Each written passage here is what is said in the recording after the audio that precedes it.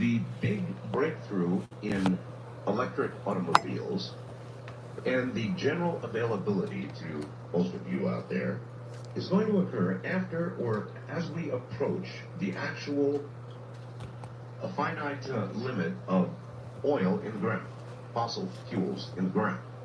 In other words, they are going to get an electric car just in the nick of time and not 1 minute sooner. And I was talking to a good friend of mine up in the Bay Area about this the other day, and we all know that at present rates of usage, which by the way are going to actually increase, we only have 40 or 45 years of oil left in the ground, oil that we can pull from the ground and use to drive our cars and engines and lubricate this and that. 40 to 45 years. And he said, you know, a good subject for your show one night, Art, might be to discuss what people think would happen in 40 or 45 years if we do not find a replacement for fossil fuel. And it is a very good question, isn't it? Airplanes would stop flying, cars would stop driving, commerce would come to a grinding halt. What do you think would happen to society? We would take a giant step backward, wouldn't we? Could we? Do you think that there would be wars over the last remaining oil?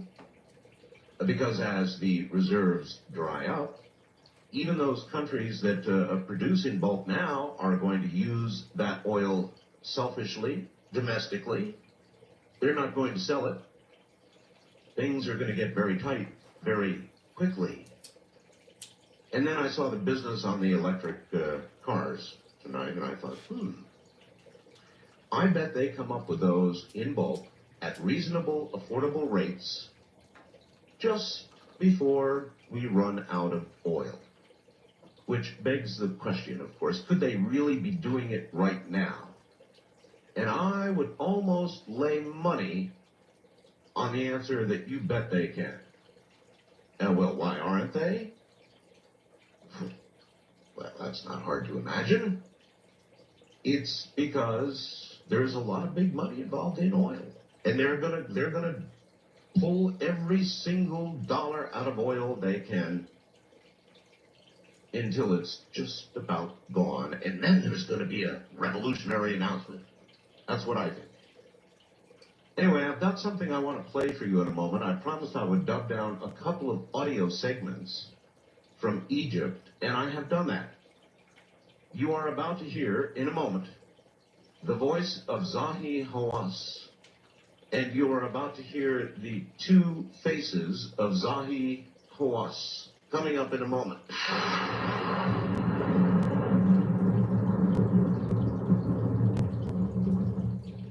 Tell you what we're going to do right now, all right?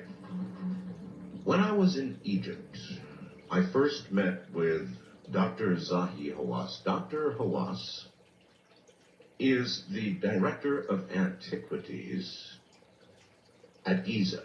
In other words, he maintains and is in charge of the research, the archaeology that goes on, the digging, such as it is, around the Sphinx, the Great Pyramids, and all of the associated relics and things at Giza, which is an incredible place. Now, I'm going to let you hear a couple of things. It's really a shame, and I only very occasionally wish I had television, because I have video to go with what you're about to hear. What I did was dub the following down from my video camcorder. So let me sort of give you an idea of what you're going to hear.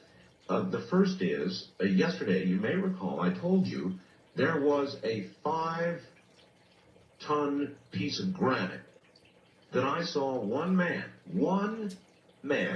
with a sledgehammer break very precisely in half. I mean, it was unbelievable.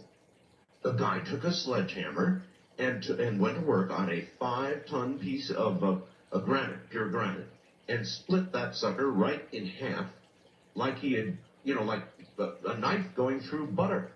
It was amazing. Now, I've got the audio from that, and then Zahi comments afterwards. You're going to have to listen very carefully. But here is just a few days ago in Egypt. Here's a man going to work on a 5-ton piece of granite. Listen carefully to the following.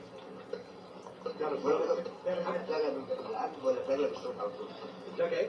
ممكن تبقى عايزه ممكن تلاقي بالشوق على طول. لا الاسرع بقى الاسرع بالشوق عايزه بالسرعه او الاسرع بالشوق. وريهم بقى the same way. واحده كده واحده كده. Oh my gosh. He's pounding away on that granite.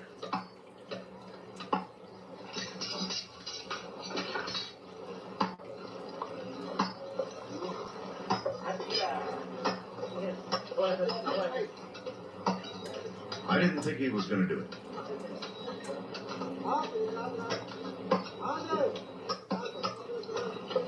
Is he getting ready to split that?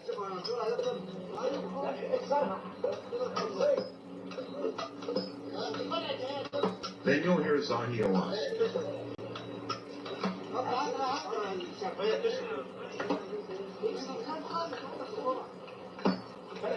Wow! That's exactly what I want to show you.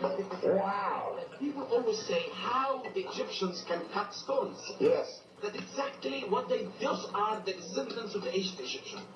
And this is why I tell people, if you want to understand how this pyramid was built, come to me, and I'll show you how it's built. This man cut 5 times in a stone in 2 minutes. How they hold it? We have the same method of the ancient Egyptian to move the stones. And it's we have many things to do. All right, there was the first segment I wanted to play you. Now, obviously, the video attendant with that audio shows this guy with a sledgehammer splitting precisely down the middle a 5-ton piece of granite. One man, 5 tons, 2 minutes. It was a mind blower, and you should see the video. The rock simply parts in the middle, and that's it. It was a total mind blower. Now, what I'm going to play for you when we come back from the break is the actual trek that we were making up the Great Pyramid. And believe me, it's a huffer and a puffer. It's really something trying to get up to the top of the Great Pyramid, up to the King's Chamber. And I was directly behind Zahi Hawass. Zahi had no idea my camcorder was running while we were making that trek. So when we come back in a moment, I'm going to play you a little bit of audio from this videotape that will reveal the other side of Zahi Hawass. Coming up next. You're listening to Art Bell, Somewhere in Time on Premier Radio Networks. Tonight, an encore presentation of Coast to Coast AM from October 21st, 1997.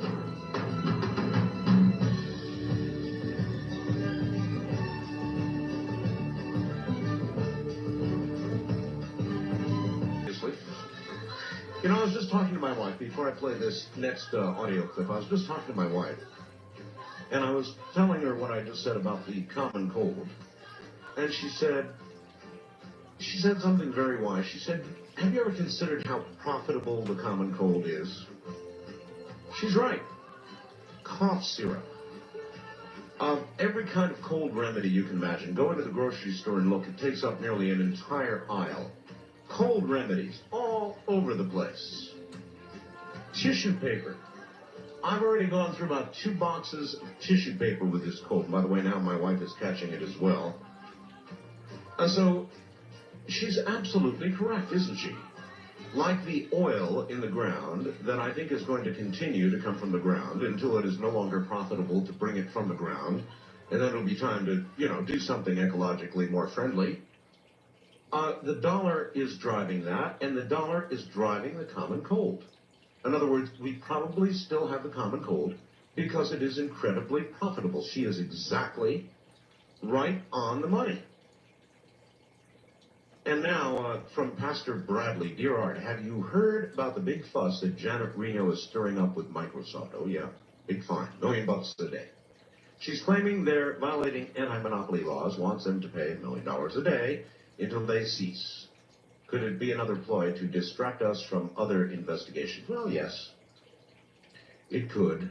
But I rather thought the best way for Microsoft to solve their problem would be to simply put a copy of Netscape in each new Windows 95 or 96 or whatever it is they're coming out with next, as well as their own browser. And that'd be the end of that. I would think that people at Netscape would be happy about that. And I would think that it would be a good solution. People can use whatever they want. Well, listen, we'll get to this second audio clip in a second.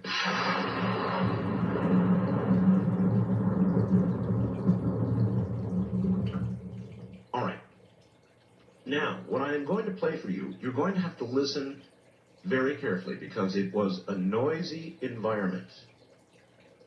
I went up inside the Great Pyramid. The Great Pyramid. Going up to the King's Chamber where the sarcophagus is, the one I actually laid down in. That's a whole other story. But on the way up, it's a very long, hot, difficult trek with a lot of people. Zahi Hawass, the director of antiquities at Giza, was directly ahead of me. And I don't think he knew that I had the camcorder running. Now, I was huffing and puffing, and you will hear me very much out of breath, along with everybody else that was making the climb. But Zahi is directly in front of me. And Zahi, when I first met him, of course, was a extremely cordial, extremely seemingly open man, a very even-tempered man, I might add, very even-tempered. You know, when I was in his office, it was all smiles, and he was just glad-handing me and seemed to be a very, very nice man. But I had the camcorder running as we were making the climb up inside the Great Pyramid to the King's Chamber. And you will hear Zahi, if you listen very carefully, you will hear him saying things to the tourists that were in front of us. I am the director of antiquities here. I'm the director of this whole place. Move, move. So listen very carefully and see if you're able to hear that. It comes now. And this is, again, as we were climbing the Great Pyramid. Go ahead, please. Yes. That is my Look alone here. I'm the director of this audience. I need everyone to take a side, all right, and go.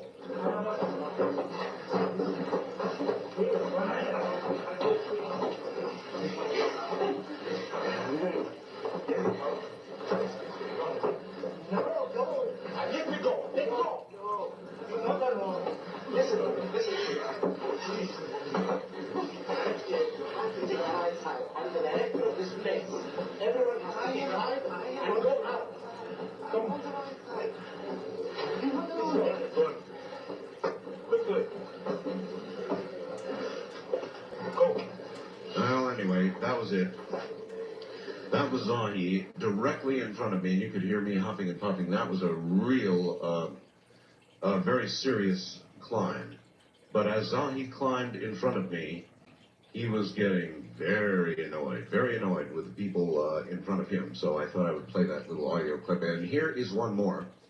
This particular clip, again with everybody huffing and puffing as we were marching all over the place, is right at the side of the Sphinx. At the side of the Sphinx, there is a large hole which has gone down X number of meters that Baval and Hancock, in fact, you will hear Zahi mention Baval and Hancock, who think that Zahi is hiding something. And he mentions Baval and Hancock and disclaims, says there's absolutely nothing down here. So here's that audio clip. In 1926 by Monsieur Benet during the restoration of the Sphinx. And I have a slide and a photograph showing people inside the Sphinx. Then about a few months ago, a year ago, I announced that we're going to open the shop. Then Hancock and Buffa just drove everywhere. Don't let him to open because we're going to find something and we'll hide it. There's there's nothing there because it has been opened before. It looks intact. And you will not hide it, huh? How would I hide it? And why would I hide it? They think maybe you'll sneak it out in the middle of the night, but you won't, will you? Come on. Give me one reason of why if you discover something here, you'll hide it.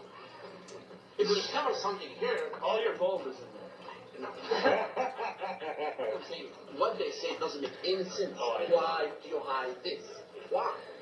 It will be something to the whole world. Yes. Because there's no reason. Your purpose is here is to expose it to the world. Exactly. Yes. Exactly. What do you think might be down there?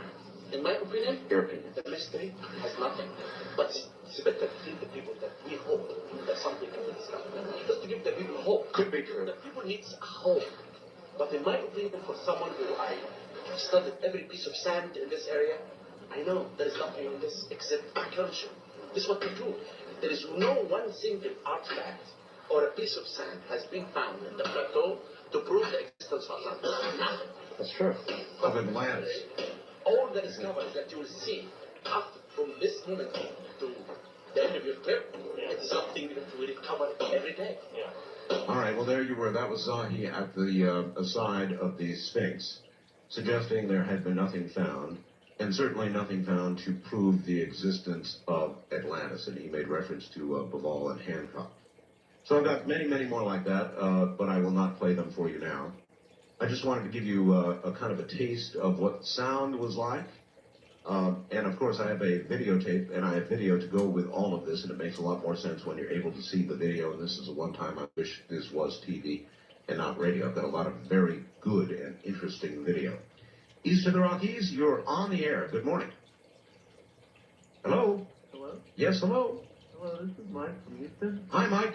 Hi. I was just curious about the other night when you had the guy on Dreamland about the OBE. Oh, yes, uh-huh.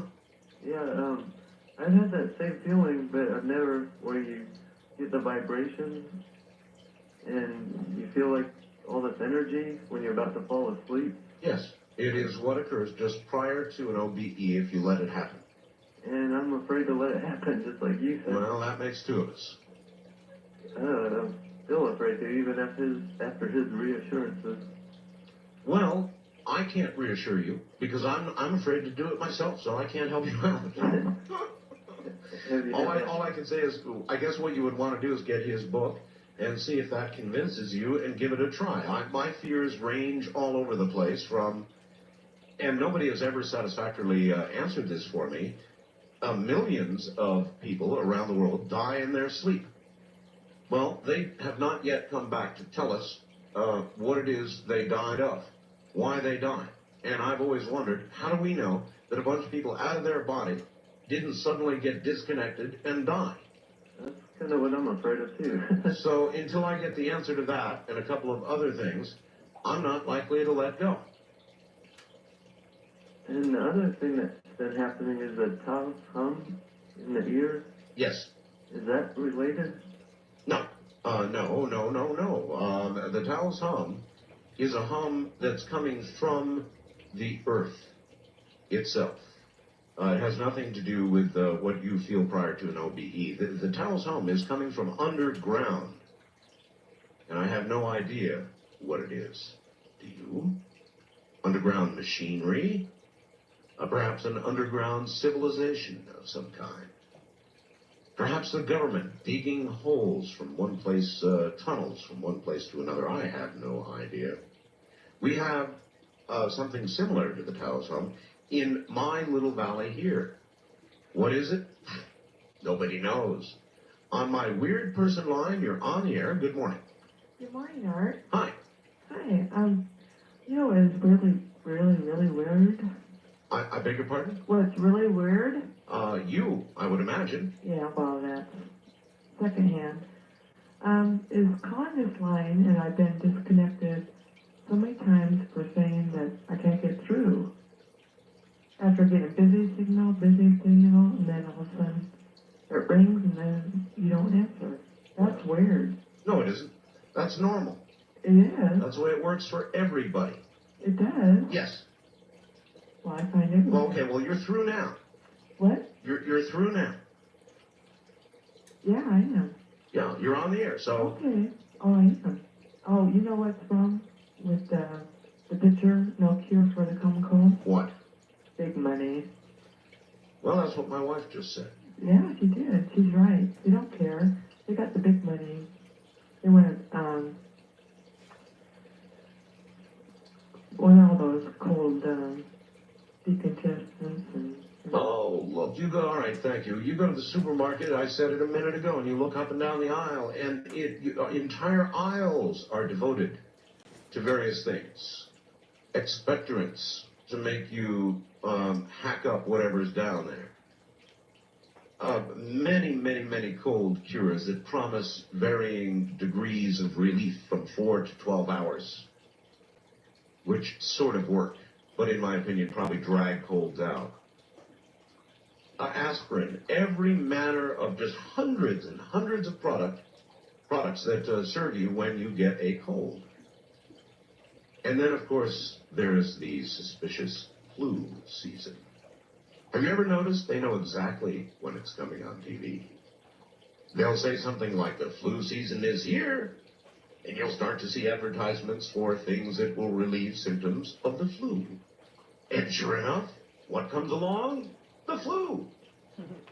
And I've had these dark thoughts over the years of, executives, vice presidents perhaps, of flu medicine company, large companies sort of stealing out in the night, no doubt in black suits with little vials that they're dumping in reservoirs.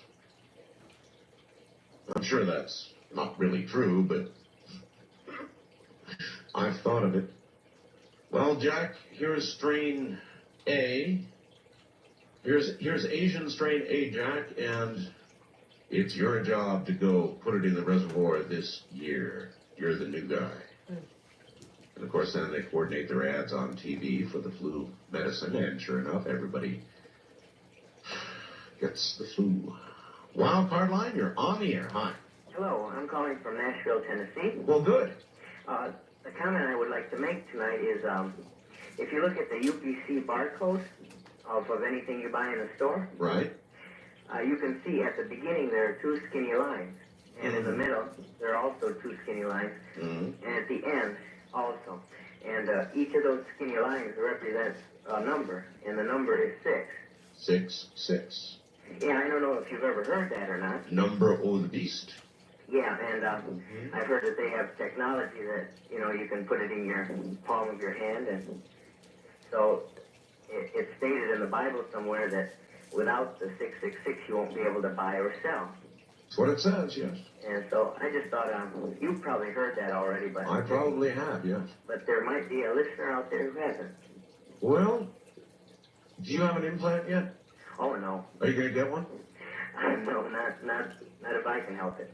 Well, you won't be able to help it. They'll have to They'll put me under first. Well, they will. And they'll put you under. They'll strap you down. They'll open up your palm. And when you wake up, you'll be chipped. Uh-oh. That's how it's going to work, I hope not. All right, sir. Take care. Thank you for taking my call. Yeah, you're welcome. Take care. Oh, yes. Number of the beast. East of the Rockies, you're on the air. Hi.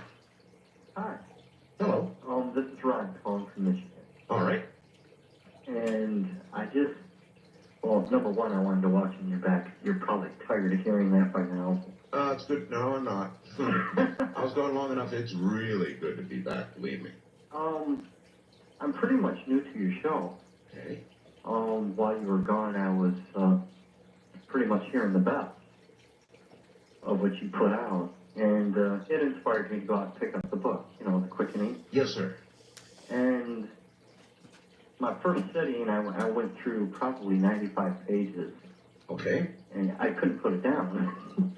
Well, it's, I've had a lot of success with the book. It is now number 4 on the New York Times business bestseller list. I'm really very happy. I'll tell you a little secret about that book. What's that? I wrote a first book, which was called The Art of Talk, and that was about me and about talk radio and blah, blah, blah, with a lot of photographs, and it was basically an autobiography, okay? Mm-hmm. This book, The Quickening, It's not one of those things like I decided to just sit down and write it. You know, I'm going to write a book and here's my idea. Mm-hmm. This one just poured out of me. I mean, it just. Well, I keep seeing footnotes everywhere. Sure. In here, and I'm like, this guy put a lot of work in it. Yeah. See, that's exactly right. And what I did with this book, and here's why I did that. For a couple of years now, 2 or 3 years, I've been talking about the quickening. Mm-hmm. And people would come back to me when I talk about it. They'd say, you're full of it. There's nothing real to what you're saying. Yes, it feels that way, but, you know, it's just because there's a lot of mass communication today, and we're hearing about these things more and more. And I would tell people, no, it's absolutely real. And so when I sat down to write the book, I felt an obligation to lay out the proof so it would be absolutely undeniable. That's why you see all those footnotes. Okay, all right. I wanted to make one point and pretty much, you know, leave the air open for someone else.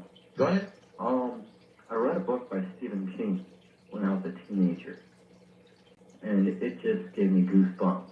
And this was a work of fiction. Which one? The Stand. Oh, The Stand. I love that book. And reading yours in conjunction with, you know, the books I've read, the Bible, and all that, it's like, it's not fiction. I know. You know what I'm saying?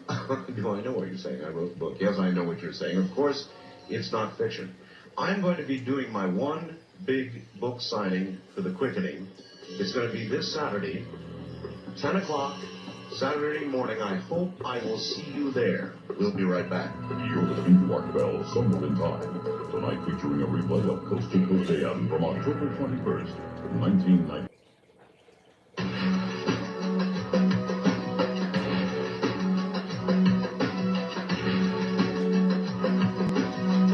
Premier Radio Networks presents Art Bell Somewhere in Time.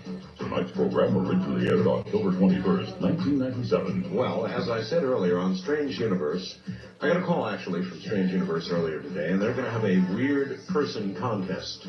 And so I thought I would get the jump on them and see how I could do in that category, knowing that I have lots of you in that category out there, and I have one contestant on the line right now.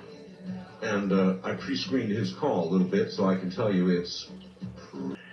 I would have to be considered weird, yes. Well, even though you might not consider yourself weird, is it reasonable that other people would consider you weird? Completely and totally reasonable. All right, what is it you do? This is not what's my line, but I mean, what On do a day-to-day basis, to put it at its weirdest, I take... Call us toll-free at 1-800-618-8255. Do that is because... Oh, now wait a minute. We're going to have to be a little bit careful here. I'll crank it... we're going to have to be a little careful. I mean, I'm not Howard Stern. I understand. I'm open-minded, but I'm not Howard. So we're professional.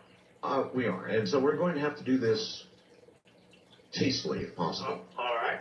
I handle the constant barrage of questions related to a device called the Venus 2 Personal Comfort System for Men, and also another device called Sibian. Wait, let's get these straight. The Venus 2. Is that correct? That's correct. The Venus 2 Personal Comfort System. Personal Comfort System for Men, and the Sibian, which is a comparable device made for ladies. And these devices... Both of these devices are engineered from the ground up to produce orgasms for the Venus for males, the Sibian for females. These are orgasmic machines. And they're not toys. These are devices that are made to the standards of quality, durability, and safety that are much more closely related to medical or therapeutic or clinical devices. They sell, the Sibian is $1,400. $1,400? Well, it can be had for around $1,250, but I'm just... you discount occasionally? If we do offer discount offers, and the Venus 2 sells for $1,095, but it can be had for around $950, and I'm not trying to hawk them, but it is a very peculiar... When you say $1,095, you mean $1,095? Yes. Uh-huh. And they're made to last the lifetime of the owners. And And all day long, I take questions from individuals who, through one means or another, have heard about the devices, and they're calling to either to buy or to ask questions. Okay, and, so you manufacture machines that produce orgasms, machines. Yes. Now, as a matter of absolute curiosity, what got you started in this? In this working line of particular? Yeah. Well, that's a good question. I was managing a nightclub in Chicago, and Chicago has some very unusual standards about gentlemen's clubs, and the club was closed due to a parking. We had insufficient spaces for cars, if you can believe that was the real reason. And simultaneous with that, a local newspaper, Chicago Reader, published an article about a fellow who was the original engineer inventing the Venus 2. And I called to congratulate him because that particular issue had been picked up from the distribution points faster than any other issue in the 20-year history of that newspaper. And I had put in about 10 years in medical marketing, once for plastic surgeons, another time for a renowned eye doctor. And to make a long story short, what I do is not too dissimilar from medical marketing, because as you stated, we have to be professional. I mean, I can certainly understand that, for example, there would be a definite use for that machine in, say, a sperm bank. I'm sorry? There would be a definite use for that machine in, say, a sperm bank. Right? That makes sense. I mean, where were you certainly going? We've sold a few, but because of the age that we live in, there's a lot of people who either, let's say in the case of men, who do not have access to ladies, or who think that they don't, which amounts to the same thing, and who are afraid to take care of those matters the way people did 50 years ago, or maybe even 15 or 20 years ago, or 10 years ago. And then, of course, there's safe sex and AIDS and all the rest of that, too. Yes, and some people feel that as men age, and it is inevitable that they're going to be confronted with prostate problems. Oh, yes. And many doctors feel that if those matters aren't taken care of, that can accelerate the point in time when someone is confronted with that difficulty.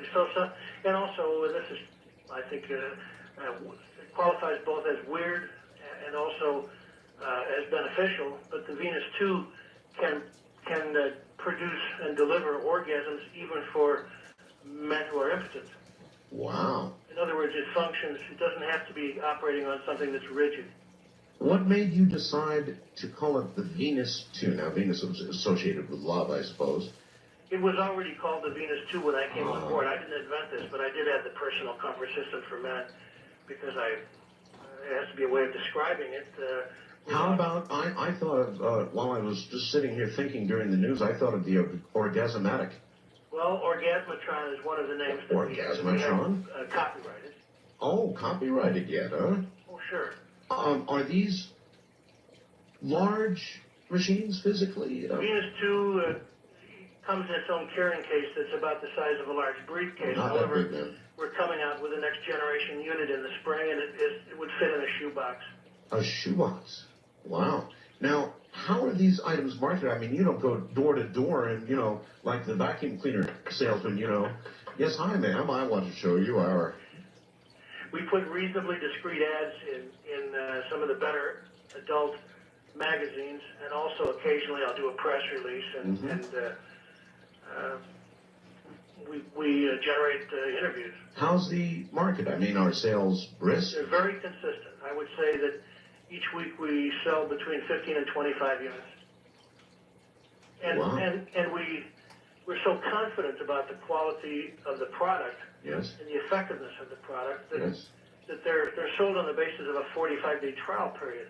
So if someone, really?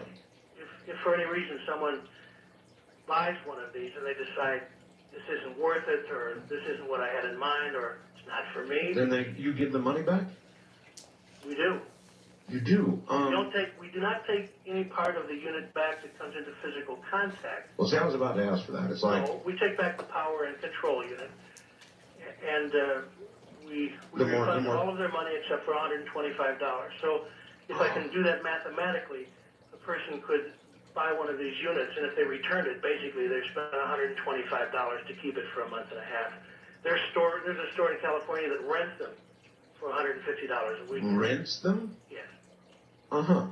But you buy your own attachment.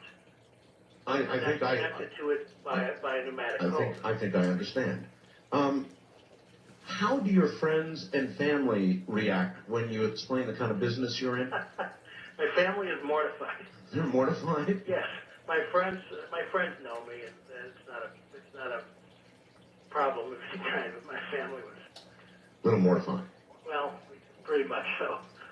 Well, that's everybody has their own family. Yeah, you're definitely in a unique business. No question about it. Do you see a big future for your product? Absolutely. One of the first press release I did, we got somehow the Bloomberg Financial Wire picked it up, and I would say we got at least 400 calls from stockbrokers, commodity brokers, bankers, insurance men, and I predict that we will take the company public on the internet.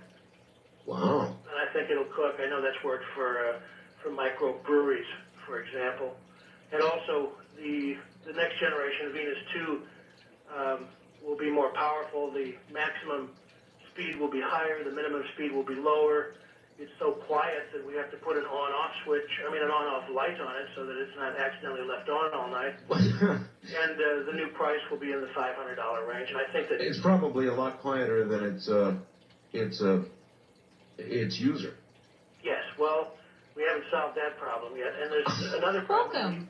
I'm here to tell you about the Reach Out Wireless Link-Up and Lifeline program. Yeah, there's that. And, Under congressional mandate, question. the Federal Universal Service Fund machine supports the Lifeline and Link-Up program. Intended These function. programs provide... Does it offer its user a cigarette? No, but that would be a very good accessory. All right, listen, on a scale of 10, I think you qualify as roughly an 8. Thank you, I appreciate that. And may I just say, so that you're not inundated, and I'm not asking to give a phone number, but can I say what city we're in, so if people want to call information, they could? Yeah, sure, I've got to give you that. Sure, what city are you in? The name of the company is ABCO Research, ABCO, ABCO, yeah. and we're in Monticello, Illinois. All right, I appreciate your call, and you definitely qualify as an 8 out of 10 on the scale of weirdness. Now, what I am doing this night, because I got a call earlier from Strange Universe today, and I can already see I'm on the right track here, and they're going to have a weird contest, the Weird Person Contest. And that man definitely qualifies as an entrant. As a matter of fact, he really should enter the Strange Universe Contest. But I thought, who better qualified to go out and find strange and weird people than me? And I can assure you, before the night is over, you will definitely agree with me. I do like the Orgasmatron as a name. Whew. The world is changing before our very eyes. West of the Rockies, you're on the air. Hello. Yeah, hi, Art. This is Ken in Las Vegas. Hi, Ken. Welcome back. Thank you. You know, one of my favorite guests that you have on your show is David John Oates. Uh-huh. And, you know, most of the time he's been really good, been very accurate in doing the reversals. But, however, my friends and I, who are very serious reverse speech people, yes, have to take issue with his findings regarding that Area 51 caller who allegedly knocked you off the air. Yes. I want to tell you that from my reversals, and I got the tape, and I'm willing to sit down with you and also take on Mr. Oates, to challenge Mr. Oates. I can tell you that from the reversals, that call was staged. And Mr. Oates, when he said... well, what reversal do you have that would prove that? Well, he says... when he says what we're talking about is aliens, Arthur, he said, in reverse, he said, there are no aliens. I want to get through. He said things like, instead of feel the heat, he said, feel the feet. He said stuff, there are lives. He said, I'm serving it on a ham hock. That's me bull blanking it.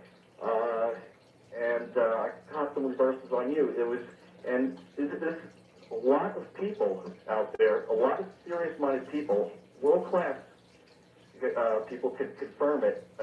Listen, I'm open. Here's what you ought to do. Send me, if you're unable to play them, in quality, as David can on the phone, then send me a tape of the reversals, and I'll play them on the air. All right. Well, I always put it on a bulletin board on the FIO, the RINET, and Absolutely Temporary, and I put all I put my findings on the bulletin board. Well, better yet, though, only a very small percentage of people can get up there. If you really want it heard, send it to me, and I'll play it on the air. Okay, if you want, but well, you've got the tape yourself. I mean, you've got the tape. I could tell you what I heard from it. Well, no, I want to hear the reversals. Okay. So what do you want me to do? Send the reversals to me on tape. It's not such a good idea grabbing them off real audio because of the quality. So to broadcast it, send it to me on a tape, and I'll broadcast it. Okay. I want to know what Mr. Oates' response is going to be. How about if I and Mr. Oates together, look, again, send me the reversals. If they're clear, then, and you really want to get David on and challenge him, we can even do that. But I've got to hear them first. Okay. All right? Will do. All right, I'll look for them, and you know me, I'm willing to do just about anything.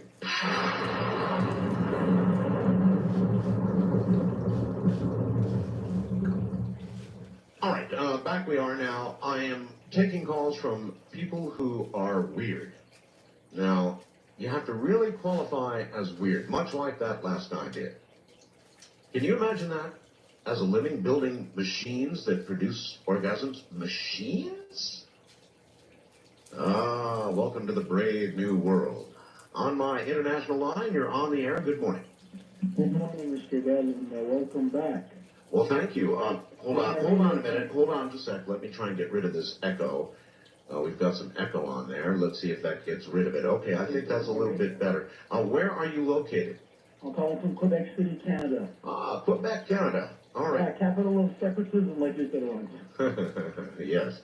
Well, I always like to speak about time travel because it really interests me a lot, okay? Me too. Okay, you had a caller on once you opened the timeline? Yes. I was wondering.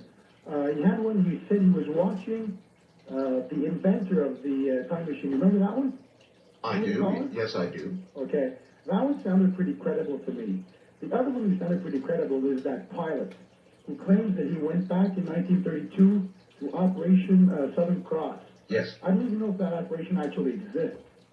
No, I don't either. Okay. But he did sound good, I agree.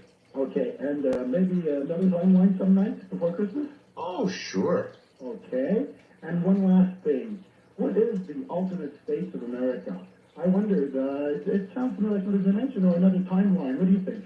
The alternate states of Have you ever America? heard that? Yeah. No, but if there is another timeline and, a parallel dimensional universe, then it's entirely possible, but I doubt they would call themselves the alternate states of America. They would call themselves the United States of America, but it might be a very different U.S. Okay, talk to you later. Thank you very much. All right, take care. In other words, the name alternate states of America would clearly imply they understood they were an alternate to something else, to us. And since they wouldn't have that knowledge, they wouldn't be the alternate states. They would just be the U.S., like we are here. But the structure might be entirely different. For example, their Alan Greenspan might like the market going up and up and up. On my weird person line, you're on the air. Hello. How you doing, Art? I'm doing fine. I'd be classified as being a weird guy. I'll go by the name Gazuki. Gazuki? Gazuki. Why and in what way are you weird? Well, I come up with all kinds of strange ideas. One of them is a parasail city, supported by several mile wide, a few miles long parasails that would support an ultralight city. An ultralight city? I just got done doing 400 upside down push-ups, so I'm rather tired. You can hear my breath. 400? Yeah, well, I spread them out through the day, but yeah. Now, I know what an ultralight is, but how would you have an ultralight city? You'd simply strap, a sail together until you had a very, very, very, very big parasail in the middle. Yeah. You'd put the main wake, which would be the city. And then to go on from there, and also you could position these ultralight cities to get rid of pollution. Because they would create their own pressure zones, and in stagnant, pollution-ridden cities, they would kind of, bring a little wind to the city. Well, they would require. Well, I guess they would, wouldn't they? They'd be in other words, they'd be under power. Exactly, and also So you could, for example, fly them over Los Angeles on a smoggy day. Exactly. And blow the smog away. That's right. Exactly right. I've also seen 9 UFOs, 4 of which, in my opinion, were driven by something other than human. I've invented things like the spider leg vehicle, arms and legs fit into independent suspension / suit. In other words, you put you put the vehicle on like a spacesuit, and all your arms and your legs, they fit into the independent axles, which have tires on each end. All right. Well, I think I've got the picture, and I'm giving you a 5 out of 10 on the weird scale. Keep at it, sir. This is Coast to Coast AM. You're listening to Art Bell, Somewhere in Time on Premier Radio Networks. Tonight, an encore presentation of Coast to Coast AM from October 21st, 1997.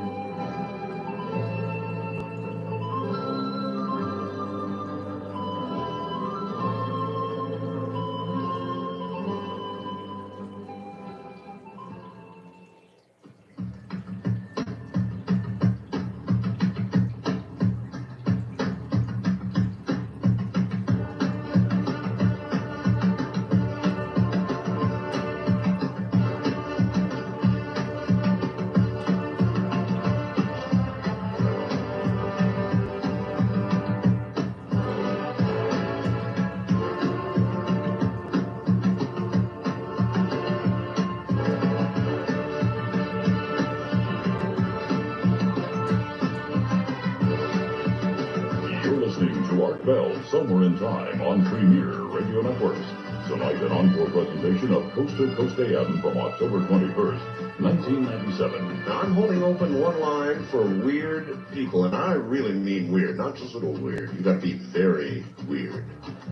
Anyway, that line is normally my first-time caller line.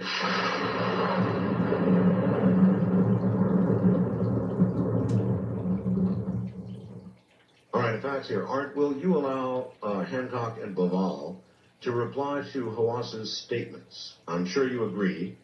That would only be fair. Welcome home, get well. Thank you. Yes, of course, I would allow Hancock and Blaval on to counter the statements made by Zahi Hawass. Of course I would. So if anybody out there wants to contact them and let them know that I have issued an invitation for them to respond, they're more than welcome to come on the air. On my weird person line, you are on the air. Good morning. Good morning, Art Bell. As you know, I pre-talked to you. I have an extremely rare RH factor, which is RH equal, and I have documents to prove this. I've never heard of it. RH, I know about RH positive, I guess it is. And RH negative. Negative. Well, I'm holding in my hand a document done by the U.S. military that states RH equal, RH factor equal. What does that mean? I mean, does that mean that you would be compatible with both blood types, or you would be not compatible with either one? Well, being RH equal, you know, a positive and a positive equals equal, right? Equals positive. A negative and a positive equals a negative. So, you know, by the laws of physics and in nature, RH equal, I guess, you know, a negative and a negative would equal a negative. Yeah. And a positive would equal positive. Yeah. So actually, my blood type, I could actually donate my blood type to either a negative or a positive. Have they tried it? That I don't know, but I do know that the human genome has been completely mapped back in the 1950s, and I have the name of a doctor and some phone numbers that actually cloned a human in the early 1970s. Well, you know what? I don't doubt that. We were talking about that yesterday extensively, but I've never heard of an RH equal person. Now, I never have either. Is there I've never run anything across anybody else that has. Yeah, is there anything otherwise different about you? Do you have any strange powers? Can you see through walls? Well, I have been known on occasion to be passing, people on the sidewalk, and they would look toward me, and I would answer their question, and they'd kind of look at me kind of dumbfounded. You're telling me you can read minds? Well, not particularly read minds. I can actually, I have a sense of what someone is about to ask, and I would answer the question. Ooh. On occasion. It doesn't happen on a regular basis. It just occurs occasionally. I just read a book that I've recommended to my listeners, and I recommend to you, called The Miracle Strain. Boy, was that a good book. Mm-hmm. And you sort of fit into perhaps a category that was almost described in that book. I don't want to give anything away, but... Well, I do recall way back, in the late 50s, early 60s of being tested genetically, at some point when I was extremely young. And the genetic testing that they did, of some sort, they injected something into my right hip. And, it came back as an extremely strong, whatever it was. Now, do you, here I am suffering from a cold right now. Do you get colds? No. You don't get colds? No. I don't even get the flu. You don't ever get the flu either? Well, I get the garden 12-hour variety, but I don't get the flu or the cold, no. We need your blood. We need your blood. Well, the plasma, actually. It may be there's something in your blood that could aid all of humanity. Well, that's possible, but, the thing of it is... We need to get you on a table and do slice and dice a bit. Do you remember a movie, a television series back in the, say, early 70s, late 60s, maybe even mid-70s, regarding a person that had an extremely rare blood type that the government agents were chasing this person all over the place, and he would donate blood. I vaguely do recall that, yes. Yeah, and he would donate blood to cure people and stuff like that. Yes. That is basically the scenario behind the mapping of the Human Genome Project. And the Human Genome has been completely mapped like I say, in the 50s. And the story behind the human clone that was actually cloned and successfully in 1975. The doctor that cloned this individual, it was naturally sponsored by the military for military purposes, and the military gave orders to this doctor to do away with his clone because the clone refused to kill a dog. Actually physically kill a dog. It wouldn't kill on command. Well, so that wouldn't be any good for the military. No, it wouldn't, no. But, if you would the clone even kick a dog? No, it wouldn't harm the dog in any way. Well, then that's obviously no good for the military at all.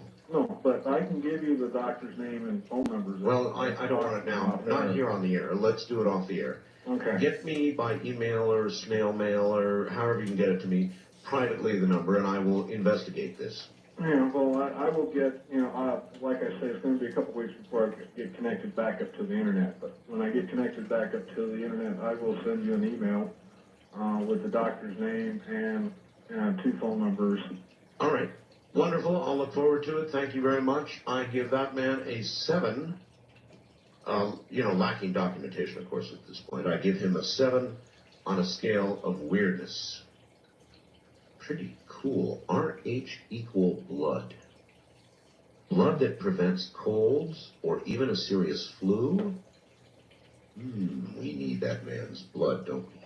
West of the Rockies, you're on the air. Good morning. No, wait a minute. Push the button. There we go. West of the Rockies, now you're on the air. Hello. Mr. Bell. Yes. Hey, I'm on. That's great. Hey, welcome back. Thank you. Well, I've got a weird theory for you. Okay. You remember I'm sure you do. The guy that freaked out and your satellite went dead. Of course. Okay. Do you remember what he said right before things went haywire? He said that the aliens were interdimensional creatures, I believe. That's correct. That they weren't what we thought they were. That's right. Okay, well, an interdimensional creature would be able to, just like we could look down on fish in a pond, I think one of your recent guests mentioned. Yes. They should be able to... Actually, that was, again, Professor Kaku who said that. Right. And he said, what would a fish think if you plucked that fish out of the water and he looked around at the world above the water, which he had never seen before, and you threw him back in, and he was talking to his friends down there, trying to tell them what had happened.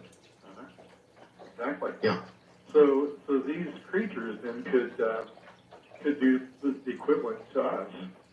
They could possibly read our thoughts, get inside us, maybe in ways that we can't even imagine.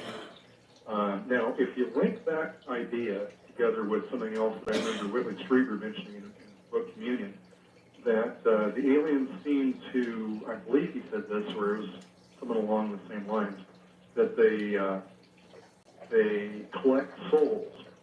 They have a fascination with souls. Yes. Okay, well, if you take those two things together, then the aliens could be interdimensional creatures, which is what the first, the very unusual call you got. They could be demons.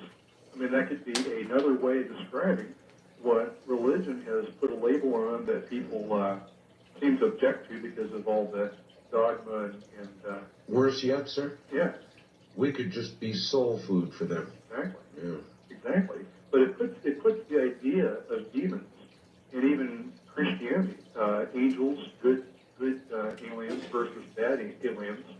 You know, if we think of it in terms of angels, it seems actually, I mean, I hate to say it, but it seems to be a lot more acceptable and palatable than calling them demons or angels, because after all, we think of a demon as being a Satan creature with a red skin and a tail. Don't forget the horns. Right.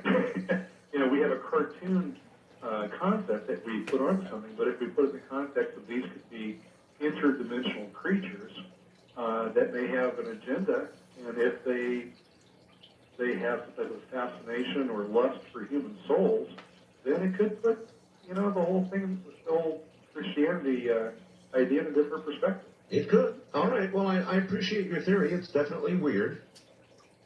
Definitely weird. What do you think the devil really looks like? Not the traditional horns and tail and all the rest of it. I wonder what the devil really looks like. Have any of you actually ever seen the devil? Now, the best person that I have ever seen to play the devil, or one of his disciples, is beyond any question Christopher Walken. I mean, that guy is weird. Christopher Walken, as a matter of fact, I would like to interview Christopher Walken. He just has a natural, sort of wonderfully evil presence about him. He's done those sorts of movies, and he's almost being typecast now, but he is absolutely perfect for the part. Perfect. On my international line, you're on the air. Good morning. All right. Hi there. Yes, sir. Can you hear me? I hear you. Where are you? I'm calling from Saskatchewan, Canada. Saskatchewan. Good. Welcome to the program. Yeah, and you were talking about, first thing you were talking about, some things Saskatchewan doesn't go on it either. Really? Yeah. So we're on the same time as you are right now. However, when we change time here, what is it, about another week, we'll change times? I don't know. We'll leave you guys behind, huh? Yeah. Have you seen the October issue of Discover magazine? No, I don't think I have, no. I just got back to the country, so I haven't seen it. There is an article in there, and scientists are doing tests on rats, and they found that they found out that nitrite compounds in both in rats and humans are first line to defense against bacteria like E. coli bacteria and salmonella. So that may explain why a lot of people are getting sick, cut down. A lot of people are not have enough nitrates in their body. Well, that's a possibility. Thank you. I am very distrustful of studies done on rats that are then immediately converted to have human, to be relative to human beings. Because so many times in the past we have either taken things off the market or allowed them to go on the market based on tests on rats. And I think that is insufficient. I want to see human trials before I'm a believer. Anyway, let us continue and go here to my weird person line. You're on the air. Hello. Hello, Art Bell? Yes. Oh, I just got through. That's great. Okay, just listen to the show. Okay, you're going to have to speak up good and loud. I can barely hear you. Okay, is that better? That's better. Okay. Well, I just want to say in 1980, I took a trip to Wyoming to specifically go aboard a UFO on Pat McGuire's farm. Well, now, wait a minute. Why would you think there would be a UFO landing in Wyoming or anywhere else? Well, Mr. McGuire was on television saying that there was on, I think, the old show That's Incredible. Uh-huh. And so myself and a couple of friends went out there and saw what we saw. It's all documented through Dr. Sprinkle at the university. So what did you see? Well, I don't really want to say, but I saw... Oh, come on now. I saw the equivalent of some bright lights, I'll leave it at that. And they were flying in a pattern that was not fixed wing or rotary wing type aircraft. No. You saw a UFO? No doubt, but I don't want to say that because I have no way to prove it other than my own word.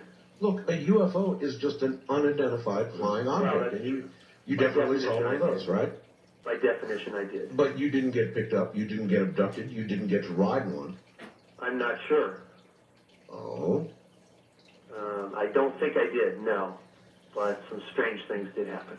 Like what? I don't want to go into detail. There's too many people listening. Well, but you knew that when you called me. Well, it's just something weird to talk about that I did. Well, that's why I have the weird line open. Right. That's. So you can't tell me. I could tell you maybe, person-to-person conversation, but not on the air. All right, well, then I'm going to leave it at that then. You've got to be able to tell everybody, not just me. Got to be able to tell everybody. This is an open radio program. So, when you get ready to, make it all public, when you're going to let it all out, well, call me back. On my weird person line, you're on the air. Good morning. Hello, Art. Hello. My name is Teddy. Okay. My friends call me Terrible Teddy. They think I'm kind of weird, and while I think I'm very normal. Well, why do they think you're weird? Well, I do have a fascination with death. You remember the video Faces of Death? Oh, yes. I rented it 27 times. Really? I find it mildly erotic. Oh, my. I don't know. I think that's normal, but I just think death... Wait a minute. You think Death and Faces of Death was a videotape, for those who don't know, that depicted people dying in truly horrible, awful ways. Oh, I loved it. Really? Yeah, and they think, for some reason, they say, I have a coffee can full of old toenails, ranging from celebrities... Wait. You collect toenails? I have toenail collection, that's right. And it ranges from celebrities down to my neighbor, and I am quite proud of it, actually. How, as a matter of interest, how do you get these toenails? I mean, it's not something you can ask people for. Well, in fact, I do ask for them, and on occasion, if I notice someone is clipping their toenails, I'll wait until they're finished, and then collect them when they leave. Do you sometimes have to do so covertly? In other words... Well, as I say, I'm kind of proud of the toenail collection, and so I don't mind if someone sees me, and I'm not afraid to talk to them about it. How many, you say you've got, well, give me an estimate. How many toenails do you suppose you have totally? Well, to be honest with you, I'm not exactly sure the number, but a coffee can full is a good size and a large amount. That's a lot of toenails. How long have you been collecting them? For about 5 years, actually. I'm about ready to fill the can and start a new one, so it's exciting for me. Another day, I found a very large ant in my backyard. And I wonder what these ants do during the day. Yeah. So I followed them. I followed them for about 5 hours. You spent 5 hours following an ant. Through my backyard, my neighbor's yard, into the street, across the street, and I'll tell you, he went down the sewer. And I lost him. It took a while to get the lid off. But, to be honest with you, I think he ditched me. So, in other words, by the time you were able to lift the lid, He was gone. he was gone. Yeah. But you spent 5 hours following an ant. I thought it was very stimulating. I felt it was something they were going somewhere. They're very busy. Just wanted to know where, but he did get away from me. And apparently it's a long trip just across the yard, so maybe they don't get too much accomplished, but they're very busy. Well, how are you able to devote so much time to the faces of death 27 times, collecting toenails, following ants? I mean, these are time-consuming things. Yes, as a matter of fact, I do sacrifice a lot of sleep. Of course, I do listen to your show often, and so that takes a lot of my time, and it gives me a chance also to engage in these activities, because I have a portable radio and headphones and such. So you do kind of ride along with me now. That I think is weird, but... As a matter of curiosity, you've got this coffee can full of toenails. How do you know which ones came from a celebrity? Oh, I tagged them, of course. You tagged them? A little piece of masking tape to identify someone. Some of them are just kind of run-of-the-mill, so I don't bother with that, but the very famous ones are people who I consider to be famous. Give me a name or two famous toenails that you have. Well, I've got hold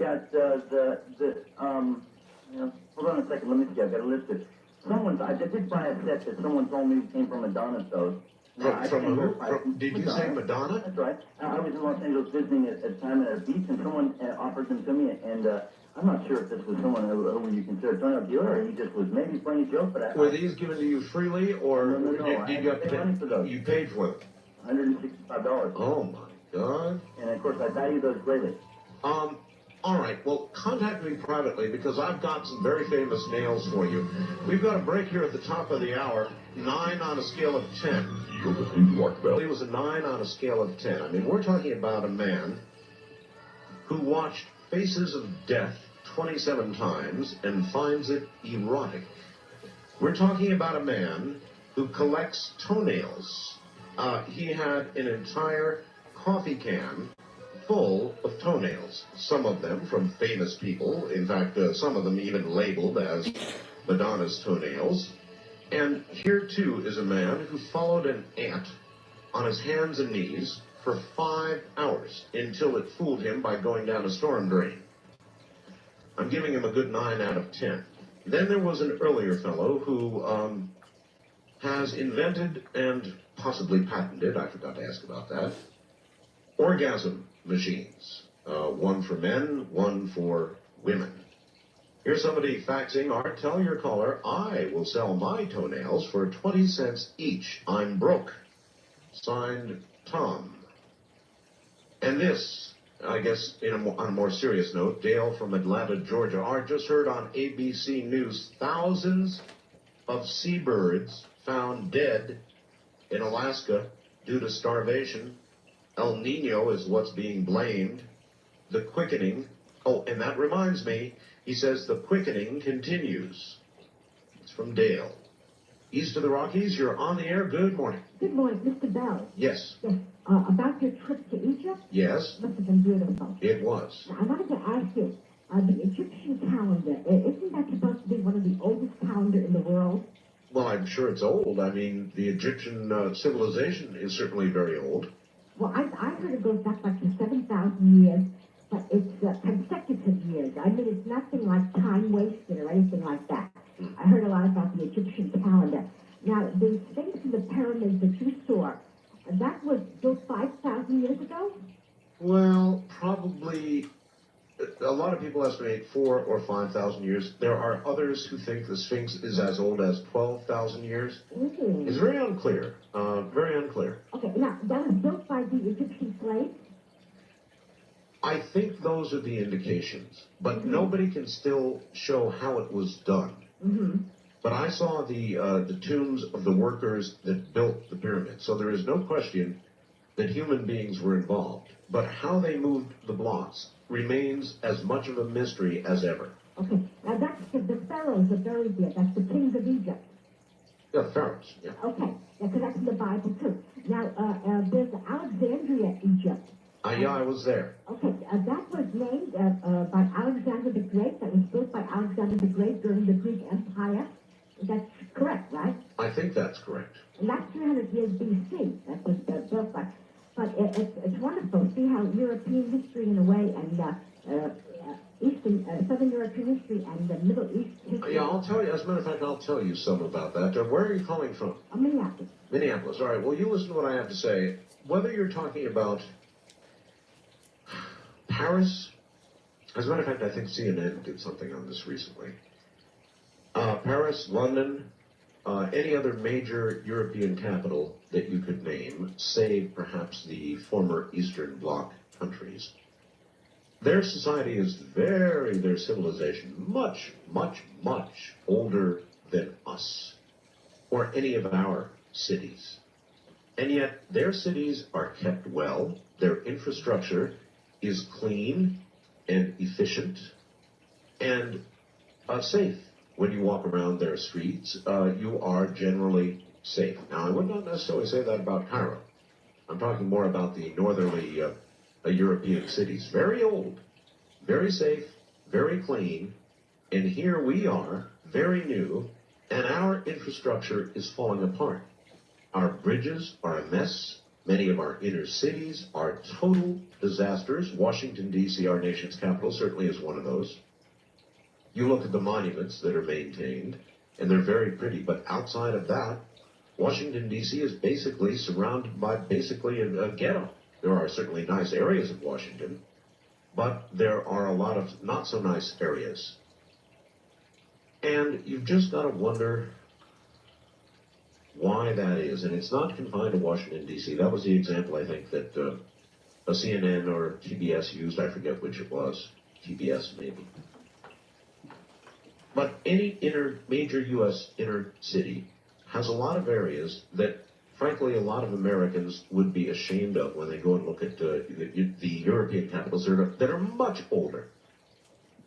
And I wonder why that is. West of the Rockies, you're on the air. Hi. Good morning, Art. Good morning to you. Hey, I consider myself weird, but yes, true. My 5th birthday, when I was younger, it was a big disappointment to me, and I can still remember it. But what I remember was a lady visiting me. It was more of a spiritual lady that I met when I was about 5. And she's always contacted me when I'm alone or when I'm meditating. I've always called her like a mother, like a second mother to me. And what she's taught me, I mean, I know this for true, what she's taught me is how to control the wind. The wind? Yes, indeed. Now, let me get this straight. This is a woman who comes to you psychically. In fact. Right. When I was little, I had a better imagination, or I was in touch better, and I'd actually see her. But as I've grown up, I can hear her, and it's not that I'm trying to contact her, it's just instantly she's there. At the least moment I'll expect it. Okay. How do you control the wind? Well, the way I figure it, it's more, I get myself into a meditation state. Right. Where I just concentrate on what I'm doing, or either that or my feelings are in rage, and it just kind of flows through me. In fact, I remember it was my 21st birthday. I was living out in Nebraska. Right. And I was really, really upset I don't remember why, but I was really upset over it. And I created a twister probably about 5 miles south of me. God, you mean a tornado? A tornado, indeed. And you must have been really ticked off. Yeah, I was. I was really ticked off, in fact. Well, can it go the other way? In other words, if it's blowing hard outside, and let's say it's annoying you, and you want it to stop. No, not really. No, I can't do that. But when it's really still, or when it's a clear day out, I'm not talking I can control the wind all over the world. It's like, it seems to me like in a 15, 20 mile radius of me. A localized thing. Yeah, exactly. And it's just a feeling that just comes through my hands and my head, and it just blows through me. And it's really awesome. Some neat things happen. That is cool. I mean, you ought really not create tornadoes. That's nasty. Well, yeah, that's true enough. I went out to to Nebraska to see one, and never did, and I finally did, though. But You know, the city of Los Angeles could use you. hey, get on their payroll. Well, when it's still in L.A., you know, when you don't have a good offshore breeze or something, naturally you've got a lot of pollution. Sure. And anybody who could generate wind would be of truly great value. True. Yeah, my name's Dakota, by the way. Dakota? Dakota with the T. Dakota. Yeah. Hey, I got another thing I want to throw at you. I'd like your advice on real quick. Okay. I talked to you before on this, and I never really got a straight answer from you. Anyway, what it involves was this Sean Morton, I think. Sean David Morton, yes. Yeah, there you go. He was on the other night. Yep. Anyway, and another fellow, probably about a year back, was talking about this Aurora project. Yes. Area 51. Right. Well, I've got a fact of proof with it, and I'd like to tell you a quick story about it because it's pretty awesome. Well, wait a minute. You said you asked me a question and didn't get a straight answer. What was it? Excuse me? You said you asked me a question and didn't get a straight answer. What was it? Well, what it was a couple years back, I was living in a small town in southern Colorado, and a preacher friend of mine, I wasn't too old anyway, he took a vacation out to Lake Powell. Yes. And he was on one of those ferry boat rides. Yes. And was using high-speed photography just to take, a picture of the scenery and da-da-da-da-da. And just took a picture in the afternoon time. And he got home and developed it. And all of a sudden there was this craft right in the middle of it that was just splitting the wind in two. And you could see like 4 huge jets coming out of the back of it. Yeah. And this guy didn't see it. He didn't hear it. Nothing. Zilch. Just a chance in a million, right? A phantom craft. You got it. So what he did, he sent it to the Pentagon. He took a couple of, proofs of it and kept them for himself and blew it up a little bit. He sent it to the Pentagon. And about 2 weeks later, the Pentagon sent back a letter. I have the letter that, a Xerox copy, just stating that, it's probably fluking your photography. It's nothing to worry about, but we'd like your negatives, right? Yeah, indeed. So he knew he had something right away. He knew Men in Black. You got it. What he tried to do is he contacted Time Magazine. Yes. Right? And within 2 days, this must have put out a red light for him or something. Because 2 days later, Men in Black came to his house. Here we go. He was a minister, right? Mm-hmm. They put a federal warrant on his house saying that he was embezzling money through the church. Oh, boy. And they took him away. And in the meantime, in those 2 or 3 days, he gave me a picture, a fairly good-sized picture of his craft. Uh-huh. And nobody, as far as I know, it's the last one remaining, and it is just awesome. There's no way it's a fluke. There's no way that it's a fake, and it's fact. It's splitting the air in two, and it's just incredible. And I've been sitting on it for about five years now. And whoever doesn't know what I'm talking about, as far as what I understand is this craft is if, let's say, Russia were to send up a ICBM at us, right?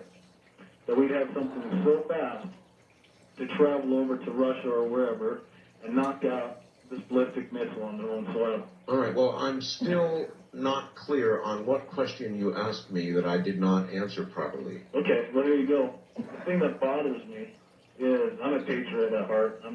Our government, it's got its bad points, it's got its good points. Yes, yes. But the thing is, I don't understand is, I know it's true, I just worry about national security.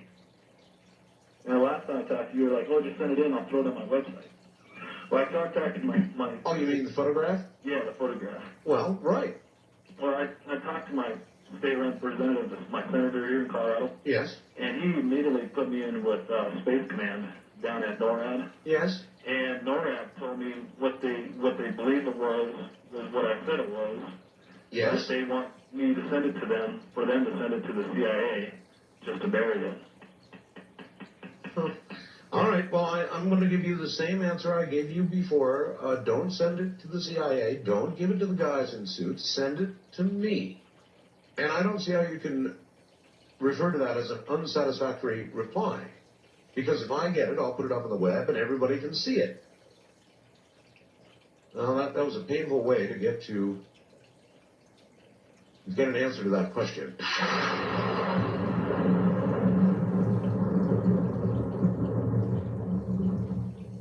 Back to the lines we go. On my weird person line, you are on the air. Hello. Hello, am I on the air? You're on the air. Yeah. Well, first of all, I was a weird child. When I was born with webbed toes. Web toes? Yeah. Web it was toes. always double jointed. I could do weird things when I was a kid, like, You mean you actually have skin between all your toes? not all of them, between two of my toes. Does it help you when you swim? People always ask me that, but not really. I was double jointed when I was a child. I could. Well, a lot of people are double jointed. But I could do weird things like wrap my legs and arms in like a pretzel, and I would walk around on my knees, and then I would like stick my stomach out to like about almost a foot, and then suck it in and scare my ma to death. Really? Yeah, just terribly weird. I would swallow stones. Swallow? You ate rocks? Yeah. Why? Because I could. Did they taste good? Or was it just sort of a thing like, hey, I can eat rocks, watch? They kind of felt good going down when they hit the stomach. That also scared my mother. That would scare me. Well, what size rocks could you? I mean, surely you couldn't eat a jagged rock. No, they were round, smooth rocks. Like you'd find in a pond or maybe at the beach or something that had been worn away by the water. No, just right out in the yard. Yard rocks. Yeah. Where are you, by the way? Right now I'm calling from Maybrook, New York. Maybrook, New York. Where were you when you were eating rocks?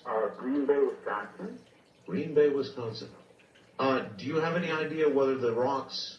Now, obviously, a rock is not something that you're going to be able to assimilate and digest. Well, that's what my mother was worried about, so she called the doctor, and the doctor said not to worry, that they would pass right through, which I don't remember happening, but another thing that I did is I took a stick and I started digging a hole in my knee, and right back to the bone.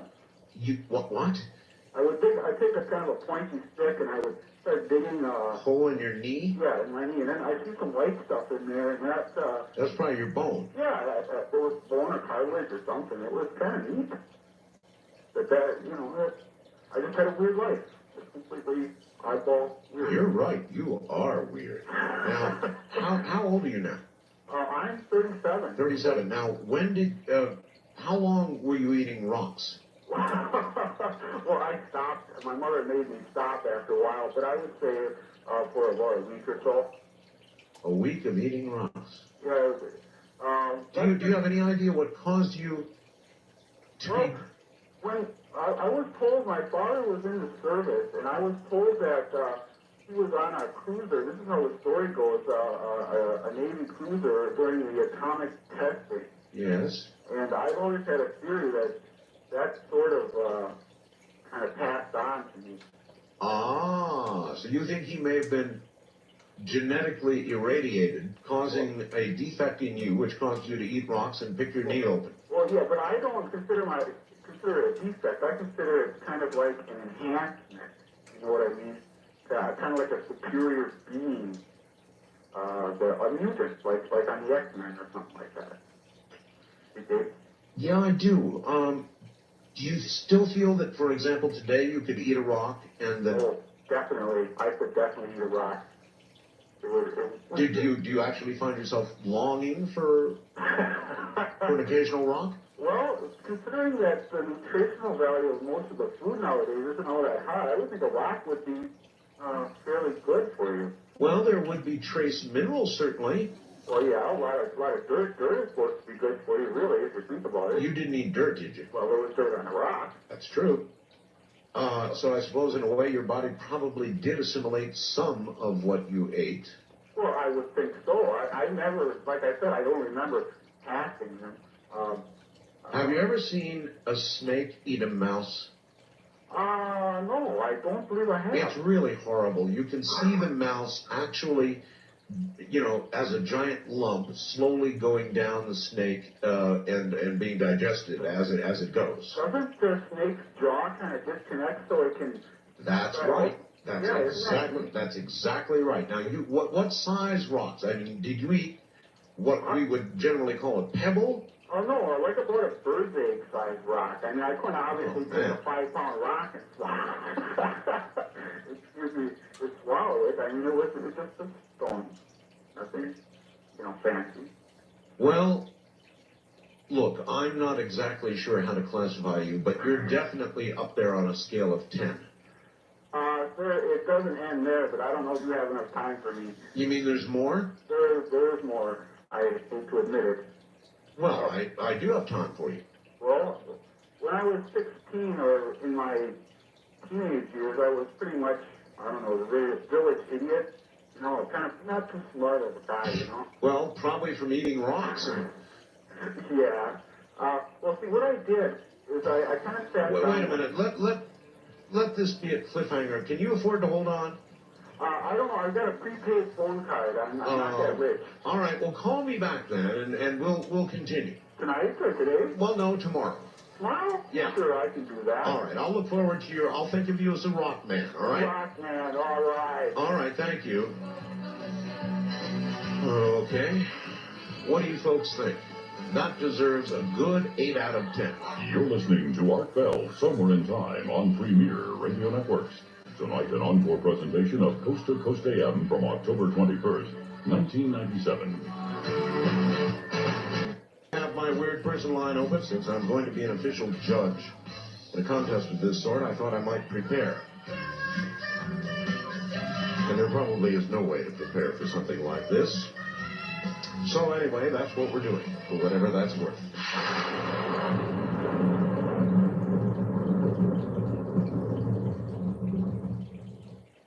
This month in the After Dark magazine, read all about the magical powers of the human body, including psychometry, where everyday objects offer portals to other dimensions of information, or orgone energy.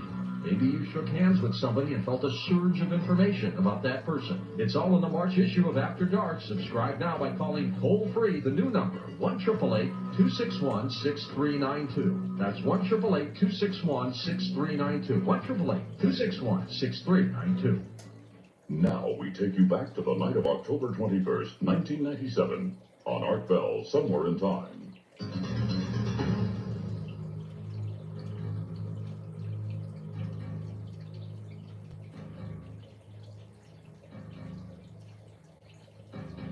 There was a young woman named Bright who could travel faster than light. She went up one day in a relative way and returned the previous night. On my weird line, you're on the air. Hello. Yeah, hi, Art. Hi. How you doing? Okay. Art, basically, what I do that's weird is go around all day walking up to strangers and asking them, what does it feel like to be alive on this planet? Really? Yes. And what sort of responses do you garner? Well, a lot of them give me a double take. Well, you know what? If you were to do that to me, I might regard that as a threat. In other words, like you're asking me, how does it feel to be alive on the planet? In a way to suggest how would it feel not to be alive? Yeah, well, some of them would rather, they would say, well, I'd rather talk that to a psychiatrist than saying it out to you. Some of them give me a double take, as I said. Some of them want to talk about the actual miracle of life here. And then we'll get into talking about life and the different nuances. And it definitely has its ups and downs. I mean, there's a lot of ways of looking at it. Life sometimes is wonderful, and sometimes it's a total bummer. Yeah, I like to share my personal philosophy, so I'll even put out ideas that, passing people by in the street is a totally unnatural thing. I mean, we all tolerate it, but I like to share that idea with people and see what they think about it. Now, I'll go do this in malls, in parks, in bookstores, really? Train stations, bus stations, wherever I can get around. You probably scare people. Well, if I scare people, I think maybe they're neurotic, Well, there is that. Seemingly, however, my behavior would be taken as neurotic, but in a sense... Well, that'd be normal, because the social nature of us is not social in a natural, intimate sense of the word. No, absolutely not. You're right. We are very distant from each other in modern society, and you are doing your little part to change that. Yeah. I mean, which could land you in a mental institution. right, now this is what all the prophets did, and they were considered crazy too. I mean, if they came back today, any of the prophets, they would probably be put in an institution, as you say. Well, I wonder when they put you in and then did your examination and tried to determine if you were sane or not, what a psychiatrist would have to say about you. I think he'd probably be under the old structure, which, trying to put dysfunctional, make people functional and put them back in a dysfunctional society, which so he'd try to cure is you. impossible. He would try to cure you. Yeah, that seems to be the psychiatrist's way of things, to put people back into a dysfunctional society, so-called functional, which I don't think you can do. No, I follow you. And, well, I'm calling from King of Prussia, Pennsylvania. Okay. Which is a strange name, first of all. It is. Many people realize what that is. That is an actual town. It's probably a small town, isn't it? Yeah, it has the largest shopping mall, the third largest shopping mall in the country. See, in New York or Los Angeles, you would not actually be thought of as particularly strange, or as somebody who stands out because you're going around asking people this question. But I would imagine in King of Prussia, well, they probably think of you as... Well, it also has Valley Forge National Historic Park in it, and one of the biggest malls in the country. So it's a one and the other. In other words, it's two of the most opposite things you can have, like a natural paradigm combined with the biggest mall, one of the biggest malls in the country. What is the most interesting answer you ever got to your question? Basically, I guess it runs along the lines of some of the same things that people say, that, just the fact that we have arms and legs here and are standing up is like a miracle in itself. Like, that very fact, what I mean? Well, it is for a lot of people. All right, sir. Well, I appreciate the call. I can imagine that you would have some difficulty in a small Pennsylvania town walking around asking people that kind of question. So, yes, you're weird. Probably, though, no more than, say, about 5 on a scale of 10. East of the Rockies, you're on the air. Hi. Hi, Art. This is Ray from Peoria. How you doing? Not too bad. You still got open lines? Absolutely. Okay. Glad you made it back all right. Oh, me too. There were moments when I wasn't sure. Oh, really? Oh, yeah. I had one question and one quick comment. I was wondering, did you ever contact Father Malachi Martin before you went? Yes. Into some of the secret places? I did, but the problem was the good father's contact at the Vatican was at that time in South America, preparing for the Pope, because you remember the Pope was going to South America. Ah. And so his contact was not in place, and we didn't get to do it. Okay, well, I just had one little comment about the Roswell incident. Yes. Something I've never heard brought up. It seems to me it can only be one of two ways. One, something actually crashed that was totally unknown, and they have it. Or two, they're putting people so incompetent in charge of our nuclear weapons. I think that's scarier than the first. Well, if you're worried about our officialdom with regard to nuclear weapons, you better look at what's going on over in Russia. That'll really scare the hell out of you. With the suitcase nukes and everything disappearing. Man, 100 of them. Yeah. What would you, if you had a suitcase nuke, what would you do with it? Boy, that's a hard question. Personally, I wouldn't want one. Well, I know, but let's say you were given one. Yeah. Right. Free of charge. Suitcase nuke. It's all yours. Well, I don't know if that's a question I could even answer. I can't even imagine having something like that. That's just... Be a lot of personal power. Yeah. Be a lot of responsibility, too. Well, that's the way power is. Yeah.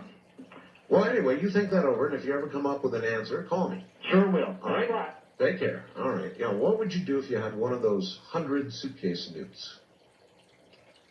Boy, I'm telling you. Local changes? No problem.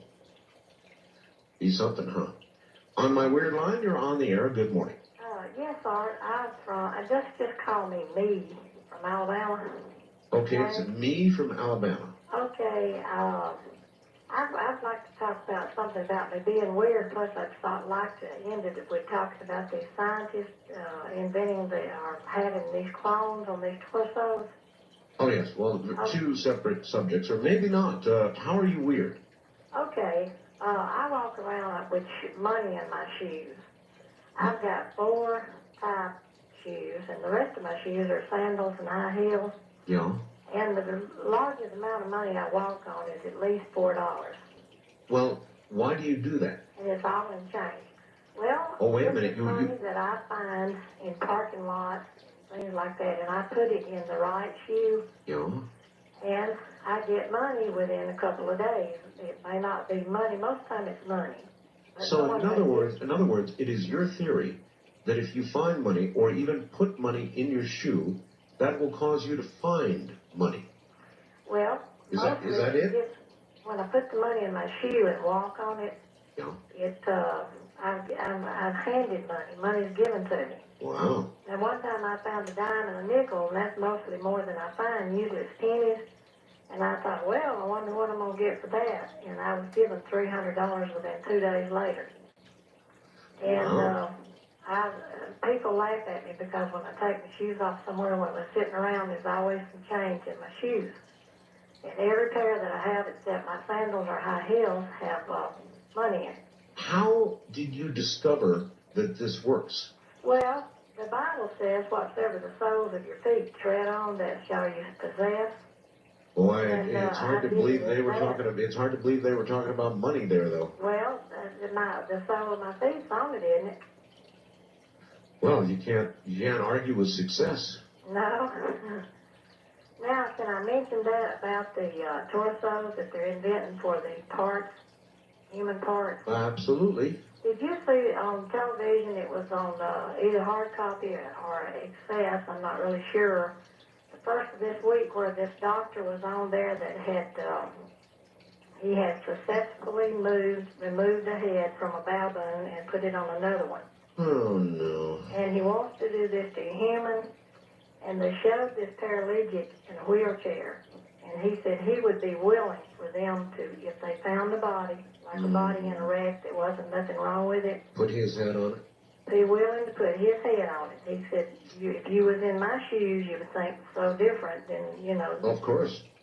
And the doctor said that he's in the process of getting the spine, you know, where the head connects. Yeah. When he gets that thoroughly done, which they've already successfully done it on a baboon, he's going to do it on a human. You know what worries me even more than that?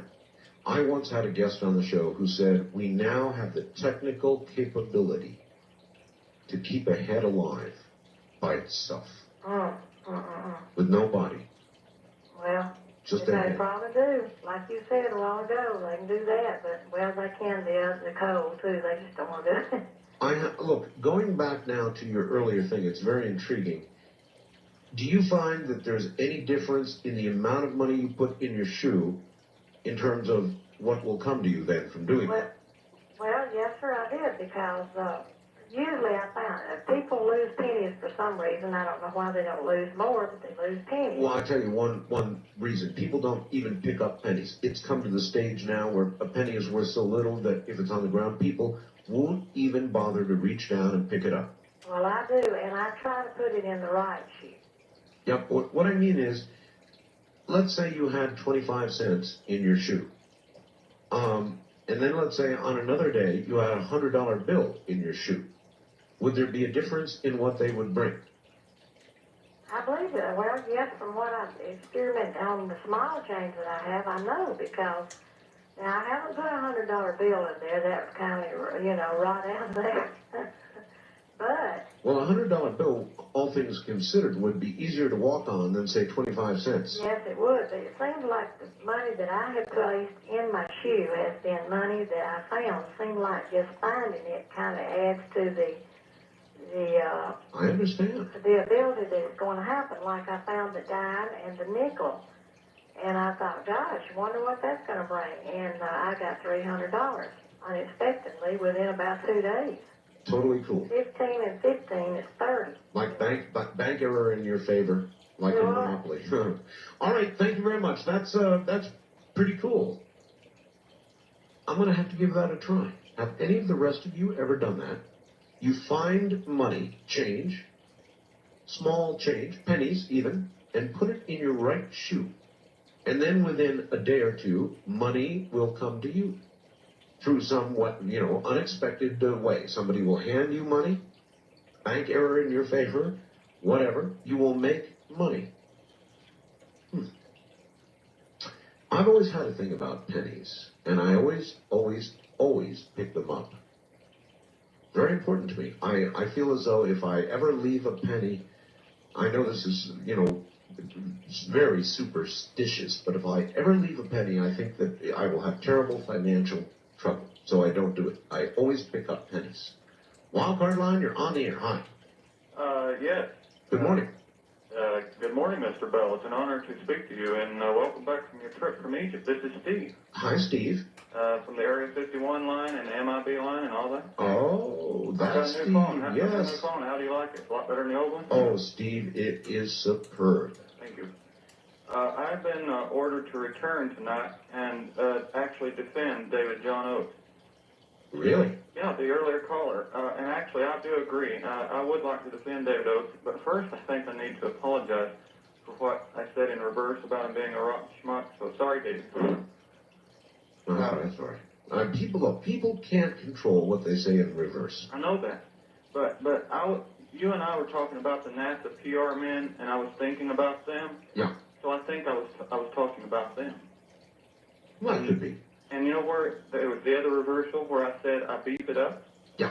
That was the security at Area 51 I was thinking about. Oh. And where I said I make it up at the beginning, I was talking about my name. I was going to use Richard Charles Hoagland's first two names and call myself Ricardo Carlos. Yes. But I couldn't get the Spanish accent right. So I see. And Stole My Life reversal. You know, the Men in Black? Yes.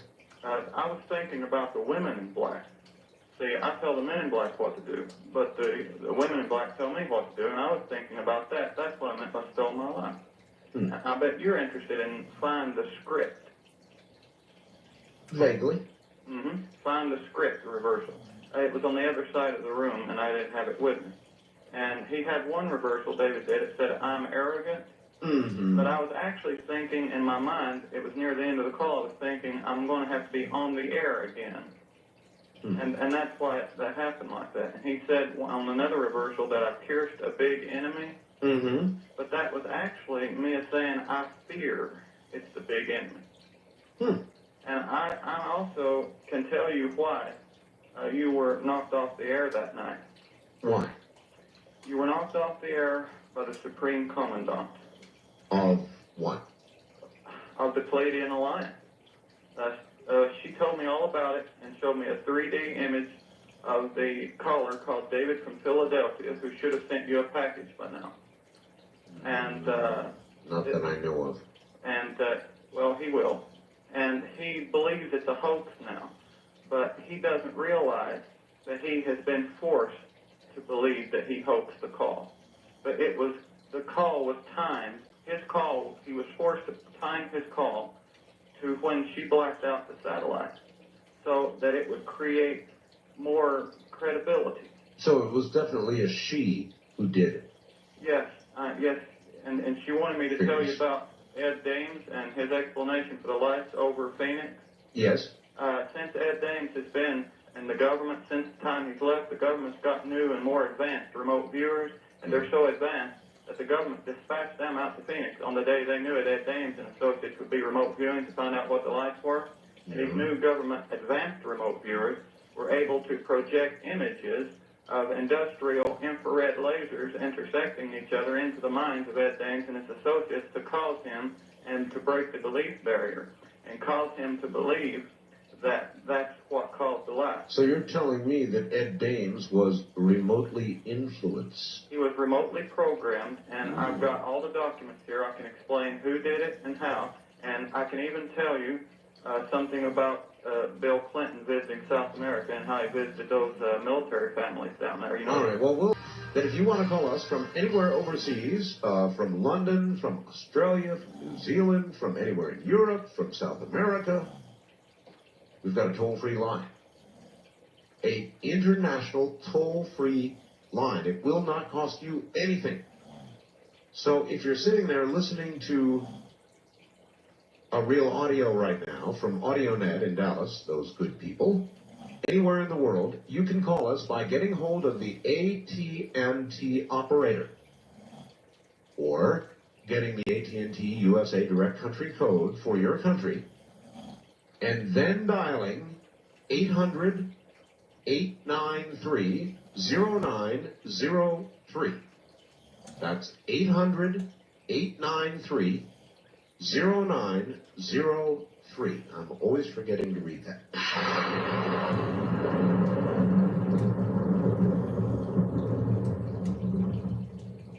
On my weird line, you're on the air. Hello. Hey, Art. Hi. This is Dave. I'm calling from Central Iowa. Iowa. Yes. Nation's heartland. Gosh, when I was a little kid, there were these, I don't know if this was a dream or what, but it was constantly happening to me. These creatures would come into my room. Really? And I would refer to them as beaties. Beaties? Yes. And they were tiny little, like, 3-foot tall creatures with heads that looked like pickaxes, totally black colored, like night black. Oh, man. But the thing that got to me was some of them had paper sacks with large, big black eyes. And like a few years ago, I saw that book, cover of a book by, I think, Whitley Strieber. That's right. Communion. Yes. And you recognized them. And vaguely, yes. I don't know if that's what it was, but it scared the heck out of me. I don't know if that's what it was, but like these things would come into my room at night. And do what? Well, surround me and make this weird noise. It was kind of like but like it was all out of sync. There was like a lot of them. Let me hear that again. It was like kind of like a weird like breathing through your teeth noise. But some of it sounded like kind of like it was coming out of an electronic box or something. It was really. I thought that sounded like the guys who breathe in slasher movies.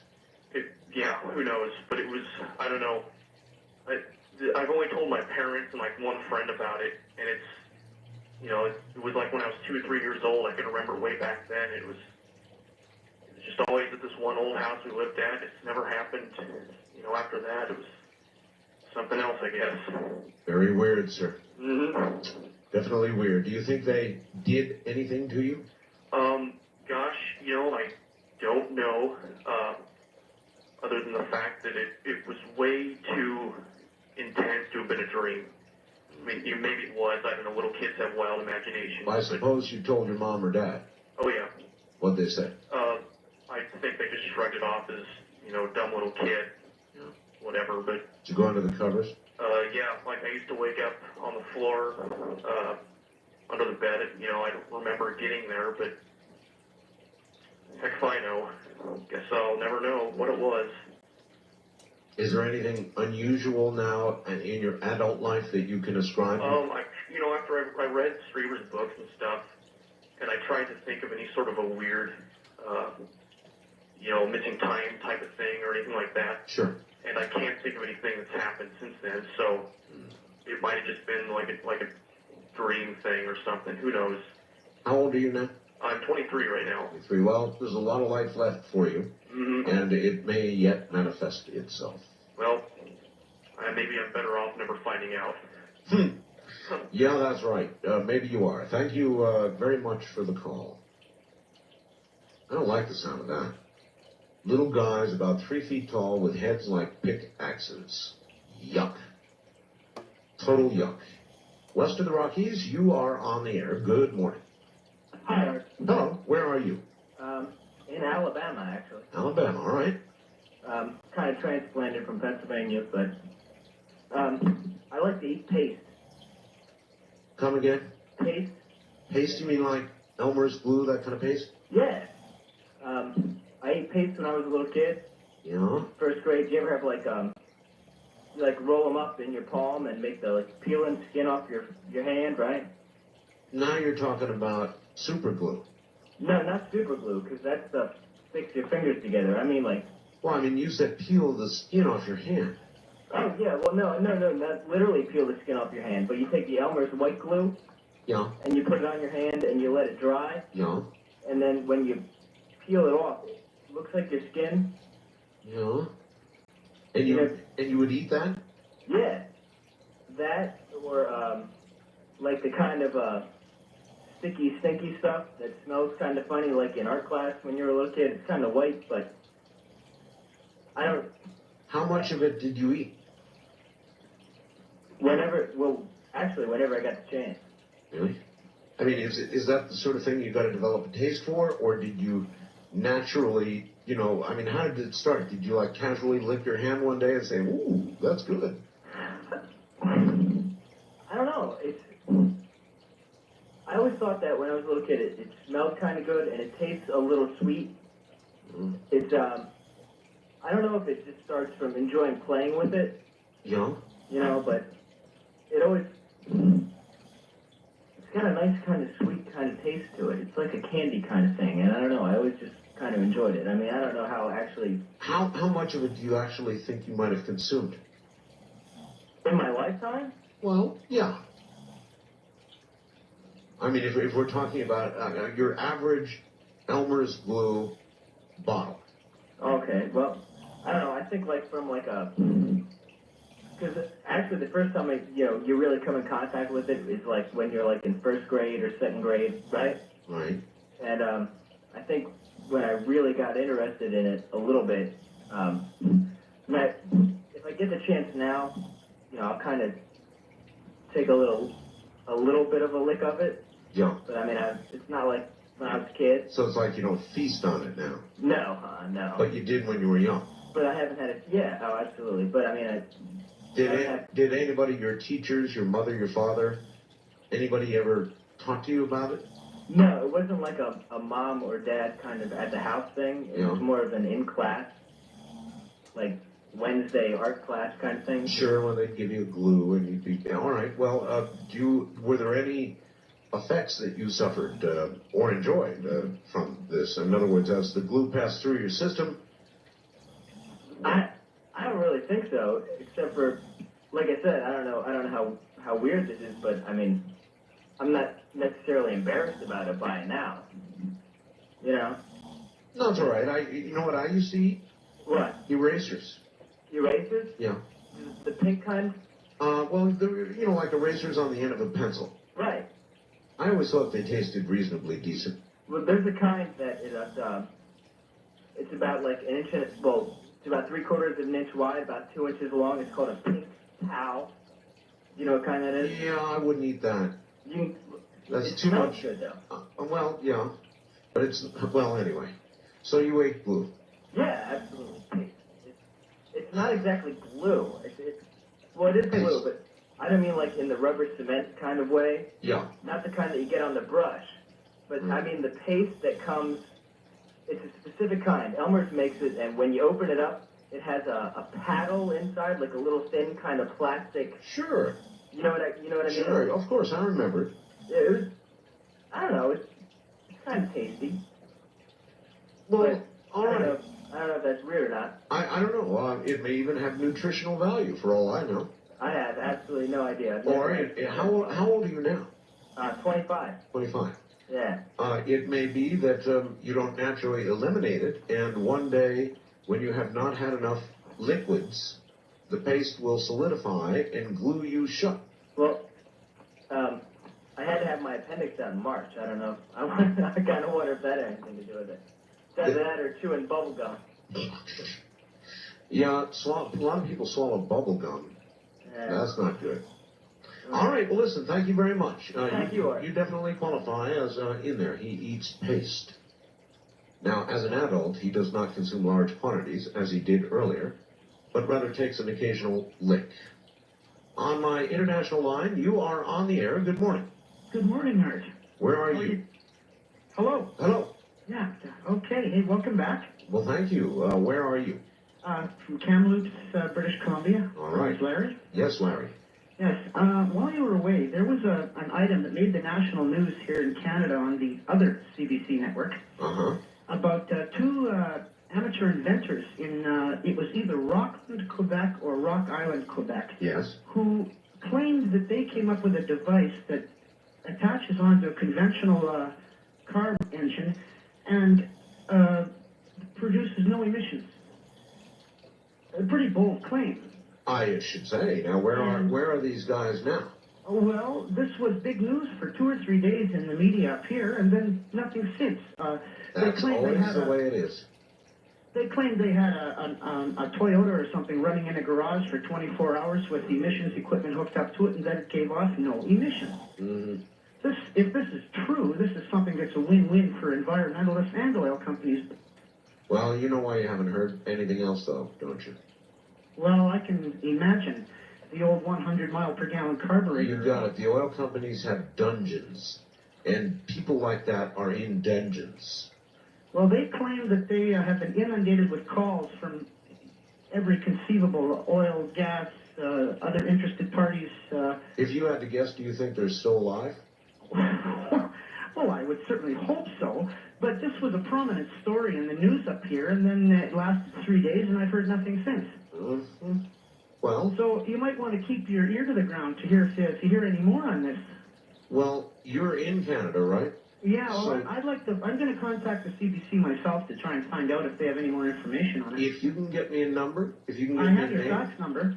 You have their fax number? No, I have your fax number. Oh, my fax number. Okay, I then. can send you the information if I find Fax something it else to out. me, and I will immediately follow up. I thought you'd be interested in this story. Of course. All right, sir. I would even be willing to interview them from an oil company dungeon. All right, well, I'll do a little digging and see if I can come up with any more information. And if anybody else listening knows any more about it, call in. All right. All right, Art. That's cool. Thank you very much. Sure. Of course I would interview somebody like that. Or a pair of somebodies like that. But I fear for their safety, particularly in view of the fact that there has been no follow-up. First time caller line, no, actually, weird line, you're on the air. Hello. Oh, Art, let me turn off the radio. Yes, oh yes, please. Thank you. Do that. Mm-hmm. Been enjoying it, and I'm so glad you're back. I missed you a lot. Well, I missed being here, believe me. I'm weird because I've had these strange and psychic experiences in my life, and I don't know how weird you think they are, but they seem to have fallen into 3 or 4 categories. Like what? Well, okay, the categories are like whatever happened, a couple of past lives that I learned about when I was a kid, and you got to understand, I'm 54 years old, and this is not just a hoot, but I really believe this about myself. But in retrospect, these were past life experiences, and then I went through a period of some, like out of body type visioning things that turned out to happen, and then there's a spiritual nature, and there was a couple of prophetic dreams, and I don't know, I felt strange about it all my life, and well, I don't think that's weird. It's not? No. Well, I just well, I mean, not at least not in the context of my program. That's the norm. Actually, Now, people who eat glue, swallow rocks, collect toenails, that's weird. That's weird. That's weird. That toenail thing there, that was a real kick to me. Can you imagine an entire coffee can full of toenails? I just wonder, if that might not be a pollution problem in relationship to releasing mass amounts of athlete's foot into the atmosphere. Oh my God, I never thought about that. I hope he keeps it closed. You mean with the plastic lid on? Yeah, well, filled with wax, preferably, All right, thank you very much. No, psychic experiences cannot be considered weird on this program. They are the norm. Weird are some of the other things that we've heard about this morning. On my weird line, you're on the air. Good morning. Good morning, Art. How are you doing? All right, where are you? I am calling from San Jose, California. Okay. ASFO country. Yes, sir. And glad to hear you back from Egypt. Hope you had a good time. I did. And the reason I'm calling is I am none other than the great Satchidananda. The what? The great Satchidananda. What is that? Well, I am a master in the Great White Brotherhood. Great White Brotherhood? Yeah, you haven't heard of that? Is that like some sort of racist thing? No. It's got nothing to do with that. Well, it sounds that way. I mean, Great White Brotherhood. Well, white in this case refers to the light. Oh. Okay, then why don't you call it the Great Light Brotherhood? Well, that's another good name for it, actually. I'd take that suggestion. The important thing is whatever people feel that means. That means the right thing, not what the words are. Are you like an offshoot of the Trilateral Commission? No, in fact, we're the reverse. The Trilateral Commission is a member of what we call the false Illuminati, the eye on the pyramid. But we are the pyramid in the eye. Wait a minute. You're the pyramid in the eye? That's right. There's two ways of looking at reality. Right? Either you feel that your being is contained within a physical reality, which is literally the eye in the pyramid, which is probably what you were when you went off to Egypt, right? You were the eye inside the pyramid. I was the eyes in the pyramid. Ah. I was even in the sarcophagus. Really cool. I've got a picture on the website. I haven't gotten to that yet. I've got it. As a matter of fact, I'm glad you mentioned that. Do you mind if I take a second out to tell everybody about something? I'd be delighted. There was a UFO that appeared over Las Vegas this last Friday. And I received a whole bunch of faxes and email about it. And finally, somebody sent me a photograph taken from a video shot of what appeared over Las Vegas, and it's on my website right now. And thank you for reminding me. So anybody who wants to see, anybody who wants to see what appeared over Las Vegas, it's at www.artbell.com. Thank you. Oh, you're welcome. Anyway. So, the sarcophagus figures into this thing because, you see, the pyramid was an initiation place to show people that to transcend from becoming the consciousness, the being trapped inside physical reality, to get them to more or less die. And when they died, not literally, but figuratively, and when they died, they realized that all of physical reality is contained within consciousness. Actually, the reverse. That's what I mean by the pyramid in the eye. How many people are in this, I presume it is a secret brotherhood? Well, it is a secret brotherhood, but it's not secret by virtue of the fact that we don't tell anybody. It's mostly secret by the fact that nobody will believe you when you tell them. That's what makes it so weird in the context of today. See, now that's exactly how the Trilateral Commission flourishes. Well, the darkness always tries to emulate the light. But I mean, in a lot of ways, though your goals may be different, you sound a lot alike. Well, that's because the best disguise for the devil is his God, right? So you consider, well, I'm sure the people in the Trilateral Commission consider themselves to be light beings. They do. But there's one difference. You can always tell them, Mark, which is they will always try to trap and control people and take away their freedom. We in the Great Light Brotherhood, taking your suggestion, will always try to bring people to themselves. Like, I'm not a guru. I may be a master, but I'm not a guru. I would never ask anybody to follow me because, you know what? You know this. Everyone recognizes the truth for itself when they hear it. Everyone always makes the judgment of truth by themselves. Do you guys have, like, secret ceremonies and secret handshakes and stuff? Sometimes, sometimes people get together, but not really. It's not really a brotherhood in the physical sense that we get together with meetings or whatever. But we know each other when we encounter each other and we talk to each other and we recognize the hallmarks. Okay, how would you recognize another brother? Well, one way to do it would be to talk to them for a while. And if they tell me the great secret, the last secret, which is there's only one consciousness in the universe, not many, then I know right away. That it's a brother? Yes. Okay. Well, that's cool. Thank you. Is that weird? Yeah, that's weird. Take care. You too, Art. Bye. Yeah. You know what you're hearing here? This is Cusco. It's from Apurimac 3. And guess what the name of this cut is? It's called Pahrump, Big Water.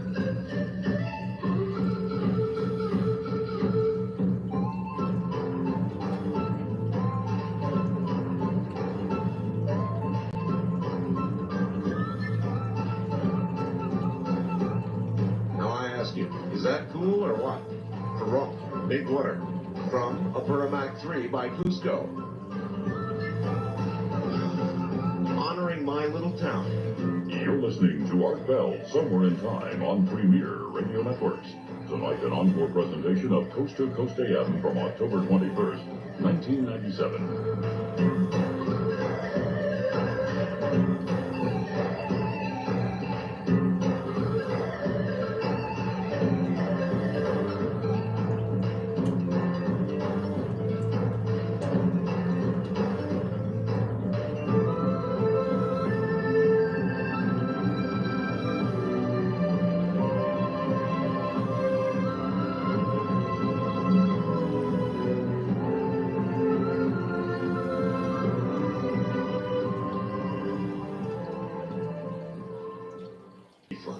No question about it. Here's a fax from somebody. Hi, Art. Just about everybody I know, including myself, thinks I'm weird. For example, my favorite desert dish, dessert, is a vanilla ice cream with a rich topping of Pepto-Bismol and a couple of slices of pickle. I also prefer to drive my car in reverse rather than forward, and with deflated tires. What do you think of that? Regards from Merrick in Vancouver, BC. Do you drive your car in reverse with deflated tires? Phew. Definitely abnormal. On my weird line, you're on the air. Good morning. Hi, Art. Hello there. That one broke me up. I'm so sorry. Yeah, I learned to do something a long time ago, and I talked to you off there for a little bit. Anyway, I can separate traffic, okay? And what I do is this is your Los Angeles listeners are on now, are they not? Of course. You can separate traffic. Yes, what I do is I learn to do this through a certain amount of meditation and incantation. And what I can do is I can separate them just by, you meditate first, and you do this over a study of a period of time. And for the Los Angeles listeners, this will be important to them. I used to work in Long Beach, and I used to go over to San Pedro area, okay? And that 405 over there is about 10 lanes wide anyway. And I was in a hurry always because I worked the night shift. Sure. And the traffic would just get out of my way. Just get out of my way. And when I go past the car, as an example, when I'm driving, let's say up to Santa Barbara, when I used to do that now, because I live in the Oregon coast at this moment. But anyway, what I do is I get up near a car, and they always pull back because I'm thinking that they're thinking that I am going faster than them, and the truth of the matter is I'm not. And what they do is they back off their throttle, and I go right past them. And I'll tell you what, it works 90% of the time. So you induce in them... You bet. A feeling that you are really, really going fast and they need to get out of your way. Absolutely. And the thing is, I stopped doing this, and these, your LA listeners will be able to verify this. For the last 4 or 5 years, I lived in Los Angeles, which is in the late 70s and early 80s. There was 8 shootings on the 405. You don't think you were responsible, do you? No, I'm not responsible, but I thought that maybe if I did this kind of thing and people didn't know what was going on, they might take a shot at me. But there's a better one than that. Now, this one is a little different, but it comes out the same. I can stop the rain. Now, here is the kicker to that. I had, this is done through emotion. Now, I won't say this is... You can stop rain. Yes, I've done it. I had well, then you are the answer to that famous question posed by Creedence Clearwater Revival. No, I'm gonna. Remember that whole stop the rain? I'll tell you what. I could demonstrate it to you if you give me a reason to. Now, this was the reason. Well, it doesn't rain enough here to make a good demonstration. But no, I seriously did this, and I have why I say I have 125 witnesses or thereabouts is I had a dear friend that died. I fell prematurely. And I was very, very upset. And his wife, which was a dear friend of mine also, was very upset. And it was a rainy day that they buried him, okay? Sure. And the thing is I walked her back to the car, the poor lady. Okay, so I did that. The widow. And the thing, yes. And the thing is I felt so bad. And the thing is I felt bad through the funeral, because this was an outdoor funeral because they didn't have the money, Art. It really was sad for me. Still sad. Anyway, and what I did is I talked to, call it God if you wish, but I wanted the rain to stop. I didn't want it to rain on her. He didn't matter. And so I knelt by her in the car, in the limousine and so forth. And during that period of time, it had stopped raining. And I've done this twice, and it was all over an emotional response from me, which is not the same as the parting of traffic. This was an emotional thing. I understand. Now, so listen. I think I have the power to do it. Well, this is a hell of a year for you because there is El Nino. You know what that is? Yeah, you bet I do. Hey, when I can go up here and catch tuna, and they get a marlin in Seattle. See, I live right up, well, you know where Coos Bay is. Oh, that's you're where I right live. up there. Yeah, I live there. And the thing is we're getting fresh tuna right off the bay here. And the thing is tuna are usually 250 miles out. Okay, so that gives you an example of what's going on. And guess what? I live at a good position here, and I've been able to. There was a hurricane, a Class 2 hurricane came over here, and it did very little damage. And I. And you take credit for that? No, I don't. No. Oh. Yeah, get it straight. I take credit for this house that I live in not to be damaged. I see. Well, so in other words, you can have a personal, localized effect. That is correct, and I wouldn't want to go any further than this. I am not God. I have a certain amount of power, and I've got it through my teachings and my learning. Well, that is, to most people, a little godlike. Well, yeah, I think we're all part of that one that is. Anyway, there is only one, by the way. Mm-hmm. I think you know that already. Well, I know, but there's a little piece of him in all of us, I think. I do believe that. It's called, it's the thing of, I run a little group here, and I call it the Church of I Am. And what it means, I am God. And what I am God means is not an egotistical position. Am I also tax exempt? If you wish to be. All right. I've got to run, sir. I appreciate your call, and I appreciate your ability to be able to stop the rain. That's cool. I would like to see that demonstrated, particularly on, like one of those steady, rainy days where you know it's going to rain all day long. We get very few of them in the desert, but I would love to see a demonstration of that. Good morning, you're on my weird line and on the air. Good morning, Mr. Bell. Hi. It's a pleasure listening to the program, but I might qualify for the category that you've stated. You are? I might possibly qualify. In what way? In what way? I'm the only individual so far as I know in the world that has a system that I designed that's keeping me alive, an off-the-shelf hardware. I am totally 100% dependent upon pacemaker technology. Yes. Well, there are many people with pacemakers. Oh, but that's not the story. The thing is that out of the million or so in this country of pacemakers, about 250,000 are totally dependent upon pacemakers. Yes. In other words, if one of the 50 or so parts, the component parts of the pacemaker malfunctions, they're dead. They're dead, yeah. So over the years, I had tried to come up with some means to find a way to build a redundancy system for those who are totally pacemaker dependent, such as myself. I finally was able to do this in 1983. I had the system implanted, and since that time, the system has kept me alive at one event when two pacemakers malfunctioned. And they malfunctioned in such a manner they were firing intermittently to keep the heart going. Bad news. Bad news. So the point being is that I had just had my system rejuvenated, replaced, I think, the third time, except that this second time or third time on the system, the physicians refused to go ahead because they couldn't understand why you would need more than one pacemaker. So your idea, what you've done is to put two pacemakers in? This is correct. What I used off-the-shelf hardware, Art, and we put in one pacemaker that runs a steady rate, it's called VDI, runs at, let's say, 80 beats. That's a primary power source.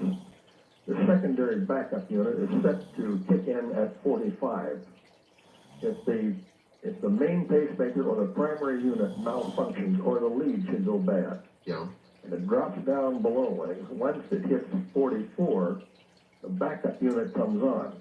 It kicks in, it will keep me alive long enough to get the main source replaced. I've got you. And you designed this yourself? Yes. Well, how did you get them to implant it into you? I had one heck of a time, Art. You cannot imagine talking to physicians as an aerospace type is like talking to a brick wall.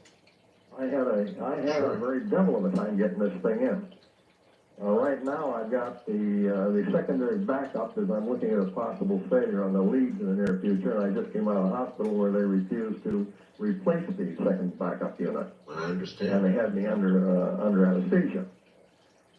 It's a sticky thing, but the really unfortunate thing is I have had this unit, this system implanted, which is redundancy, backups. Aircraft, as you know, we have 3 backups. We have on the shuttle flights, we've got 3 power generators, and one flight, 2 of them failed. Sure. So it seems incredible that it is so difficult to get the medical profession to realize that it's not a medical necessity, as they say, in having 2 pulse generators. It's a matter of redundancy or safety. Well, you know, with a pacemaker, of course, you cannot get near strong RF fields. Well, they have pretty well shielded that out. They put a couple of Zeners in these things, Yeah. which does shield them. You're referring to Zener diodes, right? Yeah, right. Yeah. I haven't had any problems. I've been in power generating plants, and I had no problem. Well, that's one thing, but an intense RF radio frequency field is something else again. Well, I imagine if you were in an MRI, it might shut you down. Oh, an MRI, that'd definitely do you. I think that might do it. But the main thing is, as far as I know at this time, I'm the only person in the world with a redundancy system. And it's a shame I can't get the word out. Well, try getting it through the FDA. Good luck. Exactly, good luck. But I'd say that anyone that has a backup system for essentially total function of heart operation that would be considered unusual. Okay, well, I wouldn't consider that weird, though. I would consider that to be a medical breakthrough. In other words, here is a man who has designed a backup that once the heart rate, which is supposed to be maintained at 80, drops to 40, the backup automatically kicks in, giving the doctors time to get another pacemaker in. He has designed his own backup system. Brilliant.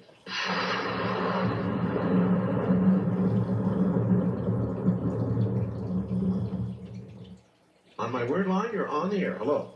Hi, Art, how are you? Okay. And welcome home. Thank you. Well, my word story is really weird. Well, then it doesn't qualify. Oh, no, but to me, I entertain past musical composers and writers in a non-commercial limousine. Huh? And they give me ideas. You mean like guys who have died? Yes. Oh, that's weird. Yes. And they give me ideas. You mean like the big famous ones, like Beethoven? And... Oh, right now I'm with Marty Robbins. Marty Robbins. I don't know, you're kind of young. But he was I remember Marty Robbins. Do you really? Of course. El Paso, Big Iron, I could name a lot of his hits. And then I had Rod Serling, and I put together 26-minute teleplays. I wrote 40 of them in black comedy type. Well, isn't that sort of plagiarism? Why? Well, I mean, like grave robbing? Well, but it's interesting. Well, it is interesting, but I mean, you're taking ideas from dead people. Don't you feel guilty about that? No. They come to me. Using you as a conduit. I guess. That's interesting, because the themes... Well, it's not that unusual. Even the First Lady of this country claims to have counseled with Eleanor Roosevelt. Right? So I guess if she can do that, then you can entertain famous composers who give you lyrics and music. Yes. West of the Rockies, you're on the air. Hello. Good morning, Art. This is Dan in Virginia. Hi, Dan. Welcome back. Thank you. Oh, it's good to be here. I have a couple of questions. Before I get into the questions, there was something that happened last night. I was listening to WRC here in Washington. Mm-hmm. And within 30 minutes, right in the middle of your program, they start running this emergency test. Oh, yes. And stations are required to do that every so often. Well, it's very unusual. Most of the time when they do that kind of a test, they do it during a break, not in the middle of a program. Well, it depends. Sometimes it is an automated deal, and it just runs when it is told to run. I see. Okay. I was going to ask you, while you were in the pyramid, did you have any unusual sensations or expanded consciousness while you were inside? Yes. Will you mind that? No, I will. Sure, I'll talk to you about it. All right. Please listen on the air there near our nation's capital. Yes, the answer is yes. And it occurred when I laid in the sarcophagus. There is actually a photograph of me laying in there. And let's see, how do I describe to you what I felt? I spoke words when I was lying in the sarcophagus, and there was a resonance that I did not just hear, but I felt in every part of my being. I'm going to describe this the best way I can. I guess I've been waiting for somebody to ask that question. In every bone, in every fiber of my being, I felt a resonance occurring. As I simply spoke, I heard the resonance, but more than hearing it, I felt it. Now, I don't know if this properly describes it, and I just can't put the right words together to exactly describe to you what I felt. A deep, all-consuming resonance that I could feel in every fiber of my being. And that's the only way I can think of to describe it. And I have never in my life felt anything like that before. Now, it didn't lead to any out-of-body anything. However, given, for example, an entire night to go up there in the dark with nobody else present and to be able to lie in that sarcophagus, I can imagine that much more would occur. So I've done the best I can. That's what I felt.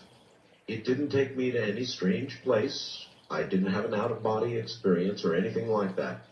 But I did absolutely feel a resonance that was everywhere.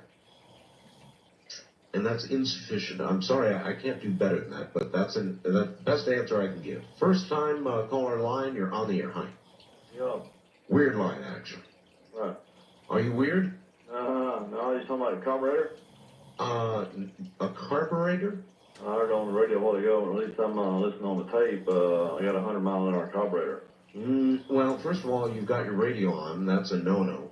Yeah. Number two, no, we were not talking, well, only in passing. There are a couple of guys who claim to have something real hot up in Canada, and I said, you've still got your radio on. I got it off. You got it off there. It's the old 100-mile-per-gallon carburetor story, that's locked up somewhere in an oil company's shelf.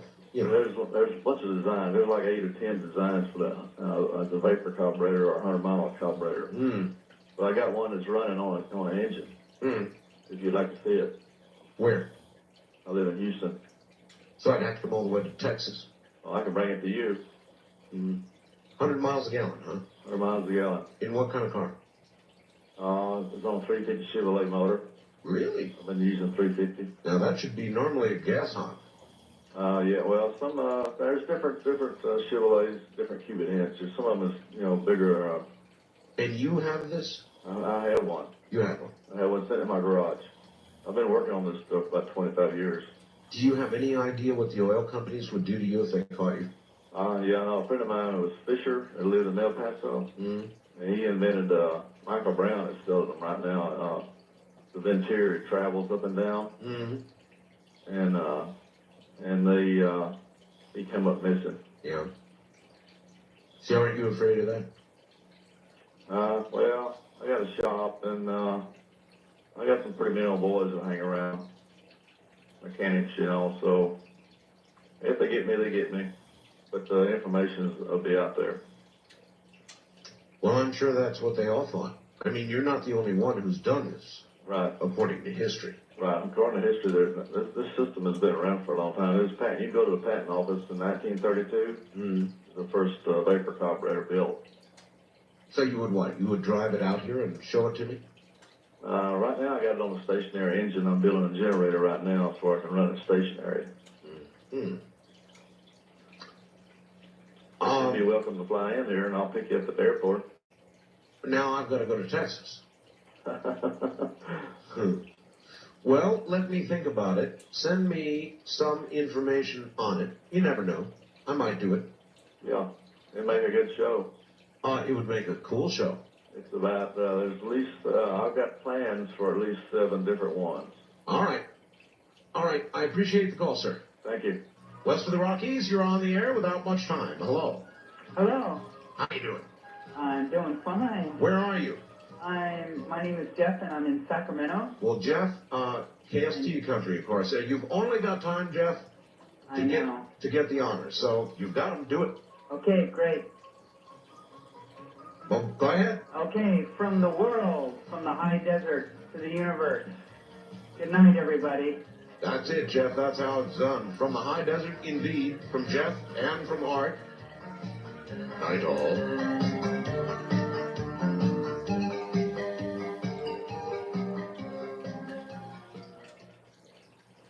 And on AM 1500 KSTV.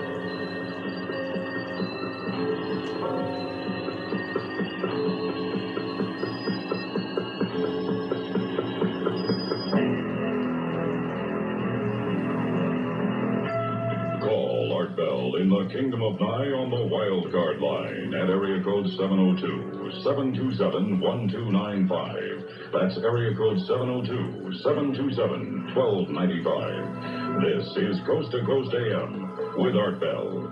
It is. Good morning. In a moment comes Jim Mars, who used to be a reporter with the Fort Worth Star-Telegram, and we were discussing the retraction of the Dallas Morning News. The Dallas Morning News, of course, reporting that there was coming forward a Secret Service member who had seen Bill Clinton with Monica Lewinsky in a compromising position. That story is being retracted.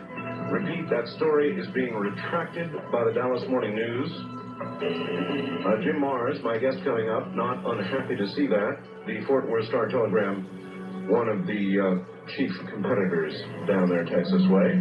This year, give a gift that will truly last as long as your love. Well, all right, I have a large dish of crow in front of me that I'm eating with reference to the result of the Super Bowl game, and I will say it again. Congratulations, Denver. You earned it. John Elway, you earned it. Green Bay, you fell down and choked upon the job. And I just say it was like seeing the the unstoppable, the unimaginable occurring. But it did. And I have nothing to say except that I was dead wrong. Jim Mars, a native of Fort Worth, Texas. Mr. Mars earned a Bachelor of Arts degree in journalism from the University of North Texas in 1966, attended graduate school at Texas Tech in Lubbock for 2 years further, has worked for several Texas newspapers, including the Fort Worth Star-Telegram, where beginning in 1968 he served as police reporter. Mr. Mars then became a general assignment reporter covering stories locally and in Europe and the Middle East. After a leave of absence with a 4th Army Intelligence Unit during the Vietnam War, he became military and aerospace writer for the newspaper and an investigative reporter since 1980. Mr. Mars has been a freelance writer and public relations consultant. He's also produced a rural weekly newspaper along with a monthly a tourism tabloid and several videos. Since 1976, Mr. Mars has taught a course on the assassination of President John F. Kennedy at the University of Texas in Arlington in 1989. His book, Crossfire, The Plot That Killed Kennedy, was published to critical acclaim, and within 3 years he had gone into an 8th printing in both hardbound and softbound editions. Crossfire reached the New York Times paperback nonfiction bestseller list in mid-February of '92 and remained there for more than 6 weeks. His book became a basis for the acclaimed Oliver Stone film, JFK. Mr. Mars served as a chief consultant for both the film screenplay and production. In May of '77, Mars' in-depth investigation of UFOs, The Alien Agenda, was published by HarperCollins. In less than 2 months, Alien Agenda had garnered many positive reviews, itself going into an 8th printing. In '98, Mr. Mars will be featured speaker at a number of national conferences, including the 7th Annual International UFO Congress and the 6th Annual Gulf Breeze UFO Conference. An award-winning journalist, Mr. Mars is listed in both Who's Who in the World and Who's Who in America. Mr. Mars has won photography awards, including the Aviation Aerospace Writers Association National Writing Award, and in as Newsmaker of the Year Award from the Fort Worth chapter of the Society of Professional Journalists. In 1993, Mr. Mars received Freedom Magazine's Human Rights Leadership Award. Jim Mars is a busy guy. Jim, welcome to the program. Thank you, Art. Lots of things to talk about tonight. There certainly are, beginning with the whole business surrounding the president. I guess that's where we ought to start off. The Dallas Morning News denying a story that, actually retracting a story that a Secret Service agent had caught the president with his pants down. Well, and that sounds pretty bogus to me to begin with, because the Secret Service is there to protect the president, both physically and also his reputation. And so they'd be very unlikely to ever do anything like this. Unless it was part of some hidden plan. Well, here we go. Is there more to all of this than is apparent on the surface, Jim? Give us your reading. Well, I'll just quote President Franklin Roosevelt, who was quoted as saying, when it comes to politics, nothing just happens. There's always some plan. Somebody's got an objective behind anything that goes on. And when these things start coming out, I mean, the idea of President Clinton having an affair, I don't know. Just right off the top of my head, I want to say, so what? Ike Eisenhower had an affair. Winston Churchill had an affair. So what? The question is, can he do the job? And what is going on? Now, of course, this one has an added problem, because now they've really got a legal hook. If they can prove that he suborned testimony, then, they've got something that they can really come at him with. Yeah, but all indications are they don't have that. Now, what I'm getting from most legitimate news agencies this morning is that Monica Lewinsky is making a deal to testify for Ken Starr, but only to the degree that she did, in fact, have an affair with him. So the whole thing about immunity from testimony, from prosecution would hinge on she's not going to talk about whether or not she lied about it. That's right, or that she was not encouraged to lie, right, by Vernon Jordan or the which basically takes the entire serious legal aspect of the whole thing away. Now we're just into innuendo and personal and morals. That's right, and according to all the surveys... So what else is new? We got Jennifer Flower, we got Paula Jones. I mean, what else is new? Not much. And I think the timing. You have to look at the timing. It's just like last summer in July, just as thousands of people were gathering from all over the world in Roswell, New Mexico, many of them asking very serious questions about what happened here. You got the Pentagon that holds a news conference and says, changes their story on Roswell for the 4th time and says, it was crash dummies they threw out over the desert. Even Sam Donaldson had a hard time with that. I remember he looked the spokesman in the eye and said, you really expect us to believe that? That's right. That's exactly right. So you have to look at the timing. Here we're on the eve of the State of the Union address. If you'll recall, you were part of it. The night that you had the big open government show. Yes. And you had Dr. Edgar Mitchell on. And we were supposed to have you on. Richard Hoagland on. Right. You had all, a lot of heavyweights, and no matter what their differences might be, the commonality is that it's time for the government to treating us, the taxpayers, the people who work half a year to send them money so that they can lord it over us. It's time for them to quit treating us like a bunch of backward children. And they've got to come clean with what's going on. And, of course, if you'll also recall, there were plans to publish a full-page ad in the Washington Post, an open letter to President Clinton saying it is now time to level with us and tell us what is really going on here, since we now know on the basis of the Webb Hubble book and on what Dr. Stephen Greer has said that there has been serious consideration and serious meetings held up to and inside the White House concerning the UFO situation. Have those plans now been put on hold? Absolutely. It's been shelved for the time being because nobody, he's got his problems. Nobody wants to look like they're going to kick the guy while he's down. It put a stop to this growing momentum to demand openness in government. And this is something I think that we can all get behind. It doesn't matter what your listeners think about UFOs personally. They can be big believers or non-believers or skeptics in between, but I think we can all agree that the time has long since passed when we in this country, who like to think of ourselves as free and democratic people, can be manipulated by hidden masters. Because when the President of the United States and the head of the Central Intelligence Agency and ranking military people and ranking congressmen cannot get to truthful information, we've got a real crisis, and it's far deeper and far more serious than somebody having an affair. Well, I sure agree with that. But this is going to bring everything for a time to a screeching halt. So timing, you say, is everything. That's right.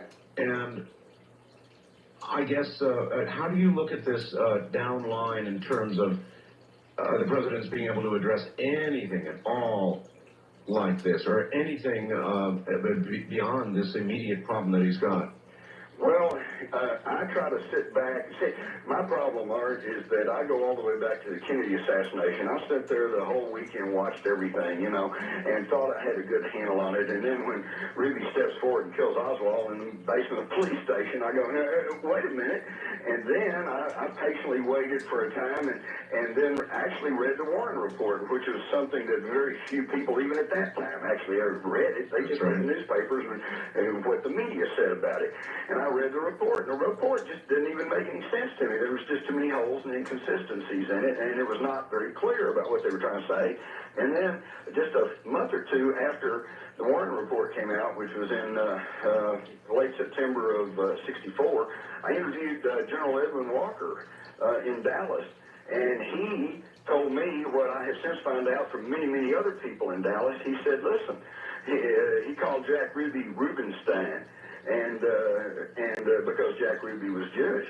And he said Rubenstein and Oswald knew each other. They were connected here in Dallas. Everybody knows that. He said that report's phony, and they're going to have to start over just on that fact alone. And since then, I found out that there's many, many other people in Dallas who also saw them together and knew that there was a connection between Ruby and Oswald. So starting from that point, I take everything with the largest grain of salt possible. And as you can see from your own experience, we had the big oil crisis, the gasoline shortage, red flags in the gas station. Oh, my God, we don't have any more petroleum. That's right. That's bogus. That turned out to be a hoax. Yes, and as a matter of fact, prices have been precipitously falling for light sweet crude. Down, down, down. Yeah, exactly. And now we're looking at a crisis with Iraq. What do you see occurring there? Well, that's a good question. First, you have to go back and realize that Saddam Hussein undoubtedly is a two-bit, tin-horn dictator. But for so many years, he was our two-bit, tin-horn dictator. And we supplied him with all the materials and war materials and ammunition and all the equipment he needed to fight that 8-year war with Iran. It was then our big boogaboo. Everybody remember the Ayatollah, let's not forget that. Sure.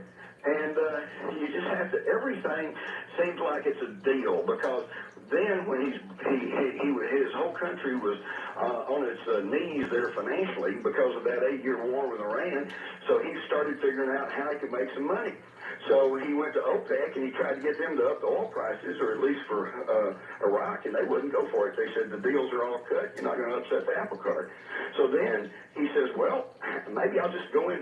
So then he calls the international bankers that had made all the loans to him, and he says, look, I can't pay.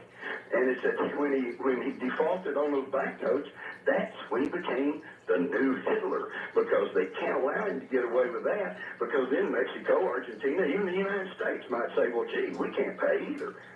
And there goes the international banking system. They can't have that. So now he's got to be punished.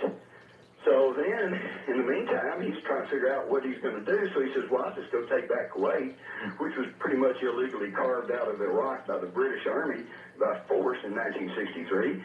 And he said, I'll just get those oil reserves and I'll have more oil. And so he comes to April Glaspie, U.S.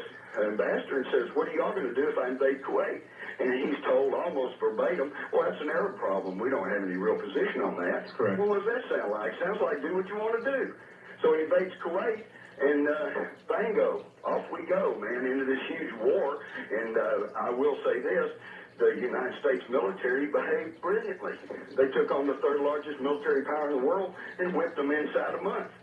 And yet, just as they were closing in, just as the pinchers were about to slam shut, and just about the time that that whole thing was going to get resolved over there and we'd be able to sort it out and clear it all up, it stopped.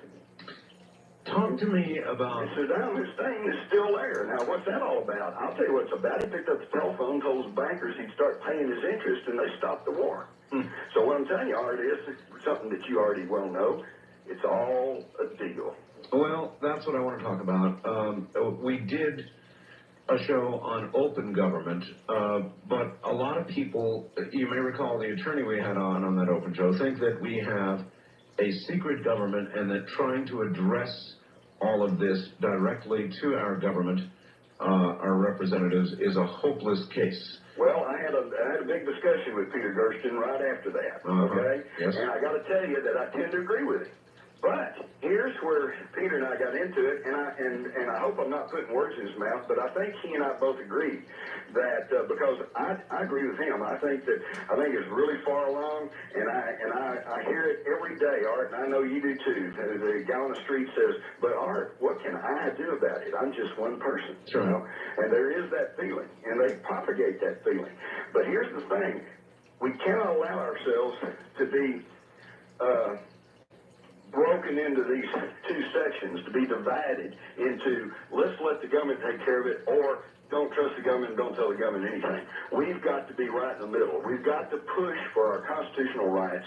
We've got to see that our elected representatives do represent us and do the things that they should be doing, but at the same time we need to take the bit in our mouth and we need to plow ahead, and people who are privately investigating a wide range of issues, they need to keep investigating. Alternative media needs to keep spreading.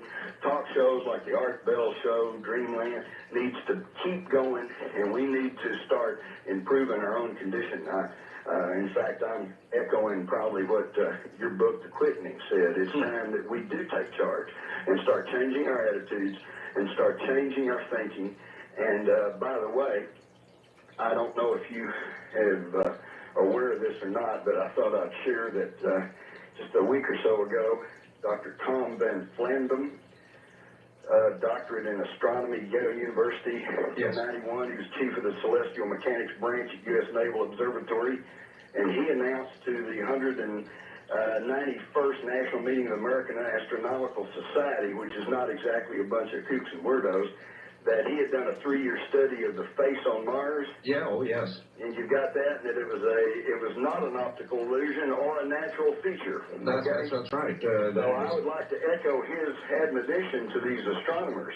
He said, I suggest in view of these test results, we prepare ourselves for a cultural shock, certainly unrivaled in recent times.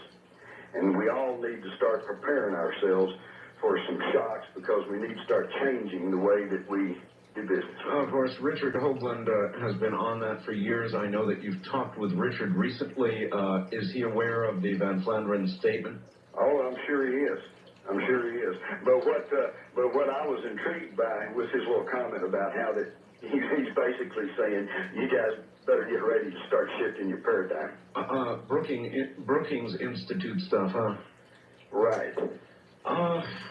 By the way, here's another thing. I hope this isn't off on too much of a tangent, but I know you had David Oates on. I did. Talking about the reverse speech, and I know one of the callers just a little while ago said, sure would like to know what the reverse speech analysis would be on Clinton's deal. On the pronouncement of innocence? Right. Mm-hmm. Well, let me tell you something. Here's a thought for you, okay?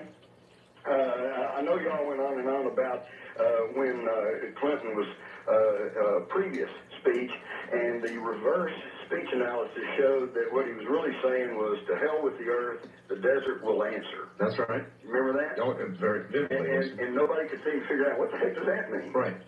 Well, let me give you one little interpretation that has been suggested that's really intriguing to me, and it goes along with what we were speaking about. One of the things that they have used, they meaning the people who are in control of the UFO issue, have used very successfully over the years to keep leadership quiet about this, is the threat that if the people learn about the UFO situation, if it's openly discussed, it could lead to an open invasion, okay, and perhaps even the destruction of the Earth. I mean, that's the bottom line. Oh, okay. Oh, yes, okay, so, indeed. The first line, when he says, to hell with the Earth, it has been interpreted to be saying that, well, to hell with this destruction of the Earth. Okay? Story's got a break. All right, hold on, Jim. We'll be right back to you. Jim Mars is my guest. This is Coast to Coast AM.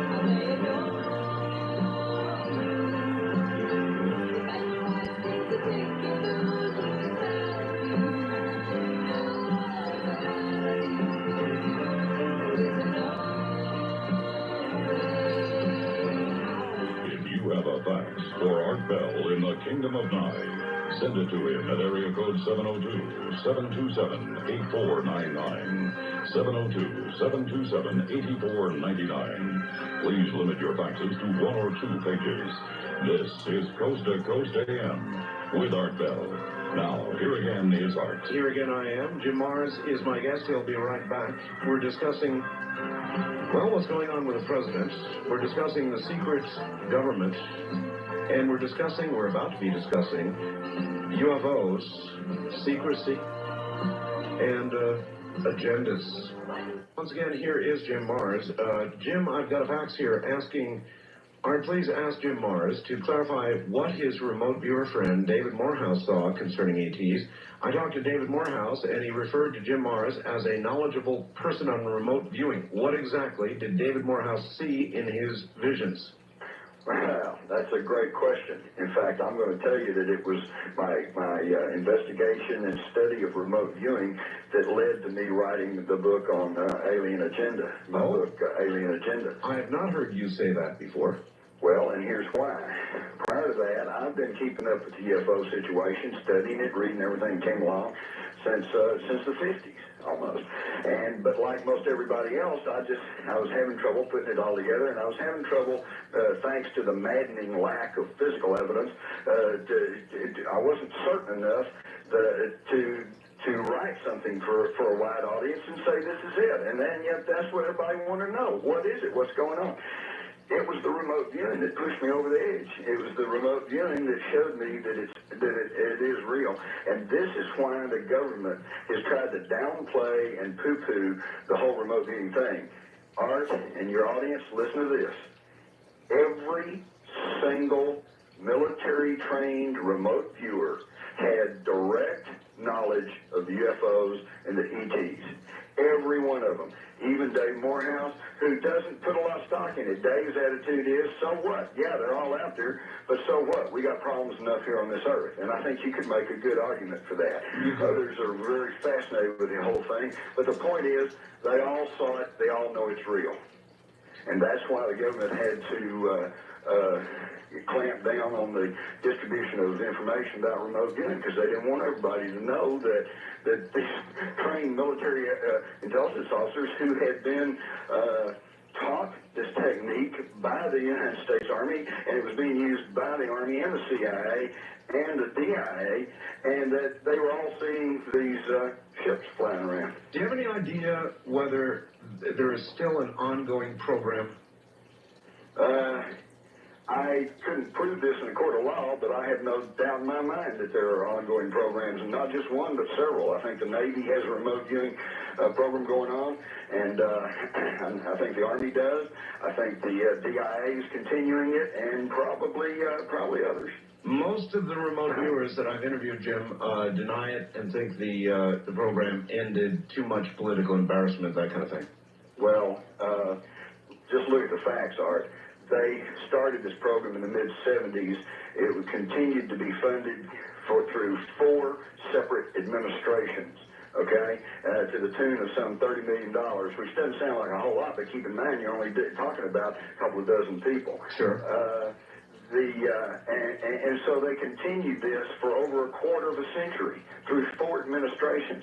Somebody obviously thought they were getting some valuable information, or it would have been stopped long before. All right. You said that's where a lot of alien agenda came from. And I think I've asked you this before. Alien agenda, Jim, what is the agenda? What did Morehouse and the rest of them determine? Okay. These well, walkers or whatever. Yeah, we are. Let me touch briefly just on what I did with Alien Agenda. This is an overview. I did the same thing I did with the Kennedy assassination. That was a huge, complex issue full of all kinds of secondary issues, and what I did was pull it into one great big thing, say, here it all is, without making any judgments as to this, that, and the other thing, sifted it out to see what comes out. And I did the same thing with the UFO thing. We go all the way back to the ancient astronauts. We take a look at the moon. We all think we know about the moon. We don't know squat about the moon. We've been there 6 times, and instead of answering all our questions, there's more questions now about the moon than there was when we started. Then we go into the saucers of the Third Reich. There's a whole story. Then we go to the recovery of craft and the allegations of such, the underground bases, the contactees, the abductees, cattle mutilations, crop circles, and then finally into the remote viewing. Yeah, let me stop you very quickly. There was a program about a week ago on an abduction of an entire family from, was it Clear Lake? I think it was Clear Lake or something like that. Have you heard about that?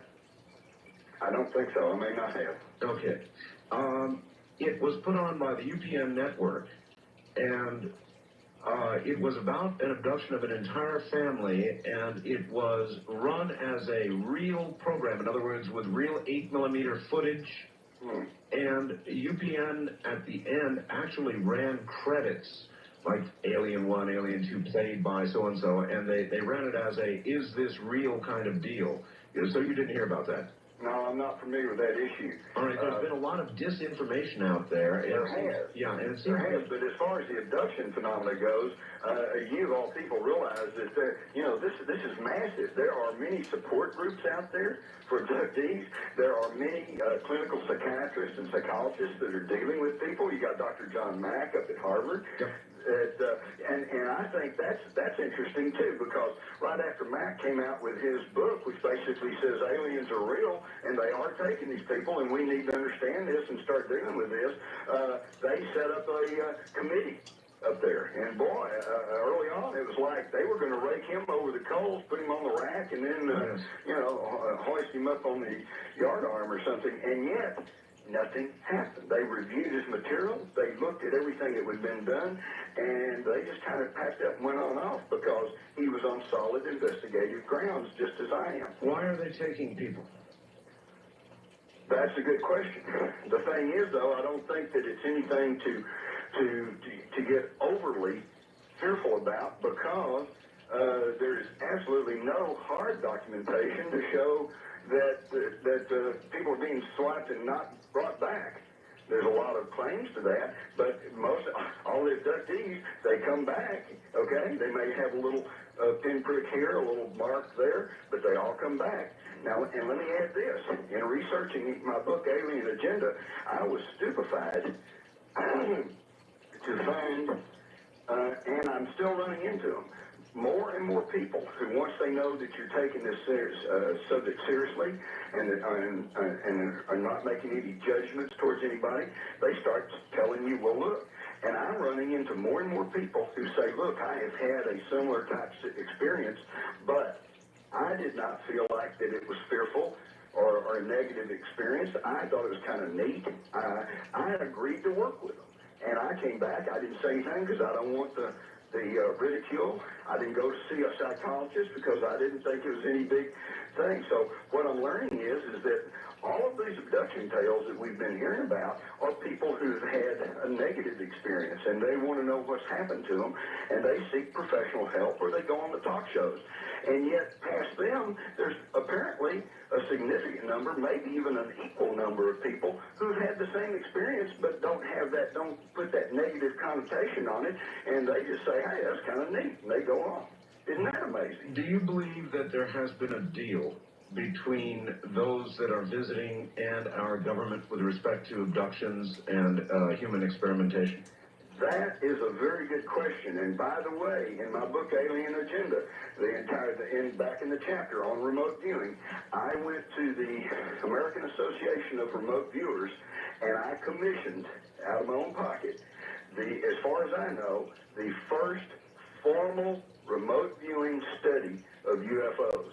It was done totally blind. The people had no idea what they were even looking at. It was done with multiple viewers. It was done over a period of time with secondary questions and follow-up questions. It was done very scientifically, and you would be very amazed at what they came up with. And that was one of the questions. It does appear as if there has been some contact in the near past. But exactly what the extent of that is, how tangible that is, what the absolute deal was, is unclear, although it seems to be very simple. Certain elements within our government, mainly the military and intelligence chiefs that are involved in this, agreed to look the other way while these people did their medical experiments and their testing. And in exchange for technology. And there really can be little argument that there has been a literal explosion of technology since the early 50s, Right. 40s and early 50s. That winds, of course, into the Colonel Corso story, which you were involved with. Right. And that also winds into another ongoing story with the American Computer Company. Do you know much about that? Yes, I do. And that's going to be interesting to see how that tracks along. But now I need to caution everybody. We've got, again, this goes back to what we started off talking about. Everything's a deal. Nothing is always exactly what it seems to be. And I hate this because I'm a pretty straightforward guy. But that seems to be the way it is. And we have to be very careful about all this, okay? Because... But nobody's being careful about anything, Jim. Witness the Dallas Morning News story retraction already. Oh, I know it. I know it. Don't they check their sources before they publish something, you know? I'm astounded at what's going on right now. What is going on, by the way, with the American press? I've watched... Well, there is no American press. Now, if you want to get me ranting and raving for several hours up on the soapbox, just get me to talking about the media. And I can do it because I came from it. I worked in it for half my lifetime. I know it. I've seen it from the editing suites in New York all the way down to the newspaper in Fort Worth, Texas. I know how the media operates, and there is no major news media. All there is big, sophisticated corporate advertising delivery systems. And they're totally dependent. And let me tell you how this works, because before you and your listeners start saying, well, this guy's just real paranoid and doesn't know what he's talking about, because I got a friend that works for the paper down there, nobody controls him or her. That's true. Let me tell you how it's done. It is not in the control of the individual reporters and editors out here in the TV and newspapers across this country. Most of them are good, honest, hard-working folks. The control is in the distribution of the information. Let me tell you a quick story. There's a fellow that worked for one of the major TV networks. And on the weekend, his job was to decide what, he would take all the feed from the affiliates. Sure. And he'd decide what went on the wire, what went on the network feed that went back out to all the stations across the country. Sure. he said there was only two types of stories that he was required to get prior approval on before he could put them out on the feed. One was terrorism. Well, okay, I think you and I can understand where maybe you have to be a little careful about what you say. Don't want to upset people, don't want to give away, dangerous knowledge of how to build a bomb or something. Makes sense, be a little careful. Sure. Okay. He said, but those stories generally all came back, occasionally with some minor editing, but mainly they all came back, and they'd go ahead and run the story. He said the second type was UFOs. And those stories never came back. Never came back. And we've seen that happen just last year. You had the thing over Phoenix on March the 13th. Nobody outside of Phoenix much heard about it until June. You're aware there's been a second set of sightings now? Oh, yes. Oh, yes. And I again, players brace themselves because there's going to be more.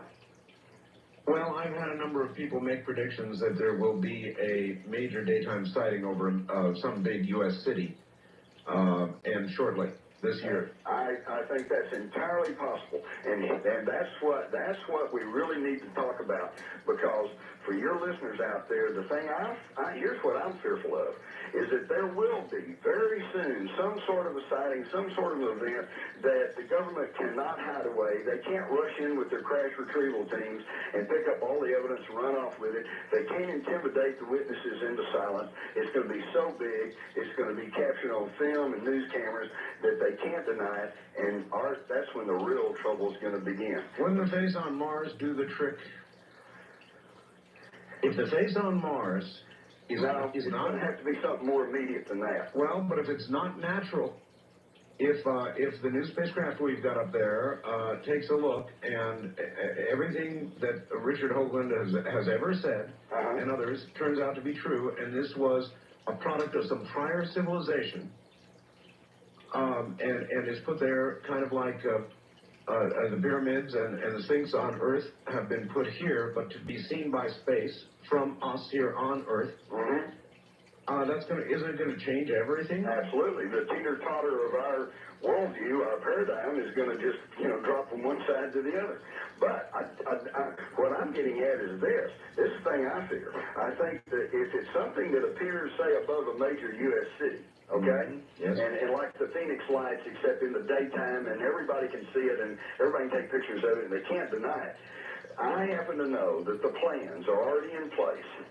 At that point, the government will totally flip-flop. They'll come 180 degrees. They'll say, oops, they are here. It is real. And then they're going to play on the public fear and say, look, you're going to have to give up the last of your civil liberties so that we can protect you. And people who are not prepared for this and who have never really thought seriously about this, they're going to panic, and they're going to go for it. And I just say right now, tonight, to everybody listening, you need to inform yourself about this issue, and you need to get up to speed so when that happens, and they say, okay, now we're going to come in and we're going to take over, we're going to declare emergency, and you just say no. Just say no. Say no. We'll work it out. All right. At a moment of crisis in the White House like the one we've got right now, where the story is literally consuming everything that otherwise might be news. Right. Would something like this fit right in? Well, it would. And that's why, and again, you have to look at it from a balanced standpoint because it can work either way. First off, I really do believe that there's secret, well, there's no question about it. I mean, Area 51 exists. There are things out there being tested. I mean, you can read about it in the aviation periodicals. You can read about it in Popular Science. I mean, very down-to-earth, conservative-type publications. They even say it's some very exotic technology being tested out there. There's no question about that. The question is, where does it come from? Is it strictly us? Are we just really developing some really, high-tech stuff? Or as Bob Lazar and many other people have said, are we back engineering alien craft? Well, what happened with Colonel Corso? Where is that story? Exactly. Where is that story? Once the Pentagon's announcement and the Roswell thing died down, the whole, you got everybody kind of interested in the UFO thing, and then it just died. Yep. Is the control over the distribution of the information. There's plenty of UFO stories going on. Mexico has been a hotbed of UFO activity for the last couple of years or more. You got things going on down in Brazil. You got all kinds of things happening. The first of the last year, there were some major sightings in the Atlanta area, in the Dallas-Fort Worth area. That's right. And then the Phoenix thing, and then something up in, I'm vague on this, but something happened up around Boston. Okay? And yet, and I'm aware of that because I was traveling, and when I was in those areas, the local media would have a little bit of coverage about this stuff that's going on, but it never went anywhere else. And the people in Atlanta didn't know about Texas, people in Texas didn't know about Boston, and nobody knew about Phoenix until USA Today finally broke the story in June. 3 months later. Months later. Unbelievable. Unbelievable. It's just unbelievable. There is no news media. I mean, I was taught basic journalism back in the 50s and 60s, and it was try to find the truth and present it to people, and that just seems to be by the boards today. I'm astounded. You're absolutely right about the wire services. I would like to know who puts these stories together. You're absolutely right. A lot of the press is lazy. It's kind of a packed journalism, and everybody rips and reads. That's right. Art, I call it magpie journalism because they're like a bunch of magpies sitting on a fence, and you can shout at them and yell at them and throw a rock at them, and they just sit there. But, boy, you let one of them take off, and the rest of them are all after it. How do you think this Dallas Morning News story broke? Any thoughts on that? Well, I don't know. I've only heard the headlines. I would have to really study the story. I haven't, who knows? Unfortunately, though, and this is what I'm trying to get to, too, this disinformation can occur on both sides. Has anybody ever considered that maybe some of this stuff is being orchestrated by Bill Clinton himself to get our minds off of something else? And I just raise that as a possibility. I don't know that's going on. In fact, actually, I think if you look through his whole presidency, once he got elected, and once he set off, he and his wife Hillary, and they all said, okay, it's time to really change some things, and let's do things different. And they started talking about overhauling the health care system in this country, which is abysmal. We got one of the lowest, or one of the highest infant mortality rates in the world, which to me is unconscionable.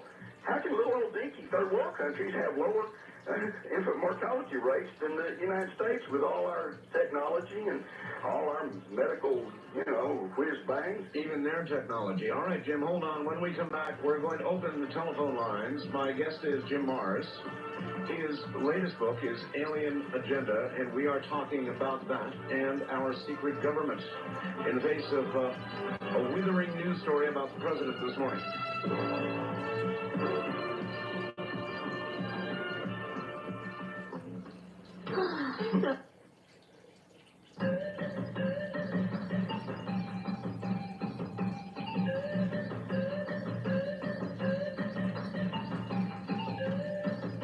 To talk with Art Bell in the Kingdom of Nye from outside the U.S., first, dial your access number to the USA, then 800-893-0903.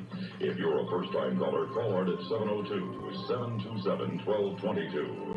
From east of the Rockies, 1-800-825-5033. West of the Rockies, including Montana, Wyoming, Colorado, and New Mexico, call Art at 1-800-618-8255. Or call Art on the wildcard line at area code 702-727-1295.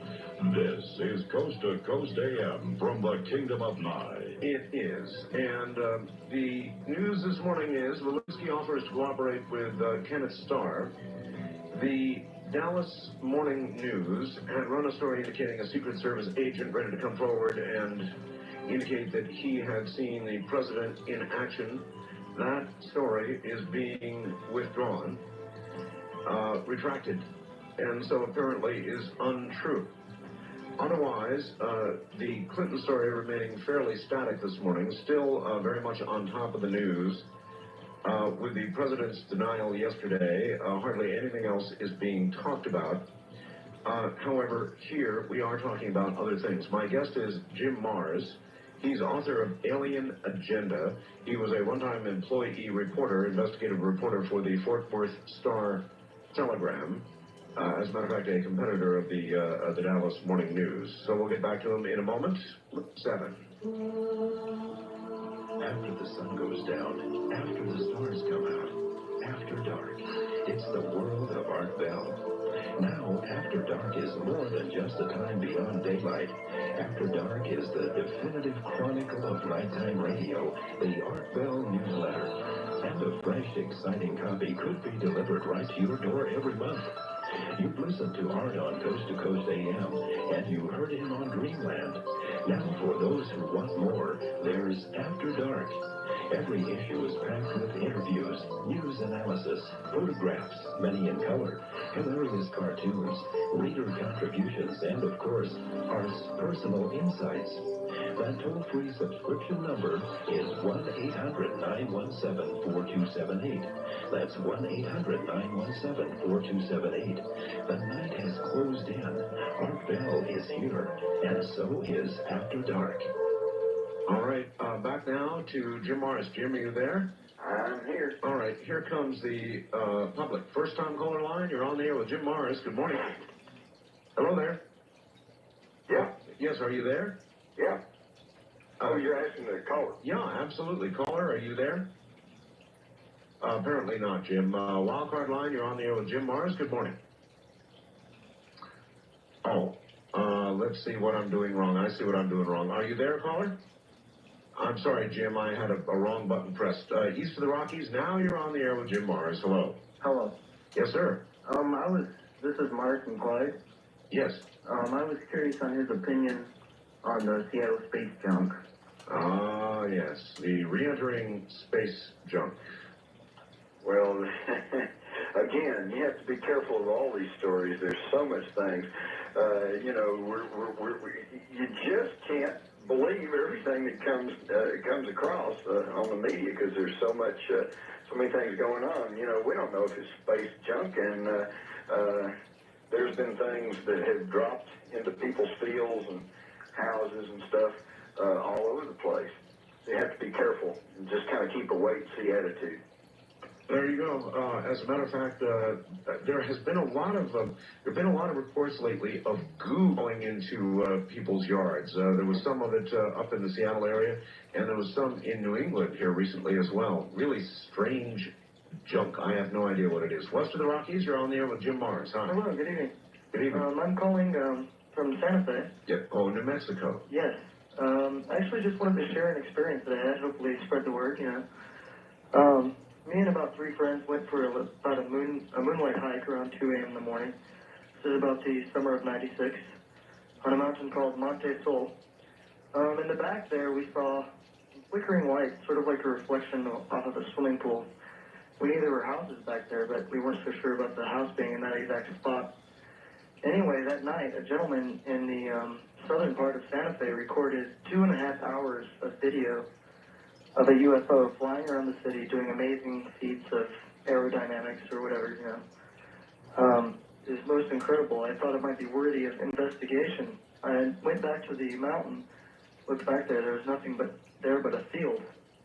Now, while we were there that night and witnessing the lights, a car drove up down a valley road, pulled up to a dirt road next to the field, did a bunch of strange maneuvers, pulling forward and backward, and then pulled back up to the top of the dirt road and left the opposite way that it came. Another car came up, did the exact same kind of thing, same type of maneuvers, pulled to the top of the road. Another car came back down, they both met, and they both left the direction that they came. The flickering lights would subside while the cars were there, but they wouldn't go out completely. It was probably the strangest things that I've seen. I didn't actually see the UFO flying over the city, but apparently the gentleman has video of it. You never saw the source of these lights? No. We actually discussed going down to look at them. There were about 3 lights, major lights, that were in a triangular formation. And then occasionally there would seem to be little glimmers of smaller lights. But the whole effect was like a swimming pool, like light reflecting onto a wall from a swimming pool. Oh, that's really interesting. Sort of a shimmering, cloaking kind of deal. Mm-hmm. You heard a lot about that, Jim? Yeah, there's a lot of reports like that. In fact, you know, for your listeners out there, any of them that are wondering if all this stuff's for real or if it's just nuts and kooks that report things, if they would simply let it be known around their family, their neighborhood, the work and stuff, that they're kind of interested in this and kind of wondering what's going on and are taking a non-judgmental stance on the whole thing, I think they'd be amazed at the number of people that would start coming forward to them and telling them similar type stories. That's what this program is all about. We get it constantly, and I don't make fun of people. There are too many reports. Of course not. In fact, here, let's carry this thing right back to what we started off here about President Clinton, this thing here. Tomorrow night, he goes on national television with his State of the Union address, and because of this scandal and everything that's going on, I venture to say that he'd probably have a larger than usual audience. What a wonderful time for him to crack the secrecy open about this whole thing, and maybe, you know, maybe not just come forward and say, yeah, it's real, it's here and there, but just enough to get people to thinking about it. You know, I think everybody could agree that the fact of extraterrestrial intelligence visiting the Earth probably supersedes any kind of real or imagined sexual dalliance by the president. Well, sure does. Sure does. And the State of the Union would be the perfect place for him to lay something like that out. Right. He actually could do that more easily than he could address the questions of the sexual dalliance. Hey, and it would put, look what word to put him in the history books. Yeah, right. First on caller line, you're on the air with Jim Mars. Hi. Yeah. Is this me? Yeah, it's you. Only you know that for sure, but I presume it's you. Okay, great. I'd just like to relate an experience, and I have a question also. Sure. You mentioned that the lights over Phoenix had reappeared. Oh, yes. Approximately when did they reappear? January... I'm sorry, I don't have the date. Do you know, Jim? I don't have the precise date. It's been about a week ago? Yeah. Well, in December, we were driving south of Phoenix on I-8 from Tucson to San Diego, and what we saw was a very fast traveling object from the south to the north. It was at night, and the other thing about it was so bright you could see the vapor trail behind it, and the trail was a typical trail. It was more like a knotted, like knots in a rope. Right. That would indicate some sort of a propulsion system that's actually creating small explosions. Mm-hmm. I'm not aware of anything that's possible that could do that. Are you all? Well, it brings us to the subject of this fast walker business, things traveling through the atmosphere at 25,000 miles an hour and more. A story, a very interesting story about NORAD not very long ago, Jim. Have you heard about that? Employees at NORAD? About the fast walkers? Well, there were some employees at NORAD that apparently, for some reason, according to the stories that I got, left NORAD and took their families and went to South America based on some sort of knowledge they had. It sounds like the Gulf Breeze 6, doesn't it? A little bit. There's the thing. There's people. See, this is the thing. This secrecy has got to stop. I have too many sources within the military, within intelligence, and there's too many things that's cropped up. People in the military, people in intelligence, I mean, you can't keep this thing bottled up. People say, how can they keep it a secret? Well, they really can't. There's a lot of people that know, but they can keep the distribution of the information down so that we don't hear about it, then we don't think it's happening. That's why it's so important. One of the steps that they're trying to do, Stephen Bassett, his group in Washington, is to offer a immunity from prosecution. The thing that's keeping so many of these people from coming forward and talking about it is the fear of violating their secrecy oaths, and those secrecy oaths are stringent. They say if you tell anything you learned while you were in the military or intelligence, we can throw your civil liberties in the trash can and put you in Leavenworth for the rest of your life. That's pretty stout. A lot of people take that seriously. I was going to have Stephen back on, but then this whole horrible business with the president broke, and I thought poor Stephen Bassett is going to go nowhere fast for a little while here until something changes and there's some other news stories that begin to break. Well, that's the whole thing, but I think that this is a story that's not going to go away. This UFO thing is just like everything else. It's picking up speed. It's gaining momentum. Things are really happening. And by the way, before I forget about it, and I don't have people that chew me out, you can get Alien Agenda. It's got all of this in here. It's got everything we're talking about, including who's behind the secrecy, the flow chart of the organization that's in charge of the UFO question, as well as it addresses some of the questions as to, well, then what are they all about and what is the Alien Agenda. And you can get that, of course, at any major bookstore. Ask them to order if they don't have it. Or you can call it. I've got an 800 number I can give. Can I give it? Absolutely. Okay, it's an 800 number. Everybody grab your pencils. It's 1-800-905-8367. Okay. That's 905-8367. And they can pick up the telephone right now and order a copy. And the thing is, this book really was not written for the true believers, Art. I mean, they're already, no sense in preaching to the choir. This was written for the people who just are kind of wondering about, is there really anything to all this? This is a book that was written to give to your parents, to your neighbors, to your friends who say, you don't really believe in that junk, do you? To somebody who's had an experience or knows that there's something going on. This is the book that's got it all between the two covers. Colonel Corso, your part in the whole Corso story, what did you do and when did you do it? Well, I've only kept up with the Corso story. In fact, his book came out about the same time mine did. That's right. And what it did was lend, of course, the two complement each other because his book lends considerable weight to what I wrote in here about the government and military secrecy and the fact that obviously something was going on. And my argument that something actually happened at Roswell.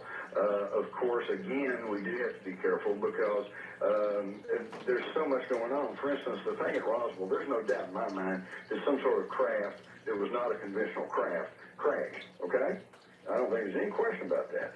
Now, the question is, was it truly extraterrestrial, or has that been a cover story that's been mounted over the years? Because there's also evidence that we picked up some very sophisticated, advanced technological craft from the Germans at the end of World War II. They had flying saucers on the drawing board. There's no question about that. That's historical fact. Now, the question is, did they actually fly some? Were they really able to make them work? And that's what we don't know about. But there's a whole fascinating story that's covered in Alien Agenda about how the SS commander who was in charge of their top secret projects and he disappeared. And along with their top secret projects, leaving behind the V-2 rockets, which of course we got hold of along with Von Braun and Dornberger and the rest of them, brought them back over to this country, and that's what started our missile program, right? That is absolutely correct. So what did this guy take off with that was even more secret than that?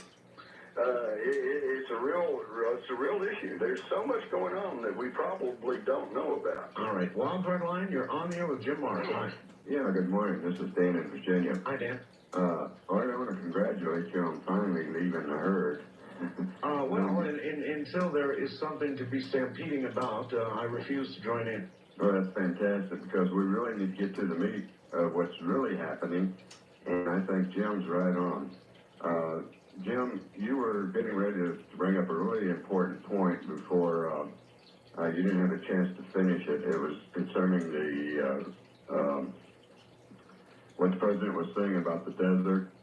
And, the reverse speech interpretation. Yes. Yeah. Okay. Let me finish that real quick then. Thank you for bringing that back up. That just kind of got set over to the side. The statement that apparently they got in analyzing with reverse speech was, he said, to hell with this, and keep in mind, this was when they were asking him about this sex scandal thing. And he says, to hell with the earth. The desert will answer. Which, that doesn't sound like he's got anything at all to do with that. Apparently his mind's on other things, okay? And as I pointed out first, to hell with the earth, there is the interpretation that what he means by that is that the way that people, including presidents, have been muzzled over the years about this issue is to tell them that if they speak out, it could cause widespread social disruption and perhaps launch an invasion against the earth and destroy the earth. Well, that's pretty serious stuff. A lot of people think twice before they bring that up. But I think that that's just about played out its last, because to me anyway, it's obvious that there's nobody out there with an immediate goal of conquering the earth. Because if that was what they wanted to do, and if they had technology to the point to where they could go interstellar travel or go through walls or some of this stuff that's been reported that UFOs can do, knock out, computers and all electromagnetic equipment, hey, they would have invaded us this long before now, right? And the reference to the desert? Okay. So the thing is, to hell with the earth, to hell with this argument that I can't conquer it means destruction of the earth. The desert will answer. Where's Area 51? In the desert. It sure is. That's where the answers are. East of the Rockies, you're on the air with a man who has the answers, Jim Mars. Hello. Okay, this is John with Houston. Yes. Houston. Oh, all right. All right. What bothers me about the part about them dealing with our government is that why would they be the kind of race or civilization, whatever, that would want to cut such a deal with our government to, say, play around with us or use us for experiments or whatever, any kind of negative thing. Right. If they were such an intelligent beings, it seems to me like they would come here for more nicer things than that. But I just hope that they don't think that we're like our government. The rest of the world is like them. Well, you just put your finger, I think, on what may be the real deal. Because when I'm talking about the government, we're not talking about the many hardworking postal employees or the Forest Service people or even those old IRS agents that are doing their job faithfully, and even despite all the flack they get. We're talking about those handful of military and intelligence chiefs who are up there at the top of the pyramid, and they alone know what's going on, and they alone make the decisions. Now, they are not, especially right now today, they're not very representative of the rest of us.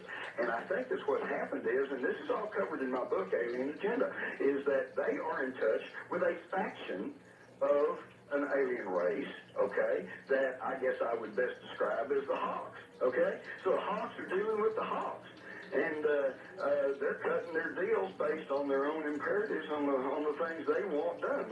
Our guys want technology, they want that power, and they want to do their manipulation, possibly for their own self-preservation and survival, which could be one of the strongest imperatives going. All right, Jim, hold tight. We'll be right back to you. Are we puppets? Are we players? Are our strings being yanked? This is Coast to Coast AM.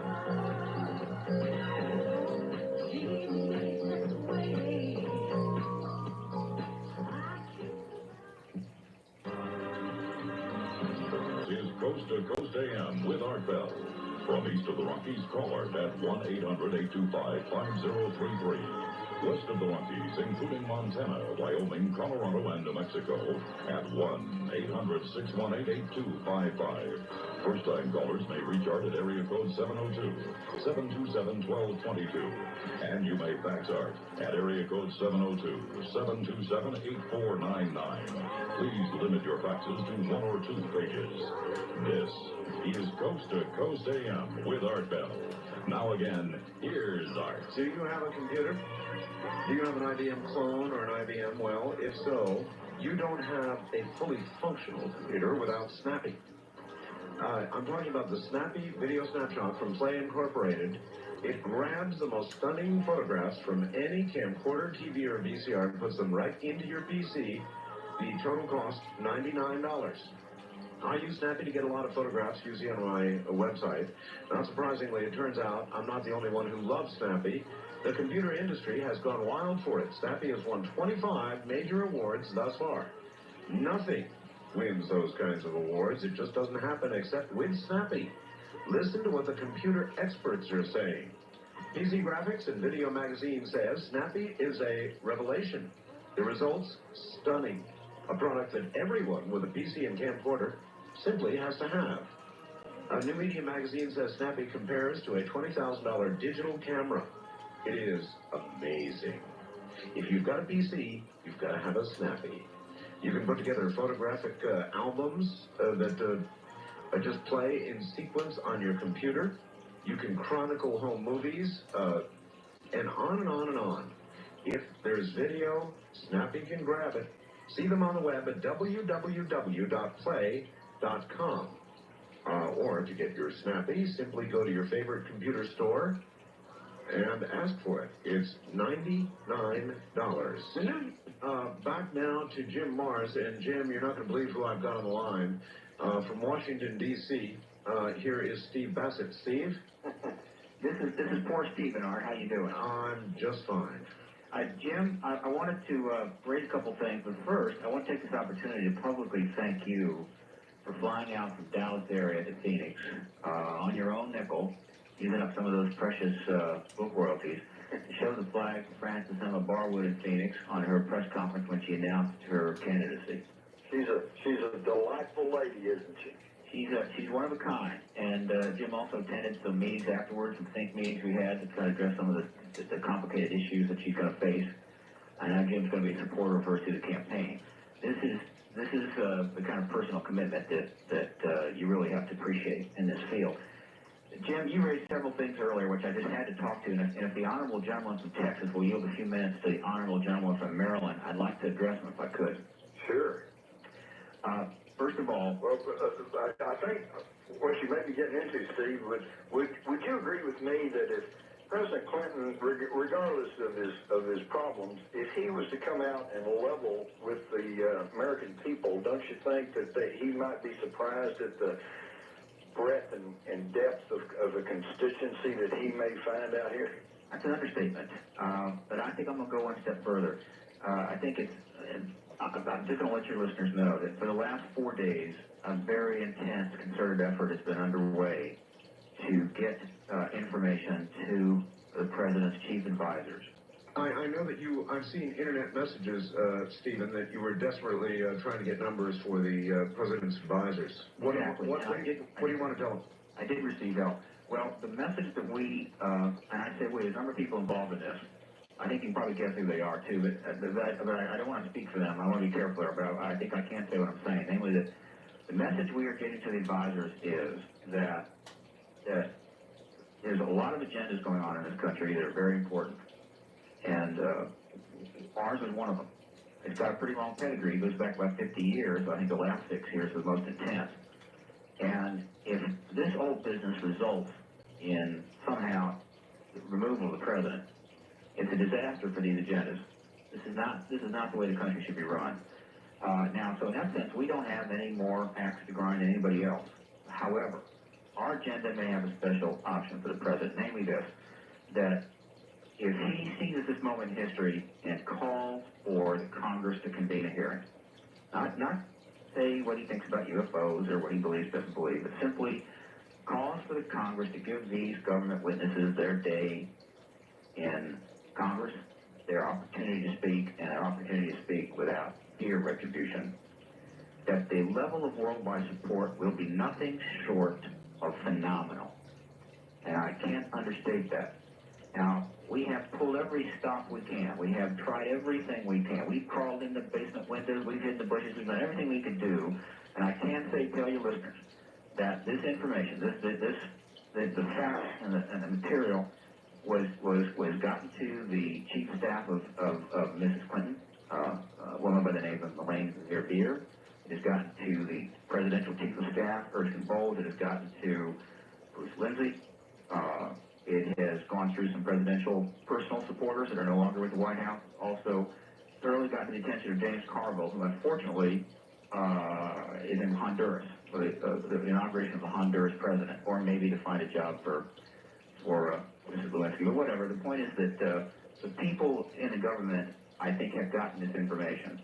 And what will happen next, we don't know. One of the reasons I'm lying here tonight, not asleep, is because I like the Art Bell Show, but it's also because I'm so nervous about what could happen tomorrow that I cannot sleep. But All right.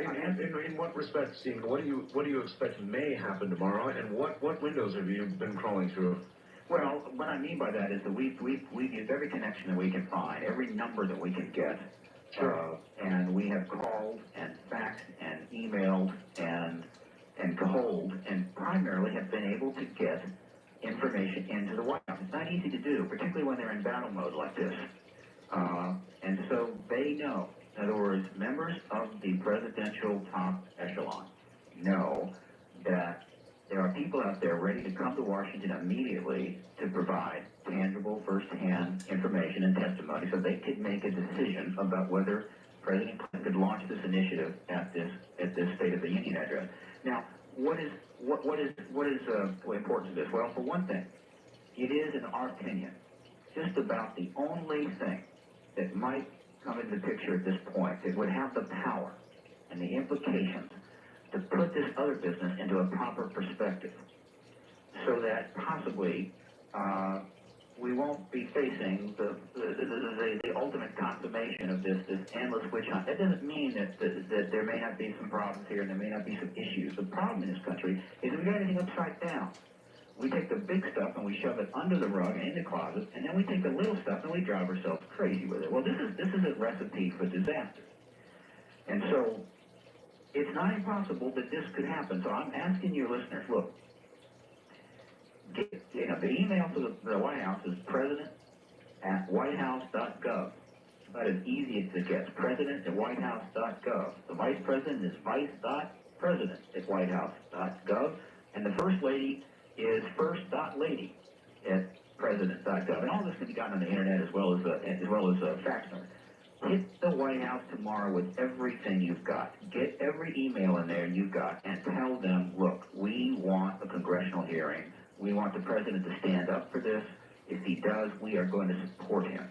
Now, I can assure you that when the media sees the avalanche of support coming in from around the world, the emails, the faxes, the letters after such an announcement is made, they will quickly turn their attention, which is not to diminish the legal issues that are here. I'm not trying to poo-poo it. I'm not trying to say that this is totally relevant, but I'm just trying to say that they will immediately shift their attention to that. Now, once these congressional hearings are underway, I can say without a lot of fear of being embarrassed that after about the 15th or 20th witness, there will not be any more talk about impeaching the president.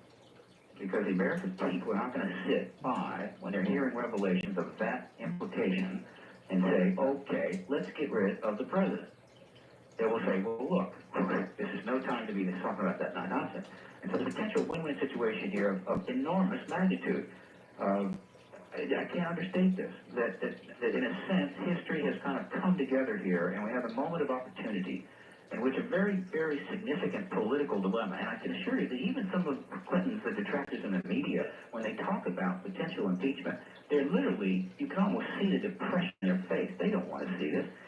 Nixon tried to destroy the Constitution. You can almost justify what happened there. But to go to impeachment level of resignation on this is something that they can't even bear to contemplate. They are looking for a way out of this. We're saying, look, let's hit them with everything we've got. Same thing. Go to cseti.org. Go to www.cseti.org, Stephen Greer's site. Get the information on committee chairman. Pump those faxes and emails into the committee chair people, because ultimately they still have to make the call. And let's make it absolutely clear that the support is there for a president to stand up and do something truly courageous. He has that kind of guts. I've seen him do it. So this is actually ongoing right now. And Jim is absolutely right in what he said about it. He's absolutely right that it will totally dramatically change the picture, and he's right about the level of support.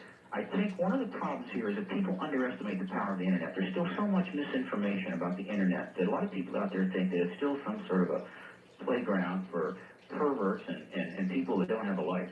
They don't realize that the internet is capable of generating 10, 15, 20 million responses if the issue warrants it. And I can't think of an issue that could warrant that level of response. So there is work being going on here. There are people ready to fly in and meet by phone, whatever. And I'll put out a call right now to anybody in the White House that's listening. Look, This is serious business. We do not want to see this president damaged. We do not want to see a change of government. This is not what we elected people to do. This is not why we spent $20 million in an election, more than that, $200 million. We want to see our government do what it's supposed to do, not spin wheels and nitpick and fight over this kind of nonsense. This partisan crap, it's ridiculous. So we want to seize the opportunity to make something good out of something negative. Now, the last thing I want to say, and I'll let Jim get the show that he so richly deserves, and that is that as far as the ad was intended to go in before the State of the Union address. Right. As it happened, there was a fairly healthy debate that developed with respect to the amnesty issue. This debate was waged primarily in the email world, so it wasn't too obvious, but it was intense. And it was, I thought, a very excellent and refreshing intellectual discourse. And it was resolved. And the wording has been changed, and that ad is done. But it cost a couple of weeks. And so, no, it did not make it. Now, as it turned out, it's a good thing. Because if that ad had gone in, at the cost of $21,134, I should add, it would have literally been drowned out by this massive foo-fa that's come on. So that ad is going to go in, and it's going to go in after the State of the Union. My concern is this, that if President Clinton does get indicted, and that could easily be delayed. There's already been delaying actions that have been taken. If you probably heard, a judge has postponed the deposition. It's been postponed twice. So they could be delayed. It could be weeks from now. There was initial talk that it could have been as soon as this week. But if that indictment is delayed, that's a very good thing. And the job will be to get that ad in the paper before that indictment. And the reason is this. Once President Clinton is indicted, anything he does after that is poisoned by the criticism of total political artfulness. Of course. And so we're racing against time. Now to the issue that Jim also rightfully raised, isn't it interesting that when the real politicization of the UFO movement starts to really get some traction, and the meetings are taking place, and congressmen are engaged, and intelligence officers engaged, all of a sudden they really go to the last rung. They start wiring up female bureaucrats to take their close friends in order to create almost a tabloid kind of scandal, something which even right-wing commentaries have commented is really pushing the envelope. Now, the risk here was great. Understand that if this doesn't work, Mr. Starr is going to blow up. So they took an enormous risk here. It is a coincidence which I think deserves considerable scrutiny, though I do not have hard evidence that there is any connection. But boy, it sure makes me twitch. Well, Starr is rolling the dice on the whole thing here. Yes, he is. And so possibly, for your listeners, it's possible that this is part of what we call this last-ditch activities, which includes the potential destruction of records. We've raised that before. That as we get near the end, when you get an animal cornered, particularly a wild animal cornered, that's the time when you better be really, really careful. And so, yes, they're running out of room. I want to open back doors. I want to create ways to maneuver. Last thing I want to do, or Steve McGreer wants to do, or anybody wants to do, is put these people in the corner where they have nowhere to go. Don't want to do that. But the fact is that this is an extraordinary political crisis that came on out of nowhere. It is remarkable in at least 7 different ways, and it's happening right at the moment that we are almost at the edge of launching the final drive for disclosure of the government's posture. So I think we need to show resolve, we need to show understanding, we need to show commitment, we need to fact the Jesus out of Washington, so that the message is crystal clear. If they choose not to act on this, I don't want it to be because they misunderstood the tenor of the public's interest in this. All right. And that's all I want to say. And Jim, it's a fantastic show. There's nobody in this country that can convey complex ideas in a down-to-earth fashion like Jim Marr. Thank you very much, Stephen. You have a good night. And Jim, I take it you concur with most of that. Well, sure. Anything that would get us dealing with reality here rather than being whipsawed around by the spin doctors, on whichever side they're coming from. I've got a story here, and this goes right back to what you were saying. The mysterious face on Mars is, it says, not an optical illusion or a natural feature on the red planet.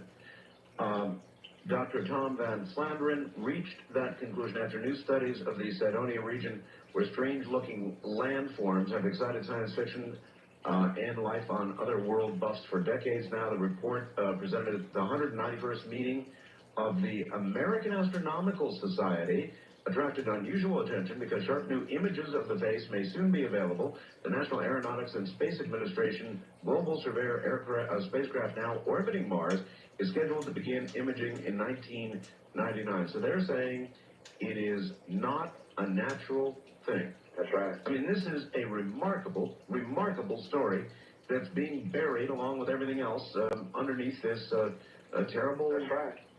I don't want to wait another 3 months and have it suddenly appear in USA Today or whatever. Let's deal with things that are happening while they're happening. And Art, I might tell you that in my study of government cover-ups and issues and stuff, this is the trick. You cannot, truth will out. You cannot keep truth covered up forever. They know this. What they're trying to do is just stall it off long enough. It's just like the Kennedy assassination. Today, unlike 1968 or 63, today, every thinking person knows that there's some real crap going on in regard to the Kennedy assassination, all right? And yet, so much time's gone by, and everybody reached that decision after such a long period of time that it's hard to get any kind of groundswell of public reaction, although they did. The House Assassination, the Assassination Records Review Board is still in operation and is still declassifying documents, and some of them are pretty incredible. How much chance do you think there is that Stephen Bassett's pleadings will be heard, that the White House would consider this a moment to move forward, not step in reverse? Well, of course, the problem with Stephen's plan is simply this. There is no problem with it. It makes sense. It seems like something that would be just so obvious and such a positive step that could be made, and from a very cynical viewpoint, something that could conceivably defuse this whole situation at the moment. But the bump in the road is that these people who have kept this secret for at least 50 years and possibly longer, these are dangerous folks. They have lots of power, they have lots of willpower, and they want what they want. And so I'm sure it would take some very serious soul-searching on the part of President Clinton for him to really seriously consider this. But I certainly think that is something that he should take under consideration. What do these people want, Jim? You talk about these people. Right. In fact, let me make this statement right now. I think we, the American people, the public, I think we have more to fear from people within our own government, or let me put it this way, people, our own leaders, okay, than we do from space aliens. The space aliens, in my book, Alien Agenda, I go back and show that the evidence is very plain, that, and certainly compelling, that the Earth has been visited by folks not from this planet, for millennia, okay? It's nothing new, and they'll probably be coming around long after we're gone. The problem right now is the people who are leading us, the people that are running this world, okay? And it comes back to the old bromide in UFO lands, and the little guy gets out. What does he say, Art? He says, "Take me to your leader." That's right. Who is our leader? Who's running the show? If the president and the head of the CIA and the Joint Chiefs can't get to the information, then who's in charge? This is what we need to start focusing on. All right, and so we shall. It is the top of the hour again. We're going to break. What a good question. And what's your answer? Who is running the show? Yanking the strings, making and breaking presidents. This is Coast to Coast AM.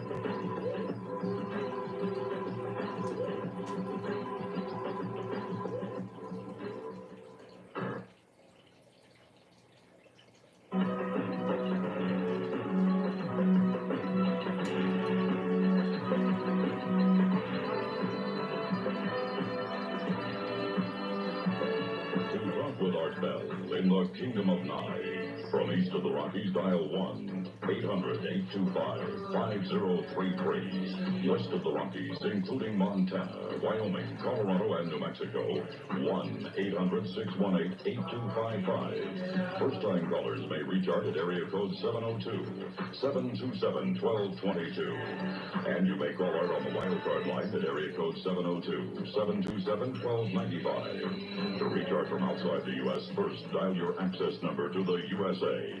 Then 800-893-0903. This is Coast to Coast AM from the Kingdom of Nye with Art Bell. It is.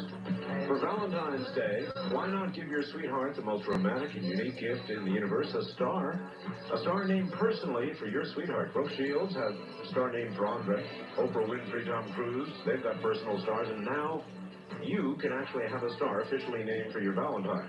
I've got my own, so does my wife. Yes, it's true. Art and Ramona are really out of this world, and so can you be. For a mere $45, you can have a star named for anybody you wish. Listen carefully. I get a lot of email on this, wanting the number. Call the International Star Registry at 1-800-282-3333. They will send a beautiful full-color parchment certificate of record, big too, sky charts to help locate the star, and a fascinating booklet on astronomy. Your new star name is entered in the registry's book and recorded with the U.S. Copyright Office. For more information, call toll-free 1-800-282-3333. Not a hard number. Mention my name when you call and get a free current edition of my newsletter, After Dark. That number again, 1-800-282-3333. When it comes to information on ETs, if you're like me, you can't get enough. You need to see the spine-chilling video, Area 51, the Alien Interview. Thousands of you already have ordered this 65-minute documentary, which contains the most convincing color footage of government agents interviewing a space alien inside the infamous base at Area 51. Leaked to the public by a heavily disguised and frightened guy named Victor, this unedited video will leave your heart pounding. See for yourself why Victor fears government agents might kill him in retaliation for releasing this dramatic footage. Real? Judge for yourself. The cost? $19.95 plus shipping and handling. You're going to want to watch it over and over. I have. To order, call 1-800-510-3420 right now. Allow 2 weeks for delivery. The video has been featured on Extra and Strange Universe. You can only get it through his offer, 1-800-510-3420, Area 51, the Alien Interview. In a moment, Jim Mars will be right back. What even before? Again, that nationwide number, 1-800-458-7134. Check them out on the internet at www.americangoldrose.com. Go ahead, treat your Valentine. Once again, here is Jim Mars. Jim, I just got a fax from Richard Hoagland, who suggested that earlier in the day he had talked with you about the David John Oates reversals. That's what we've just discussed. And that the remark, to hell with the earth, the desert will answer, where that came from, he says that he kind of led you into that one. Is that true? Yeah. Oh, it is? Okay. Yeah.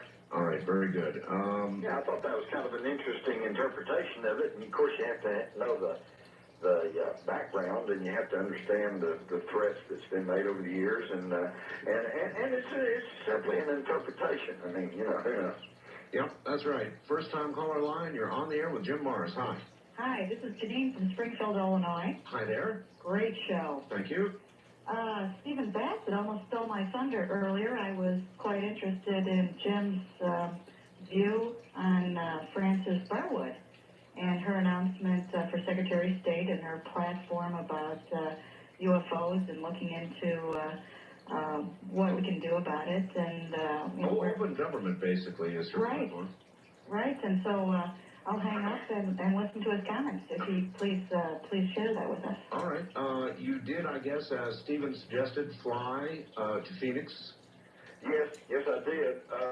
And I met Frances Barwood, and she's just a delightful lady. I know. And very sharp and very concerned about what's going on, and exactly what I expected. And of course, for those of your audience who may not have all this in perspective. Frances Barwood, at the time of the Phoenix overflight early last year in March, was a city councilwoman in Phoenix. And she had the timidity to simply stand up. She's not a UFO buff or anything else. She said, as a city councilwoman, as a representative of a constituency there in Phoenix, she simply got up and asked the question, what was that? What was it? If it was a government secret weapon, then let them say, hey, this is something secret and we can't tell you about it. We could accept that. But the government says, nothing happened. There wasn't anything there. There's players. The typical type thing. And then after that, the political repercussions came down. She was getting bad mouth from the governor, from the talk show people there. And I watched this, and it happened when she announced her candidacy for the Secretary of State there in Arizona. Here's the room full of media people. The three people from the local newspaper could only sit and snicker and chat with each other, and the only issue they seemed to care about, know anything about, evince any interest in, was along the lines of, what do you think about being the poster girl for UFOs? That type of thing. There was only one media person way back the back and I got the impression this man was with television perhaps, who asked basically some particular question, something about her policy on illegal aliens or something about the state. In other words, a serious question to a candidate who's announced for a statewide office. And I thought that was, here's a real journalist, here's a real reporter asking questions about what really matters. And that's why I went out there, was to try to deflect some of this snickering and snide superior, better than thou attitude that comes across on the part of some of these media people who hide out in their white ivory towers during the day, never get out and pound the pavement, never go down and talk to the secretaries and the cab drivers and the cop on the beat to find out what's going on, and yet they have this idea that they know better than anybody else, what the score is. All right, good, Jim. Wildcard line, you're on the air with Jim Mars. Good morning. Good morning. This is Mr. White in Phoenix, Arizona. Yes, sir. Yes. Basically, regarding the Frances Barwood situation, I'm here in Phoenix, Arizona, so I've had the opportunity to experience that firsthand. Right. And basically, they were giving you a hard time, Art, because Barry Young was saying, well, she shouldn't be on a nationwide radio show because it only concerns Arizona. I mean, Really? I couldn't believe it. Well, that's all right. I'm used to getting a hard time from people. Yeah. But that's not why I called. I called because of, after the reports of the UFOs in Phoenix, I concluded that the media accepts the government response without any question, and in turn the general populace accepts the media's report without questioning. So my question to you, Jim, is, are we as a society, in your estimation, becoming apathetic? I would say no. Not truly apathetic. Apathetic means you really just don't care. Okay? Right. And I cannot bring myself to believe that all my fellow Americans out there really don't care. What it is, I think, is a very natural psychological response. Psychologists will tell you, when they do testing and stuff, if you get a person confused, one person says one thing, one charge, countercharge, claim and counterclaim. When they start getting confused, they tend to turn off. They say, oh, wait a minute, let's talk about something else. I don't want to hear this anymore, okay? And I think that's what's going on. But do you understand that that's different from truly not caring? Oh, I do, but it's just that I've talked to so many people, and the vast majority of them have no opinion at all. Well, there definitely is the dumbing down of this nation. And again, it comes back to the news media. The news media cannot tell us how to think, but it certainly tells us what to think about. I agree. All right, thank you very much. It certainly is doing that right now. And that's the truth. Thank you, Art, for injecting a little bit of rationality into this, and let's step out of the stampede for a little bit and watch and see where it's going before we decide if we want to join or not. It's the only way to get perspective. East of the Rockies, you're on the air with Jim Mars. Good morning. Good morning, calling from Cincinnati. I think you brought up the point that the media is the problem, and the media is really owned by big business. It's owned by industrial complex. Absolutely. You got General Electric, and you got Westinghouse that owns 2 of the major networks. And these are the largest producers of arms in the world, which, you know, we don't really like to think about this, but in this country today, 1998, in a world supposedly at general peace, we are the largest arms dealers in the world. Sure. This country, our country. And do you think those people want to, do you think they're going to allow those networks to tell you that constantly? Well, that's, if you read the book Unreliable Sources, it brings that up. If you look Crossfire, along with others, I don't think disinformation, books like Mark Lane and Jim Garrison shows evidence of that CIA military-industrial complex involved in the Kennedy assassination because he was going to get out of Vietnam, splinter the CIA, and make normal relations with Cuba. But I think some people compartmentalize that and don't see the relevance to the present CIA military-industrial complex, warmongering over Iraq, for instance. Even though Clinton is a right-winger, he got as much military-industrial money as the Republicans, he has been a slightly less rabid warmonger, even though he's gone along with the Bush policy of starving 1 million Iraqi men, women, and children to death, and saber rattling and occasionally bombing. You look at the forces arrayed against him, they are even more rabid, such as the Richard Mellon Skeet, a billionaire who has huge holdings in the Lockheed Marietta military-industrial complex and cold armaments. He's closely associated with Kenneth Starr, funded many of these right-wing organizations that constantly try to scare us about rogue states, terrorist threats to keep us in the proper frame of mind for huge military budgets and these interventions against countries that don't obey the dictates of these transnational corporations. And I think that's what's going on right now, where they pushed Clinton to try to appease them by starting a war again against Iraq. All right, well, here's a good question. Is the president, in effect, being punished for something he did not do or something he was about to do? These are the kinds of questions that came up, of course, with the Kennedy assassination, and now I think reasonably might be asked with respect to Clinton. Is he being punished? Is he being taken out for some reason? Well, it's obviously he's being neutralized. I mean, you know, rightly, wrongly, whatever. Let's face it. Look what's happening right now. I mean, you know, the media is leading the charge, and everybody's concerned over his sexual picadillos. Who's minding the store in the meantime? Well, yes, they are, and no, they're not. On the one hand, over 60% of the American public does not think the president ought to have to leave office if it's just purely a sexual matter with a 21-year-old aide. Well, but that can't be the grounds for impeachment anyway. The grounds for impeachment would have to be this, suborning of testimony, trying to get their lie, you know. Yeah, of course, but is he more of more use to those who want him neutralized, paralyzed? Well, let me give you a little example in our recent past about how that messages can be sent to the President of the United States. In the spring of 1979, Jimmy Carter was knew that he was getting ready to go into the election year of 1980, and it was well known by at that point that Ronald Reagan was going to be the Republican candidate, and that he was conservative, and everybody was calling Jimmy Carter wishy-washy. So Jimmy Carter asked for national TV time, and it was thought he was going to come on and announce some sweeping programs and some changes in government and build up a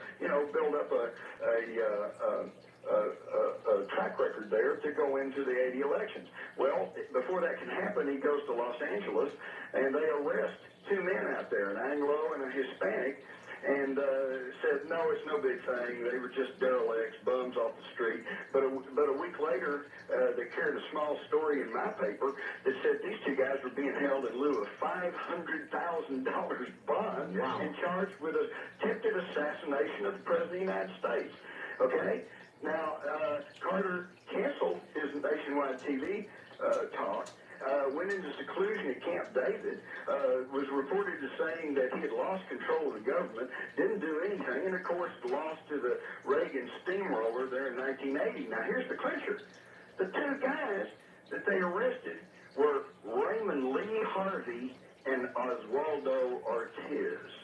Lee Harvey and Oswaldo were going to assassinate Carter there in Los Angeles, and this story made an article, by the way, in Newsweek. It did hit, but it didn't really go anywhere. Nobody really caught it. But don't you think that's a message?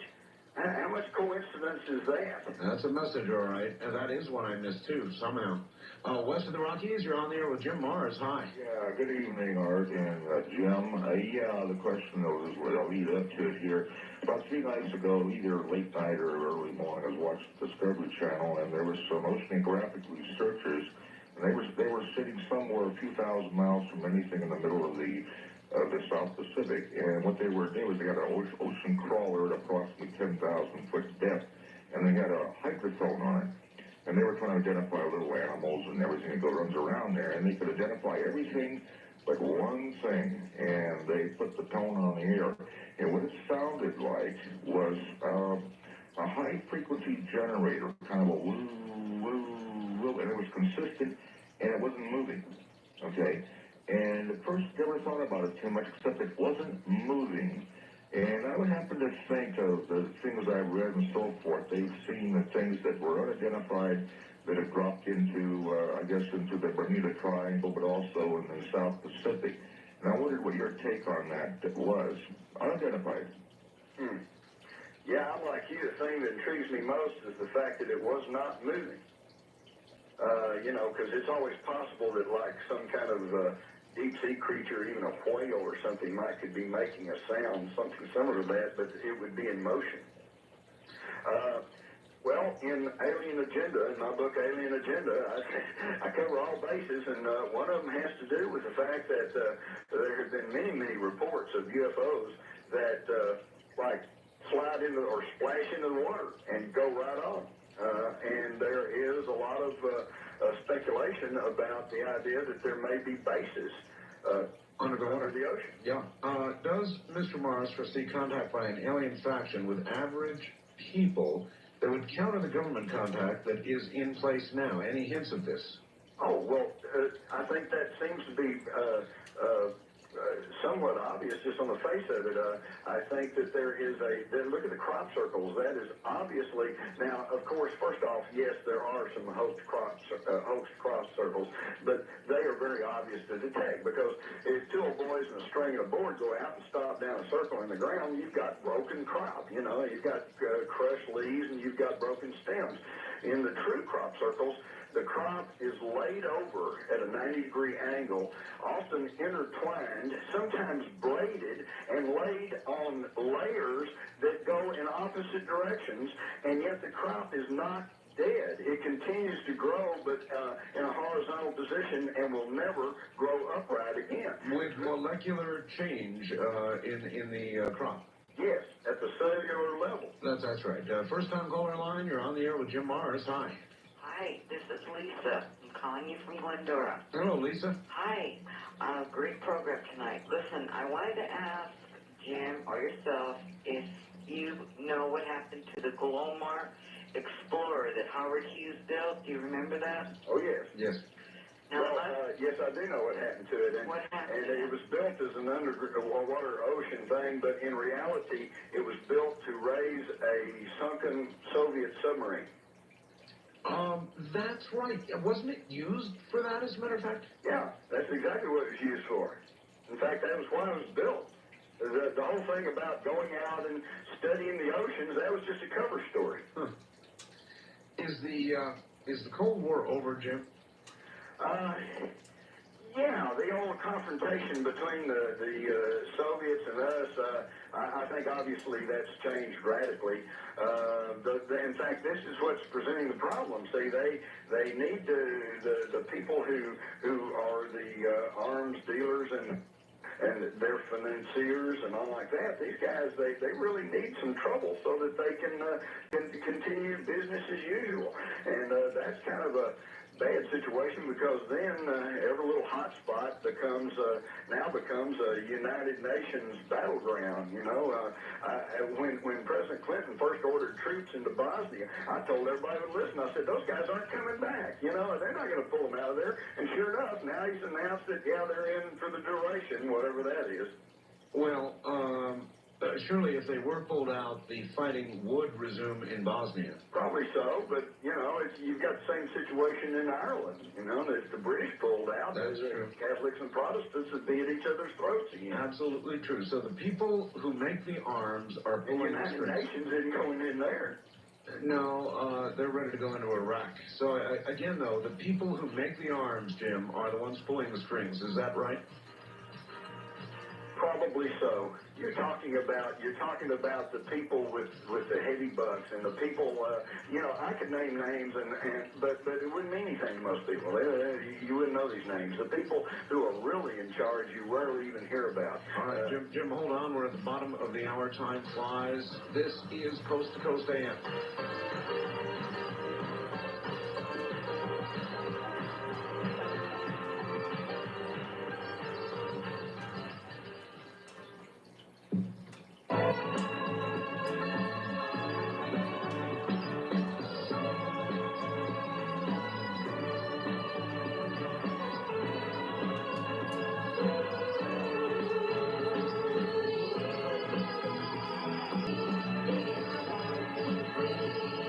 With Art Bell in the Kingdom of Nye from outside the U.S. First, dial your access number to the USA. Then, 800-893-0903. If you're a first-time caller, call Art at 702-727-1222. From east of the Rockies, 1-800-825-5033. West of the Rockies, including Montana, Wyoming, Colorado, and New Mexico, call Art at 1-800-618-8255. Or call Art on the wildcard line at area code 702-727-1295. This is Coast to Coast AM from the Kingdom of Nye. All right, you've got nothing to lose but the pain. All right, back now to Jim Mars, and you studied President Kennedy quite extensively. What did President Kennedy, if anything, know about this whole alien UFO question? It's in my book, Alien Agenda. Yes, sir. I got a little section called JFK, Maryland, and the UFOs. Maryland and the UFOs? Yep. I have in my possession a copy of what appears to be a CIA report, and it was done in the summer of 1962, and it was a telephone wiretap between the famous reporter Dorothy Kilgallen and a friend of hers in Hollywood. And the friend of hers was telling her that Marilyn Monroe was causing quite a stink and felt like she'd been jilted by the Kennedys and was threatening to hold a press conference and go public with some secrets. And the very first secret listed was the fact that she said Kennedy had told her he had been taken to a secret base and shown things from space. So he knew a lot. He knew a lot. I also quote in there a man by the name of Bill Holden, who was a steward aboard Air Force One, and he quotes Kennedy as saying in the summer of 1963, they were in Europe. You know, remember when he made his trip over there and made the famous Ben Ain't Berliner speech? Of course. And they said there was a UFO conference taking place in Bonn, Germany, and so there was something about it in the newspapers, and he said Kennedy was pretty approachable, and he said, Mr. President, he said, what do you think about UFOs? Something to that effect. And he said Kennedy got serious, thought a minute, and said, and this was his quote, and this is intriguing to me, and I'm sure it will be to you. He said, Kennedy said, I would like to tell the people about the alien situation, but my hands are tied. Let me tell you a little story about Jimmy Carter.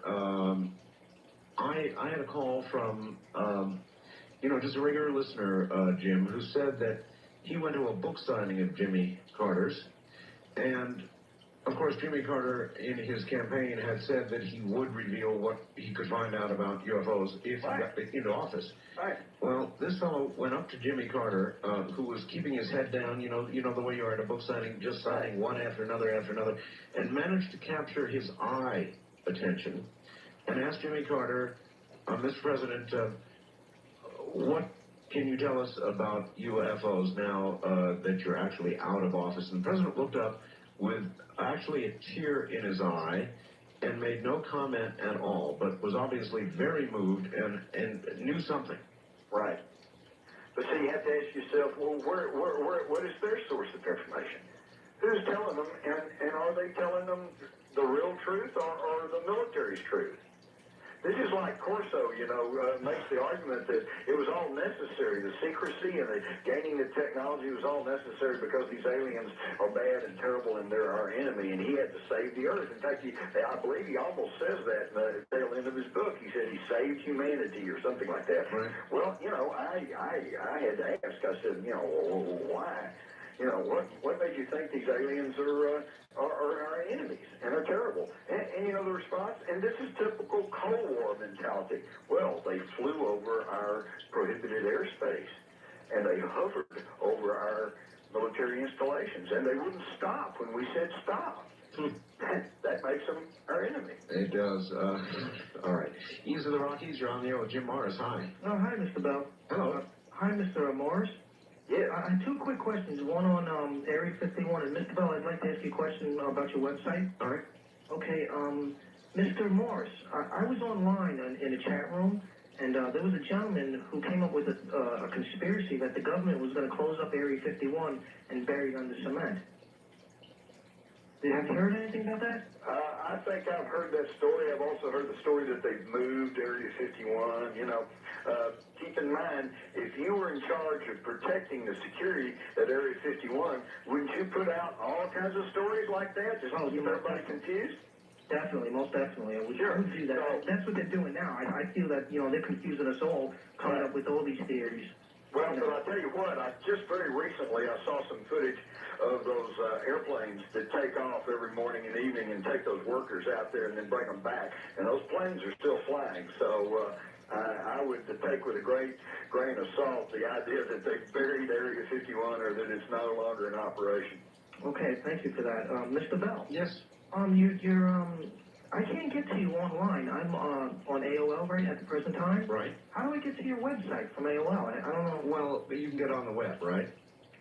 I'm having a hard time. From AOL? Well, in the AOL program, if you just look up at the top, there's a picture of the globe, the internet. Right. All right. You just click on that, and then you enter www.artbell.com. I've been doing artbell.com. I haven't put in... the World Wide Web. www. Right. All right. Okay, well, I'm new at it. I'm sorry about that. Well, congratulations. Good luck. Actually, if you want the whole thing, it's http ://www.artbell.com. That is the official way to get there. First-time callers, area 702-727-1222. Damex, and I was wondering, Jim, do you think that maybe the alien species, do you maybe think that they're a future evolution of us in the future? Okay, all right, this is interesting. Again, I hate to sound commercial, but I refer you to Alien Agenda. I cover all bases here. What seems to be going on here, and what causes a lot of confusion, is that there are multiple races out there, okay? And in fact, let me put it this way. Are they from Zeta Reticula? Are they from Alpha Centauri? Are they from the Pleiades? Are they from another time? Are they from another dimension? Okay, and the answer is yes. you got all this stuff going on. There's a big, wide universe out there, and our particular solar system and our little planet is just this little, one little planet around a third-rate sun out in the boondocks of the galaxy out here, kind of out on the fringe. So there's so much stuff going on, and we are only just now becoming aware of it. It's just like the remote viewing, this has been scientifically proved, but this is just cracking the door on stuff because up until recently, everybody just thought psychic stuff just, did not exist. The quantum mechanics, we're making dimensions. It used to be there were no dimensions other than our 3 dimensions, but now they pretty well understand there's at least a 4th dimension, which most people consider maybe time. And now some of the leading theoreticians are saying there may be as many as 10 dimensions. So now they're admitting to perhaps 10. Well, if there's 10, maybe there's 20 or 2,000. Who knows? We are just now beginning to understand and grasp a little bit of what's going on. I would say the human race at this point in time is kind of like a teenager. We've pulled ourselves out of the dark ages a little bit, but we certainly don't know everything that's going on. And when you look back at technology, only say 100 years ago, if you were to take a modern handheld color television set and take it back with a battery and a tape or something so you could play something, go back only 100 years and show it to the average person, they would probably just cower and cringe and they'd say, my God, this is magic, what's going on, and think it was some kind of magical thing. So it's really pretty incredible. So you can see where that if somebody was maybe just 100 years ahead of us, they would probably, in fact, just within my own lifetime, I can remember back in college in the 60s studying computer science. And you had to have these punch-out cards. It was just terrible. It was big and funky and unwieldy and big hassle. And I said, forget this. And now, of course, I've got, you've got these little laptop computers and you can use your finger and dial around. And I mean, it's magical, really. But you grow up with it and you understand it, you use it, and you forget about it. And I get very upset with my computer right now, and because I think here's this sophisticated state-of-the-art piece of thing, and it won't do what I want it to do, and then I have to remind myself, computer science, even today with all the marvels we have, and modems, and email, and the internet, this is just the infancy of it. We're just now getting into this. It's amazing. Oh, yeah, and computers are also developing every year and always coming out with new stuff for them. Yeah, every 6 months, everything's obsolete. Right, and everything, it's like you have to keep upgrading. I have a system at home, which I'm planning to get back running. But also, I was in Sedona about a week ago, and there was a lot of sightings out there in the skies, and also there's a lot of negativity about that vortex. I don't know if you know anything about the vortex out there, but... I do. What do you mean negativity? Well, like, in the daytime, it would be fine, because it's pure daylight burning through everything, but when you drive around out there, up at, where, I don't know if it's Bell Rock or if it's the other one, by the airport motel right there, there was a lot of negative energy out there, and I don't know where it was coming from, but it wasn't really good. All right. Well, I appreciate that. Have you done any looking into this whole question of vortexes, Jim? Not to any great extent, but I do know what you're talking about, and I do know that there are certain energy, there is an energy thing. We are, again, back to what I was saying about how we're just now scratching the surface of some scientific knowledge and things that seem to be just magical to us, or we will probably understand more fully in a few hundred years. But this thing about energy, you always hear, I remember the hippies were always going, oh, it's the vibes, man, it's the vibrations. Well, they really were onto something, because we're finding out that the human brain and human nervous system operates at certain frequencies, and yet you can manipulate it by using certain frequencies. And we should have known this all along, because all you got to do is go in a dance club, and if the music's really pounding, I mean, it can either get you up, or if they're playing some blues, it can kind of bring you down. And we're beginning to understand this now. And so there is something to this vibratory and vibration thing. It can impact upon us. And there are certain areas, there are certain areas, particularly around military installations and security installations, where the atmosphere is just kind of powerful. You can just tell that there's a lot of negative energy there, a lot of very heavy energy going on, and I think it's because so many people there are concerned with security, and they're fearful, and they're borderline paranoid. They're so concerned with it that they think everybody's out to get them. Mm-hmm. First time caller line. You're on the air with Jim Morris. Hi. Hi, Tim. Listen, I got a story that happened to me that I'd really like to tell you what happened. I was working in upstate New York, and as a security guard, and, hello? Yeah, I'm listening. And I saw also one night these lights coming down at like 3:30 in the morning. These lights, and I went over there to see what happened. And there was this thing, big round thing down there. And I spoke to these people that came out. Now, these weren't human beings. I promise you, they were not human. Okay, and I What do they look like? I don't know. I don't even remember exactly. I was like in a state of shock, and I was talking to them. I was not talking to them in English, and it was a language I never heard of before. And I was just able to understand what they were saying. I really, it was like a shocking thing that happened to me.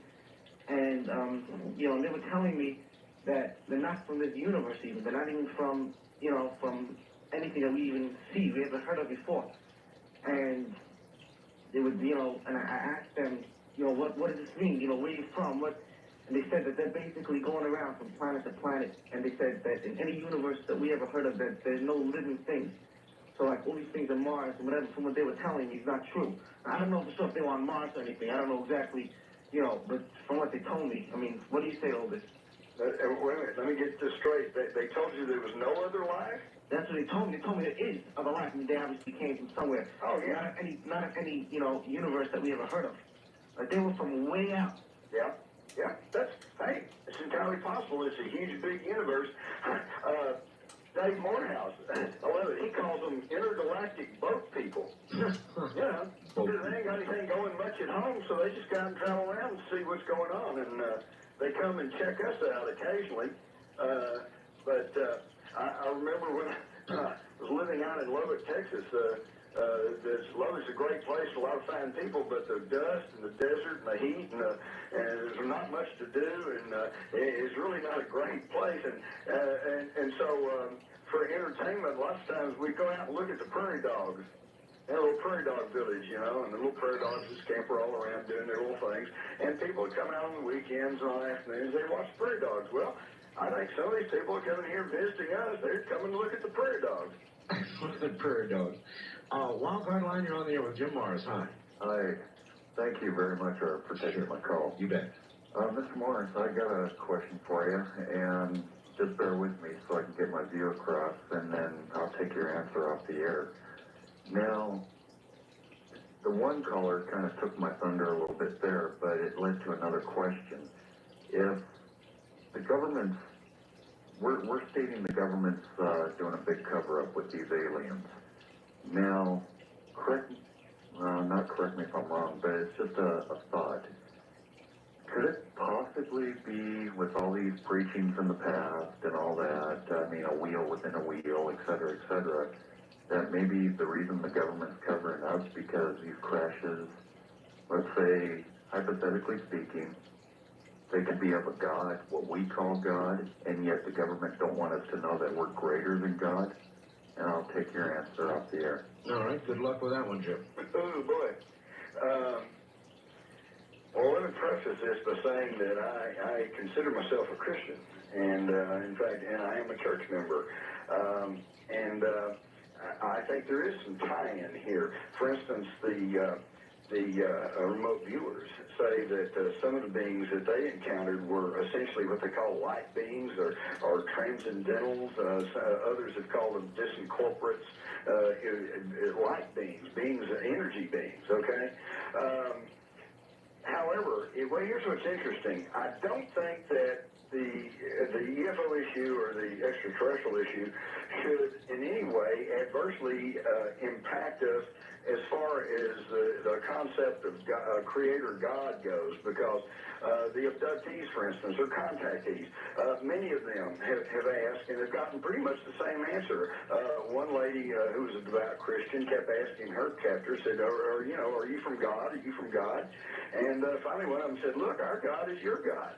And I think that's probably it. The God is the God of the universe. He creates the universe, and he'd be the God over all of us, including extraterrestrials. The only place where the UFO issue is liable to really kind of cause a problem is strictly in this very egocentric idea that we are the apex of civilization and we are the high point of God's creativity. And I think that limits God, really. I don't think, and that particular concept, by the way, is not biblical. There's nothing in the Bible that says, we're it. That concept came about just within the last several hundred years, and so that's probably going to take some adjustment, and there may be some ego deflation going on when we find out that not only are we not the only intelligent race in the universe, but we may not be the brightest or the most knowledgeable. Do you think that we could handle that? That's where we always go with Brookings. In other words, we are not the center of everything. We are not the brightest. We are not, as a matter of fact, even a type 1 civilization. We're just sort of in the outskirts and going nowhere fast. Kind of second-class citizen. That's right. Well, Art, let me just put it this way. Doesn't about 90% of us have to deal with that in our lifetime anyway?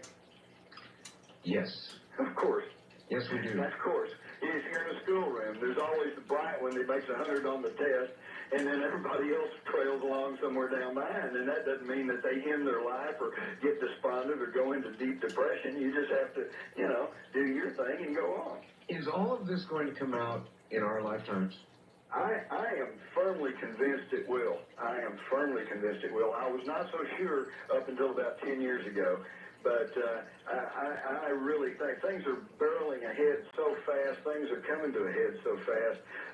Things have got to change. Things are changing, Back in the early 70s, I looked forward and I said, there's going to be some real earth changes taking place.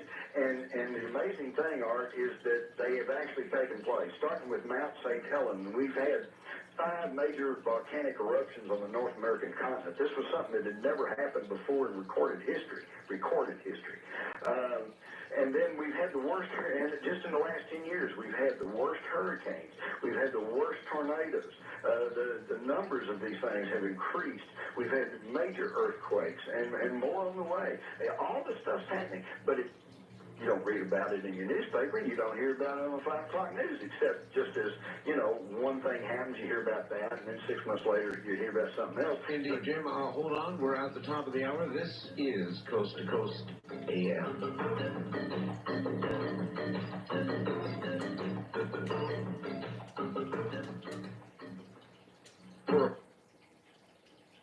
For a while. It's not here in the New Orleans area. It was around the 60s, from 60s forward. There's a lot of, it's a very religious area, I might add. Very, very religious area, very sober area, dry counties, if you will. It's very interesting to me, and it went in my appetite. So I made a little jaunt up there this past year and found a lot of articles. And I found an elderly gentleman that worked with the people that had, as I say, this is a very religious area. He worked with the people. He took a very strong interest in it, and I spoke with him. And he says, I've been following this since the mid-40s. And all right, well, if you can't tell us any more, then contact Jim privately. Yes, I'd like to do that if I could get some sort of a number or something like that. All right, let's see what we can do for you on that score. Jim, if people want to contact you, is there a way to do it?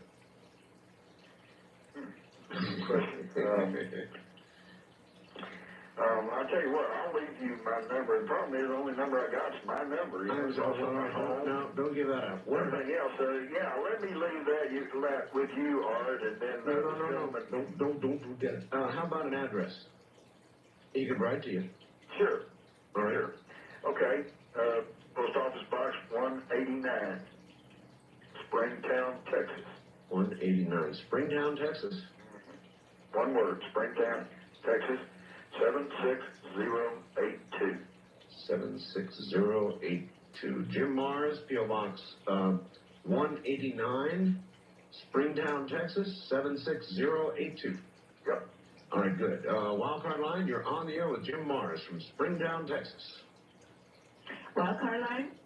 Yes. This is Carolyn in Phoenix. Hi there. And it's time to reveal what all this is about. You're right. And I'm excited, and I'm anxious, and I'm in love. It's bring the light of God back into the White House. and the lights over Phoenix are the resurrection of Phoenix, which is my beloved Bernard J. Addington, and he needs to come out on front stage, and it has been, Jim, about 12 years since this was revealed, and I learned the truth about us. He is the truth, the justice, and the light from light, true God from true God, and our true President, King of Kings, Lord of Lords, and I love him very much.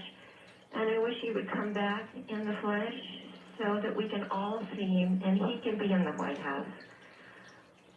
Huh? There's a lot. Excuse me, ma'am, but He is the light over Phoenix. Who is? Bernard J. Addington. Who is that? He is God, King of Kings, the Lord of Lords, the true President and CEO of planet Earth, and he comes in the flesh, and he also comes from the light. Jim, do you know who she's talking about? I think I missed that one. Yeah, I'm afraid I've missed it too. But he was the light. Come, Bernie, and if in Revelations you hear, come, Lord Jesus.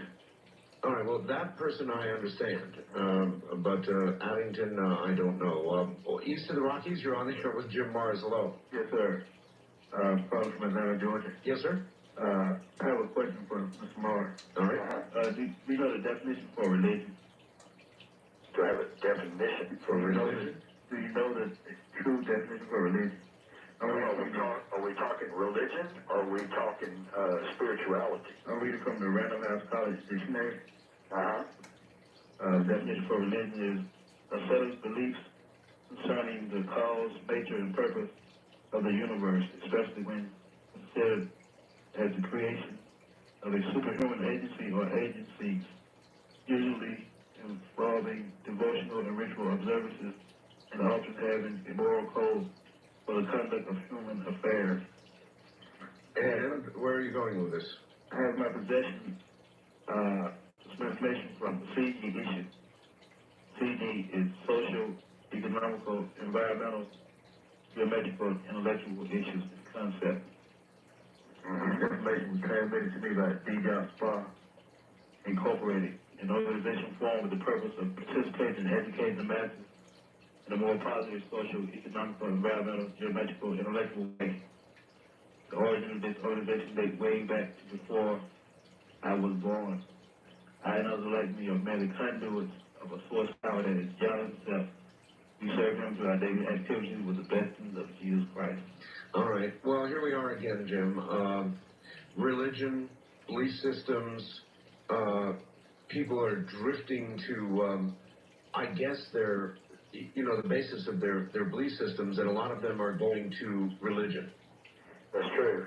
And again, I happen to believe that there is a universal creator, God, and I do believe that there are spiritual matters that we need to be dealing with. But unfortunately, so many people turn to gurus, leaders, whatever, but seeking guidance. They want somebody to tell them what to do and how to live their life, and that's I think that's where they get off the track. I think that God gave us an onboard computer, which we call the brain, and I think we need to all use that and figure things out for ourselves and learn to take care of ourselves.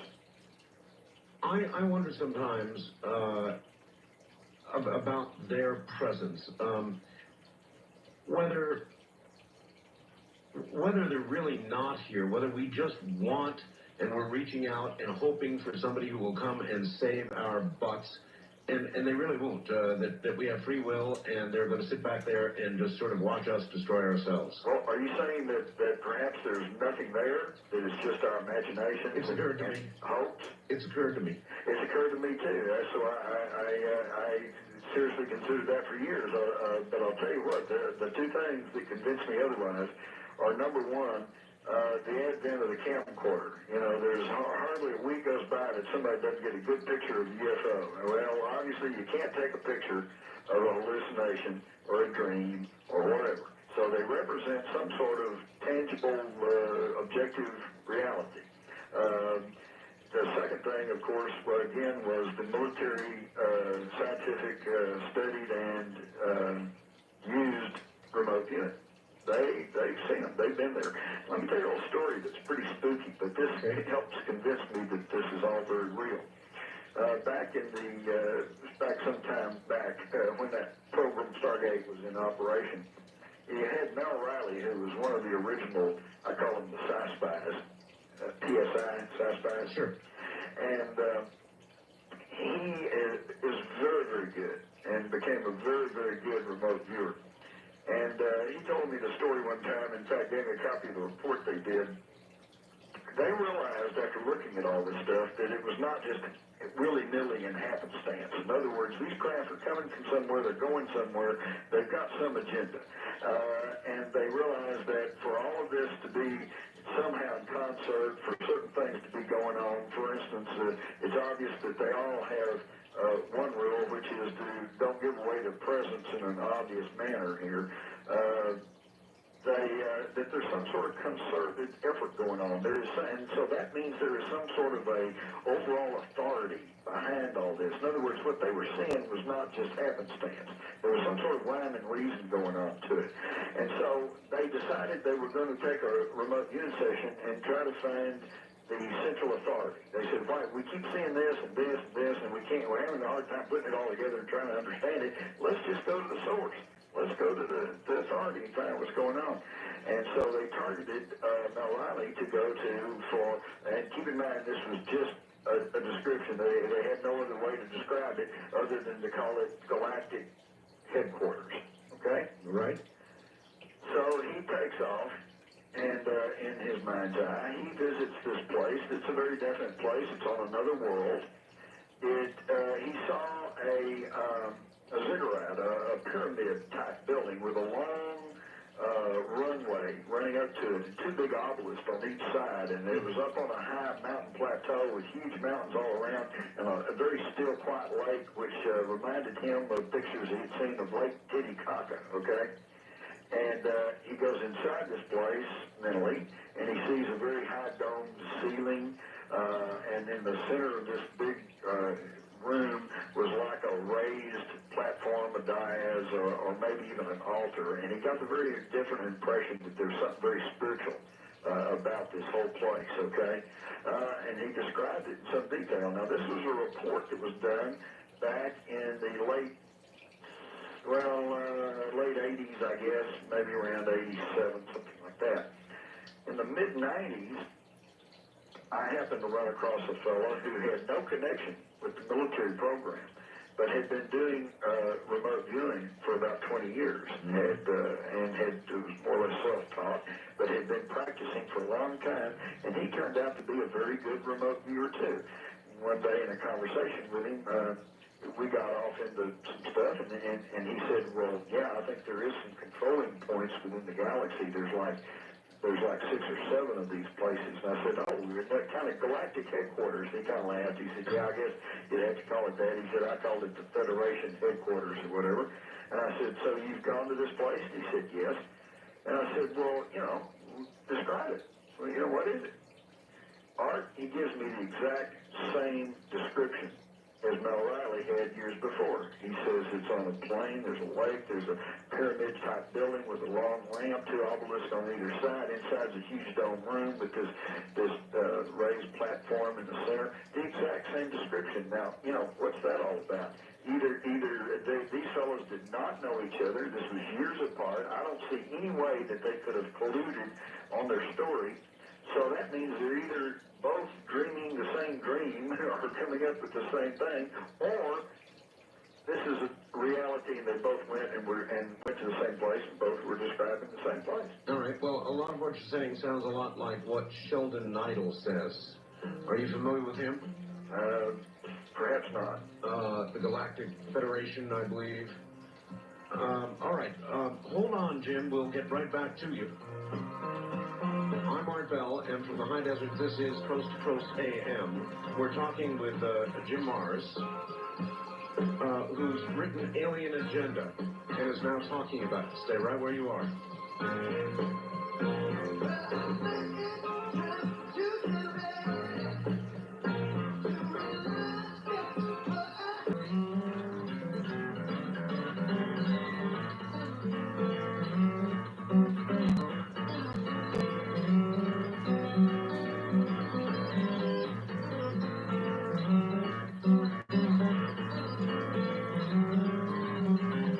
talk with Art Bell in the Kingdom of Nye, from east of the Rockies, dial 1-800-825-5033.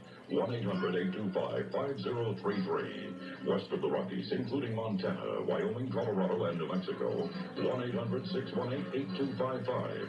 1-800-618-8255. Now again, here's Art Bell. All right. Good morning, everybody. Jim Mars is my guest. The one line we've got available at this hour is the wild card line, area 702-727-1295.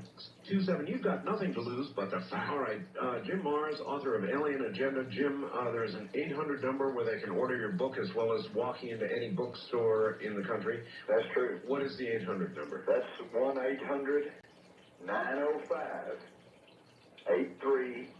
It's everything you wanted to know under one cover. 800-905-8367? That's correct. Okay. 905-8367. Gotcha. First time caller line, you're on the air with Jim Mars. Hi. Hi. My name is Trish. I'm from Saskatchewan, Canada. Hi, Trish. It's really good to hear you back on the air. Thank you. I'm worried about you with that flu. I believe I've been contacted, and I'm just calling to find out, how do you know if contact has been made? Is it only by dreams or other methods, or? Well, how do you feel like you've been contacted? I have this constant feeling that I'm being called home, and it's getting really annoying. But you haven't gotten any specific directions, right? It's just kind of an intuitive feeling. It's mostly a feeling. I don't know, there's times when I feel like I'm picking up things from songs, or just little things in dreams, like, I don't know, I dreamt that I got a website that I've never even heard of before last night, and just, I don't know, just like I'm supposed to meet up with somebody, or a huge feeling of anticipation. Huh. Well, that's interesting. I think a whole lot of us might be feeling anticipation. I think there's interesting things going on. I don't really know about your individual case. I would just have to say that you have to kind of, but what we're finding out is that there's a lot more to life than just our normal day-to-day activities. So stay in touch with that, but don't go overboard. Do you hear what I'm saying? I'm sure she does. She's offline now, but I'm sure she does. Okay. Wildcard line, you're on the air with Jim Mars. Hi. Yeah, hi, Jim. I can't wait to read your book. I've been stuck in this thing about the ETs, and I'm a contactee myself. Uh-huh. And in fact, I was contacted this past April. And I really believe that I'll probably be contacted again this coming April, too. But this past April, I actually saw the triangle-shaped craft with the rounded edges, at the top and the three sides. And the funny thing about it, it had a very small one with sharp edges, like connected to the side of it. What connected to the side of it? A small triangle with sharp edges. Is that part of it, or like it was attached? It was attached to the side of this one that was really gigantic. It had rounded edges on it. Uh-huh. All right, well, we've heard that before. Hasn't there been something about a triangle craft that, lighter than air type triangle craft that carries other craft? Yeah, there's something like that. Of course, the thing that went over Phoenix apparently was kind of a boomerang shaped or in the form of a triangle.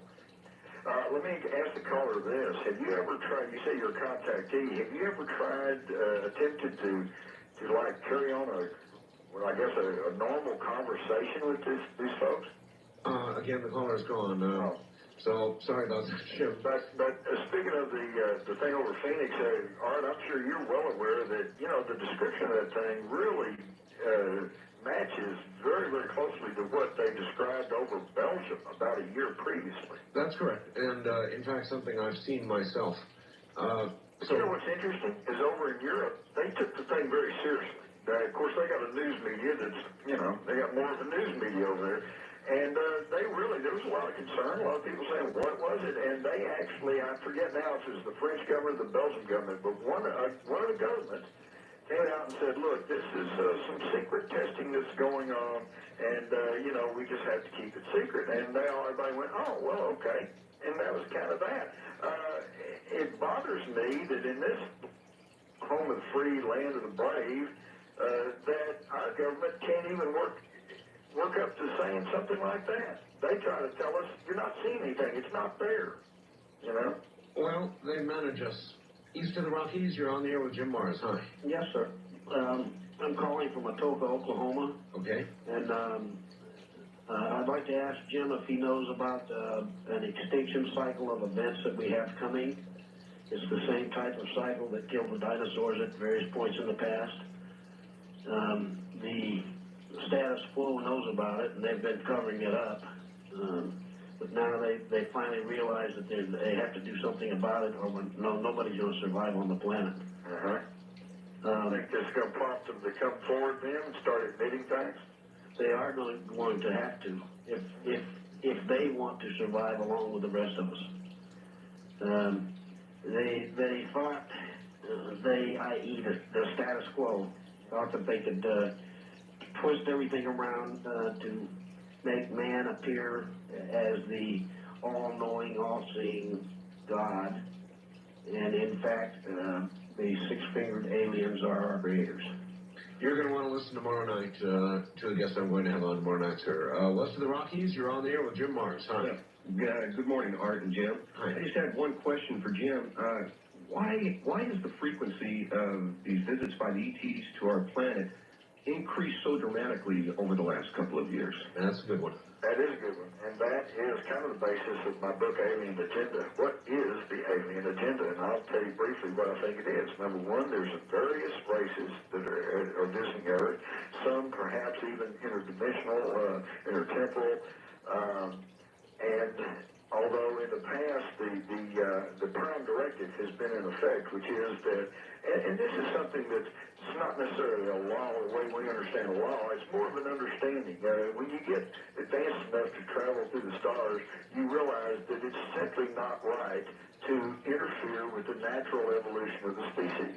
So everybody agrees that they're not going to do anything that's going to really interfere with the natural progress of the race. But in our case, we've upset the apple cart. Starting in 1945, when we set off the first atomic bomb, we now have it within our technological means to absolutely destroy this planet. Well, now, not only are we creating a problem by destroying a whole species ourselves, but as celestial mechanics would tell you that if the Earth is actually physically destroyed or seriously disrupted, this would cause problems all through not only our solar system, but probably through the galaxy. So now they're concerned about us, but they're still caught on this prime directive. They don't want to directly interfere with us. So what do? They do what we did with the Test Day Indians over in the Philippines back in the 70s when they were the Stone Age tribe that we discovered. You let yourself be seen slowly at first, and then you get a little closer, and then you let yourself be seen a little more frequently until the more primitive society begins to understand that they're not alone, but then they understand that you're not an enemy, and then finally you can kind of make contact, and what they're trying to do is, in a very non-threatening way, and kind of a covert way, is to kick us up along the evolutionary ladder so that maybe we won't blow ourselves up, and maybe we can get to the point to where we can take our rightful place as a responsible member of the galactic community.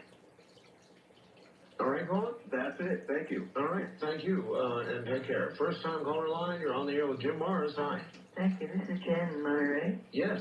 And love you, Art. Jim, what you say is very altruistic and, positive.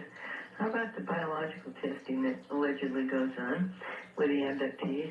As early as '92, we had a problem like that with one of our kids, and we called John Mack's office when he was still at Cambridge, and they put us in touch with a network of 3 therapists on the West Coast who were very avant-garde in that specific kind of therapy. It didn't work, and she's now dying of a tumor, in the site of what she claims was the testing. She claims she was, impregnated, and then the baby was taken, and now, now this is happening. Right. I wonder how many people who have claimed to have lost babies, have had follow-up cancer. I wonder, if you say that they're trying to help us up the evolutionary ladder. Now that's the overall alien agenda. If you've been listening to the whole program earlier, I said that I think that there seems to be some evidence that our military and intelligence chiefs who want to maintain power and who are after their own agendas, if a deal has been cut, it's been cut between them and a faction of an alien race who, in other words, is their hawks dealing with our hawks. If you understand what I'm saying. I do. Okay, so we can be and obviously the abduction experience is not a positive thing for everybody. And I think that we do have to be careful. We have to try to maintain a balance between totally ignoring the situation or totally going to the other extreme and saying, oh, our space brothers are here to save us. I don't think that's the case. I don't think Art thinks that's the case. No, I don't. And I don't think you think that's the case. I don't either, and I think that a contemporary comment is that I believe deeply in my heart that the Clinton thing is merely a diversion because, thousands of scientists wanted to present. I really do. I think we all agree about that. All right, I want to bring something else up, just briefly touch on it. An awful lot of UFO researchers, people deeply involved, have been coming up with these very aggressive cancers lately, Jim. Right. Any comment, or do you want to stay away from that? Well, the problem there is you get off into paranoidsville because, how do you know? I mean, people do get cancer, so it's you talk about your ultimate plausible deniability there. And yet it does seem to kind of go over the edge. And, of course, again, going back to my experience with the Kennedy assassination, you could argue over how many people, died mysteriously and in strange circumstances, but the fact that many did is incontrovertible.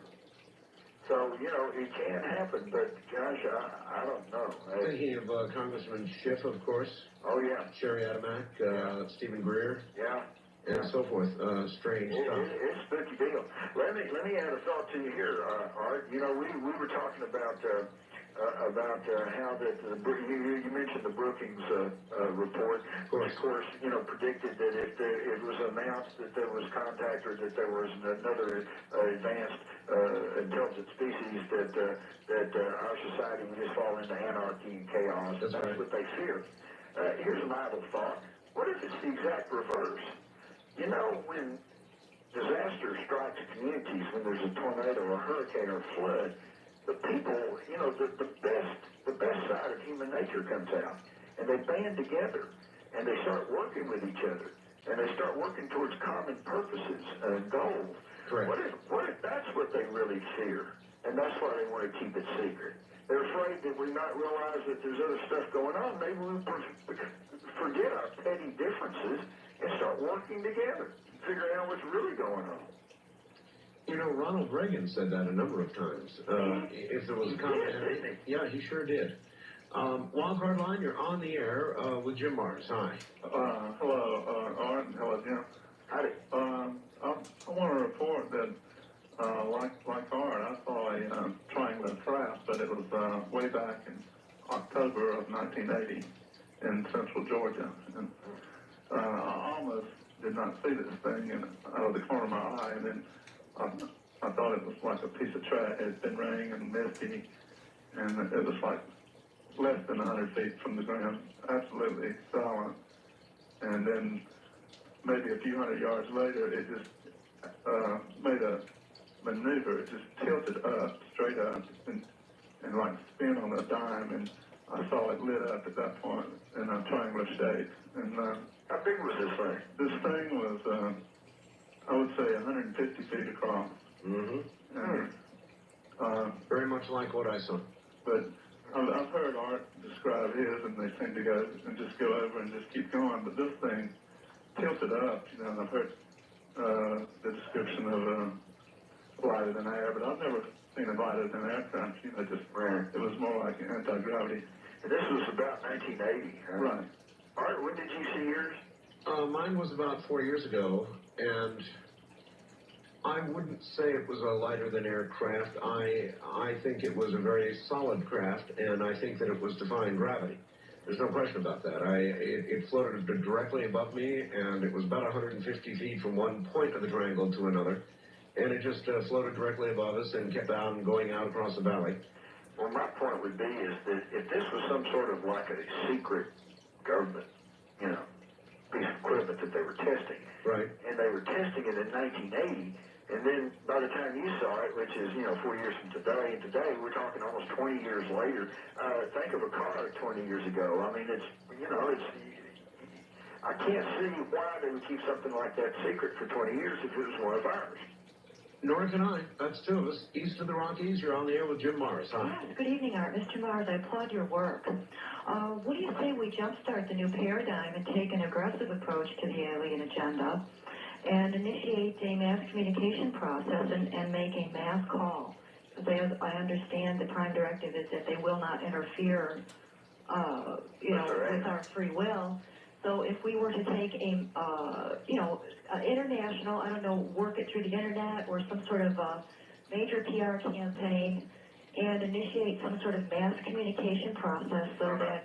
Dialing intergalactic 911. Will you organize it? Let me know when it's going to happen. I've tried it. I've done it. I suggest March 29th of this year. I was a little premature on my prediction before, Art, as I predicted some sightings over Phoenix.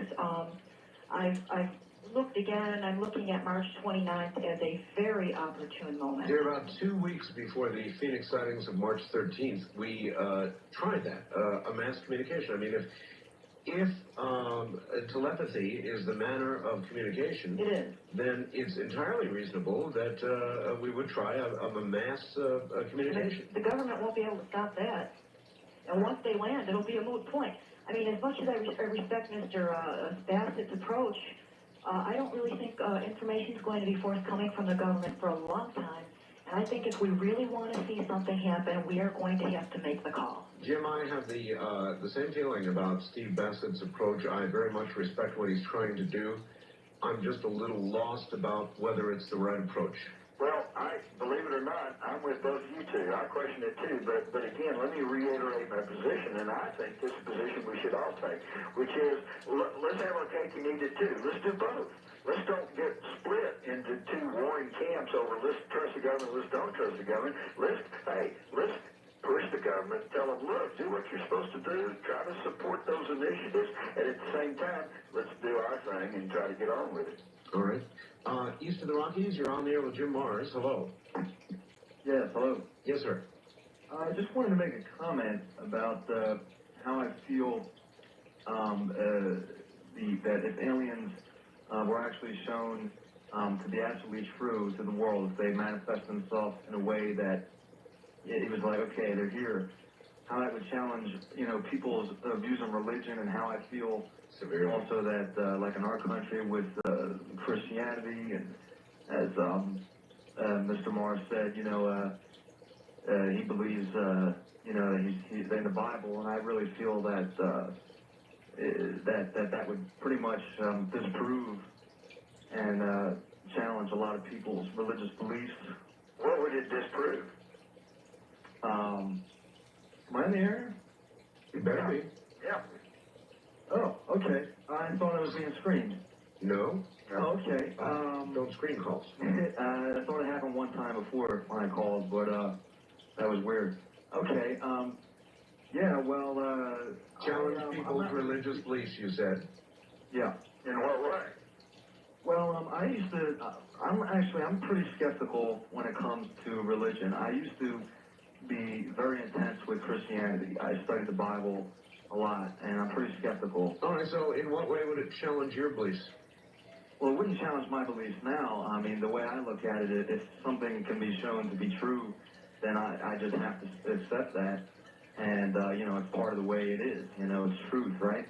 But I think what you'll find is that when people's religious beliefs get seriously challenged, it's going to create a lot of tension because, you know, it comes from a strong psychological need. I mean, that's what religion serves. So, you know, that's like really important too. It should be understood. When bad things happen to people, they say, well, it must be God's will. They can't just say it's God's will. That's it. All right, Jim, we are out of time.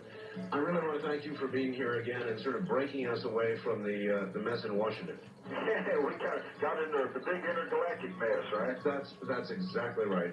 Thank you so much, Jim. This has been great. We'll need to do this again sometime. We shall. Good night, Jim. Good night. All right, that's Jim Mars, author of Alien Agenda. I'm Art Bell. This is Coast to Coast AM. If you've been looking... This hour of Art Bell was recorded for rebroadcast at this time. Please do not call.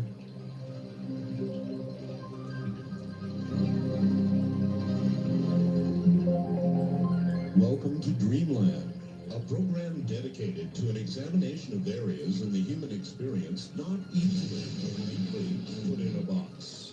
Things seen at the edge of vision, awakening a part of the mind as yet not mapped, and yet things every bit as real as the air we breathe but don't see. This is Dreamland. Sunday evening, and yes, once again, this is indeed Dreamland. Hi, everybody, I'm Art Bell. Great to be here this evening. It's beginning to be summertime in the high desert, probably running about 105 degrees out there, more like what we expect. Nice and cool in here, though. As usual, Linda Howe will be here from Philadelphia, update us on what's going on, and I understand there is quite a bit of activity. She is generally considered to be the world's expert on crop circles and animal mutilations. She'll be followed by George Knapp, who is a mainstream journalist who did a lot of, actually broke the story on Area 51. I'm going to give him credit for that. We're going to do a good general show on UFOs, and I know he's got a lot of information on Russia. We'll talk some bit about that. I want to welcome KOMO, Biggie, up in Seattle, Washington, now carrying Dreamland full-time. 1,000 on the dial in Seattle. I want to welcome WKNW in Sault Ste. Marie, Michigan. Welcome to the show. That's, let me see. Circle about 50 feet in diameter, connected to another smaller circle by a straight line about 12 to 15 feet long. And I'm supposed to be getting those photographed next week from a photographer who went there and I talked to tonight just very briefly before we went on the air. He told me that the formation is still there, very clear, very clean in this smoggy or this marshy, boggy cattail. That was May 26th. On Thursday, June 1, a few days later, in a barley field in the far northeastern corner of Maryland, in a small area, the director of a local community school was puzzled to find 3 rectangles quite neatly carved in a barley field behind the school. Each rectangle was approximately 17 feet long and about 4 to 5 feet wide. In the same barley field, in approximately a 1/3 square mile area, there were several other areas of down barley, not light rectangles, as much as they were simply odd shapes with very complex lays of the plant stems. I've been there, we've collected plant samples. I was looking at things such as 4 layers of barley laid down in 90-degree angles on top of each other in 4 directions, so that you have one layer to the ground going one direction, and then over that was another layer of barley going at a 90-degree angle, and above that was another layer of barley going yet another 90-degree angle, and on top of that, more barley going another, so it almost looked like a plaid, if you can imagine that. And we have seen this kind of complex layering also in the formations in England, and we are trying to find out, of course, what might be able to create these kinds of formations. And as of today, We are watching these fields in Maryland. We have already heard just preliminarily that the nodes are quite swollen in the plants collected from those formations with reoriented growth nodes, very similar to what we have found in England, but again, we are not certain of the cause. Now, one interesting note is May 31st through and that June 3rd, 4th period, there were no storms in this particular part of Maryland. There is no known source for the down barley plants as of this date, and we are going to study the plants now for further physical data, and I'll report more when I know them. Now, exactly the same date that the strange barley, we'll call them down plants because they aren't exactly formations as in England, were found in Maryland. On that same day in Sussex, England, northeast of Alfriston, a 250-foot long formation was found extremely neatly cut into barley in Sussex.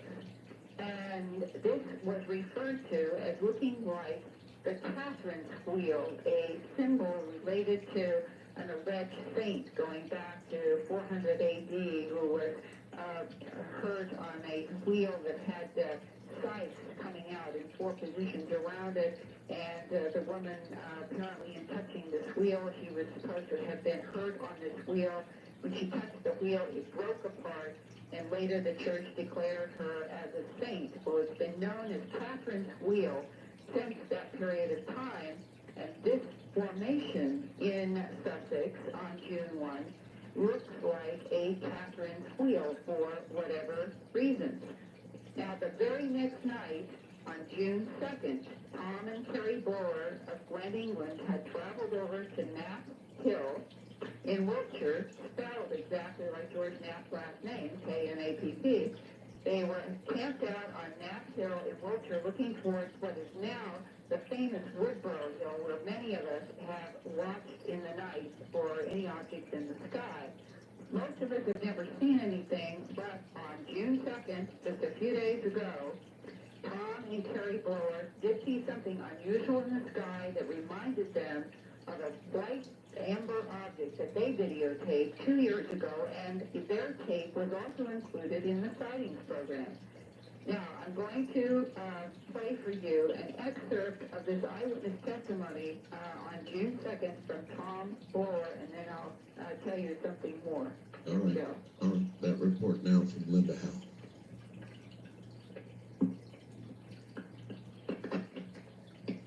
It was a very bright green light. It was big. You know what the traffic light is big? It was that kind of green, very bright. And it sort of dancing around in the sky. And at one point, there was like several like white bits dropping off it, you know? Like it looked like sparks. Like sparks. Yeah. Coming off of the green color of a stoplight. And how big, if you put your hand out at an arm's length distance and you compare it to the size of this green light, how would you compare it, say, to your fingernail or the end of your finger? Oh, it was like the size of, you know, like a golf ball? Like a moving golf ball? Yeah, that sort of size. Okay. It was big. Alright. And how did it move in the sky? It was just dancing around. It happened so quickly, it's difficult to sort of say exactly how, but it was making erratic maneuvers, I think is the best way to describe it. Erratic? Yeah. Did it go both forward and backward and up and down, or did it? Yeah. It was like going all over the place, you know? And it was in what area? It was over Westfield. You know Westfield? Yes. Well, the hill that, the field that's on the opposite side of the road to that, Donald and Pryor, that's Westfield, and then you've got Woodborough Hill behind it. Right. It was over Westfield, actually. And you saw this for about how long? 2 minutes. It's a long time. Oh, 2 minutes. 2 or 3 minutes, what do you reckon? Yeah. I think it's between about 2 or 3 minutes. Okay, and was it moving close to the top of the wheat? Oh no, it was quite high up in the field. It was, you know, it was over the field, but it was quite high up in the air. Alright, and in terms of that field, it is planted with wheat this year? Westfield is planted with wheat? No, Westfield was planted with rice, I believe. Oh, with rice. Okay. Yeah. Yeah. There was actually a circle in there at the time. There was a circle. Yeah, which had been made some weeks before. It was quite a scruffy one, and it was generally considered to be a hoax. Okay. Right, but just if that was Friday, then somewhere over Saturday and Sunday, at some point near Avebury, the Catherine's wheel was formed, and you guys went there on Monday. What was your reaction to the Catherine's wheel when you saw it? Well, I pulled up and I got on top of that old van. I've got a Ford van. I got up on top of it and had a look, so I had a pretty good view of it, and it looked good. It looked really neat. And it was flat? Eh? It was very flat? What, in the lake? Yeah. Yeah, pretty flat, but there was standing crop there as well, you know. Now, I understand that the weather was terrible in England. Yeah, it was very wet. And it was rainy and it was windy. When you looked at what you were seeing in the Catherine's wheel, given rainy, windy weather, what were your reactions to that? Well, it was just, it was as good as anything I'd ever seen, you know. Did that seem like that it would be possible? Wouldn't you think that the wind and the rain would have blown everything apart? Well, I don't know. I couldn't really say on that one. I mean, I would have thought that it would have been difficult to have made it in those conditions because it was raining quite heavily. Right. You know. But that's what I was trying to get at, that it sounds like it's a remarkable formation, especially in the light of such terrible weather. Oh, yeah. Yeah, absolutely. All right. So, Art, Yes. inside of very gusty winds and rain, something that several people who have seen the Catherine's wheel say was remarkably perfect was somehow made in and around approximately the same time that the blowers saw this odd green moving object not close to where the Catherine's wheel was made, but it's as if we have a lot of different phenomena occurring at the same time, all of which are quite unusual. And when they tried to get their camera out on June 2nd, and they had these 2 or 3 minutes in which to act, and they have been doing this on a weekend basis now for 2 years. This is not something new to them. They said they could not believe that their battery, which was new, showed that it was not functioning. They could not get the camera to function, and the entire 3 minutes was lost. They never got anything on tape. And as they described this glowing green light with white sparks coming off of it, it reminded me of that banana yellow cigar-shaped object that I and 3 other people saw at Pensacola, Florida a year ago, and that I described on Dreamland, that also seemed to have 4th of July sparkler kind of sparks emitting from it. I do not know what this kind of light is. I do not know what these objects are. But clearly, these are phenomena that cannot be described as being normal aviation aircraft in the sky. All right. Doug in Phoenix wrote what I told you. He said, I saw sightings on TV last night. They showed some incredible home video of some crop circles being formed by a ball of light. The video was shot during the daytime just outside of Avebury, England. As the video was being filmed, 2 Army helicopters flew into the area. They saw the people who were doing the filming. One of the helicopters went and hovered over the ball of light. The other flew over the photographers and tried to scare them off.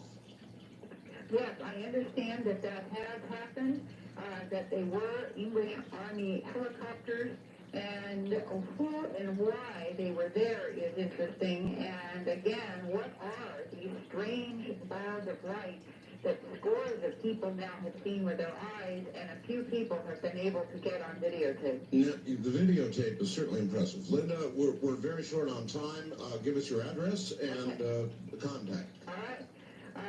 I welcome communication on all kinds of subjects to Linda Howe at Post Office Box 538, and that's Huntingdon Valley, Pennsylvania, spelled Hunting, D is in dog, O-N, Huntingdon Valley, PA.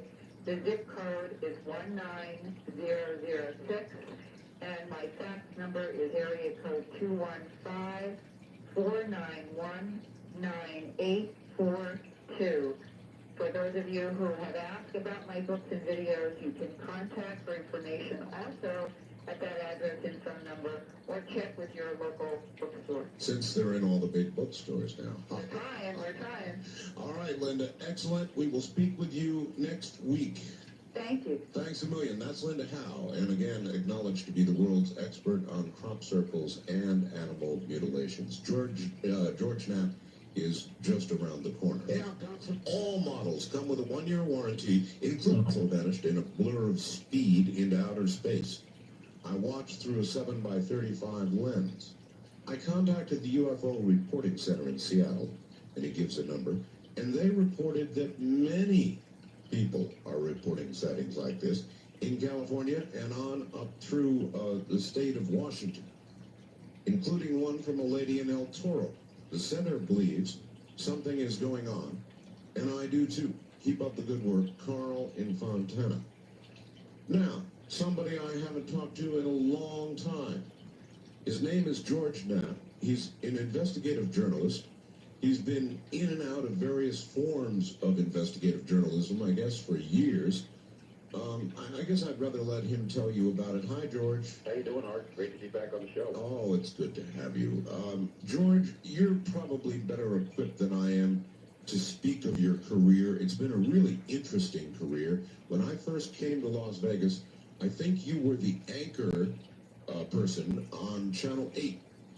That's what I recall. That's true. And so you might want to start a little before that and kind of carry us through who you are and where you've been, because, you know, I've got a lot of new affiliates and they don't know you. Well, I was with KLAF TV here in Las Vegas for 10 years.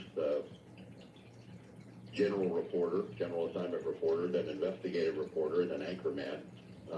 I left for 3 years to pursue the UFO stuff full-time, producing documentaries, and recently returned to KLAS in March, and I'm back as an anchor in one of our evening newscasts. I'm also doing investigative reporting and twice weekly commentary, but I've always kept a hand in the UFO stuff on many fronts.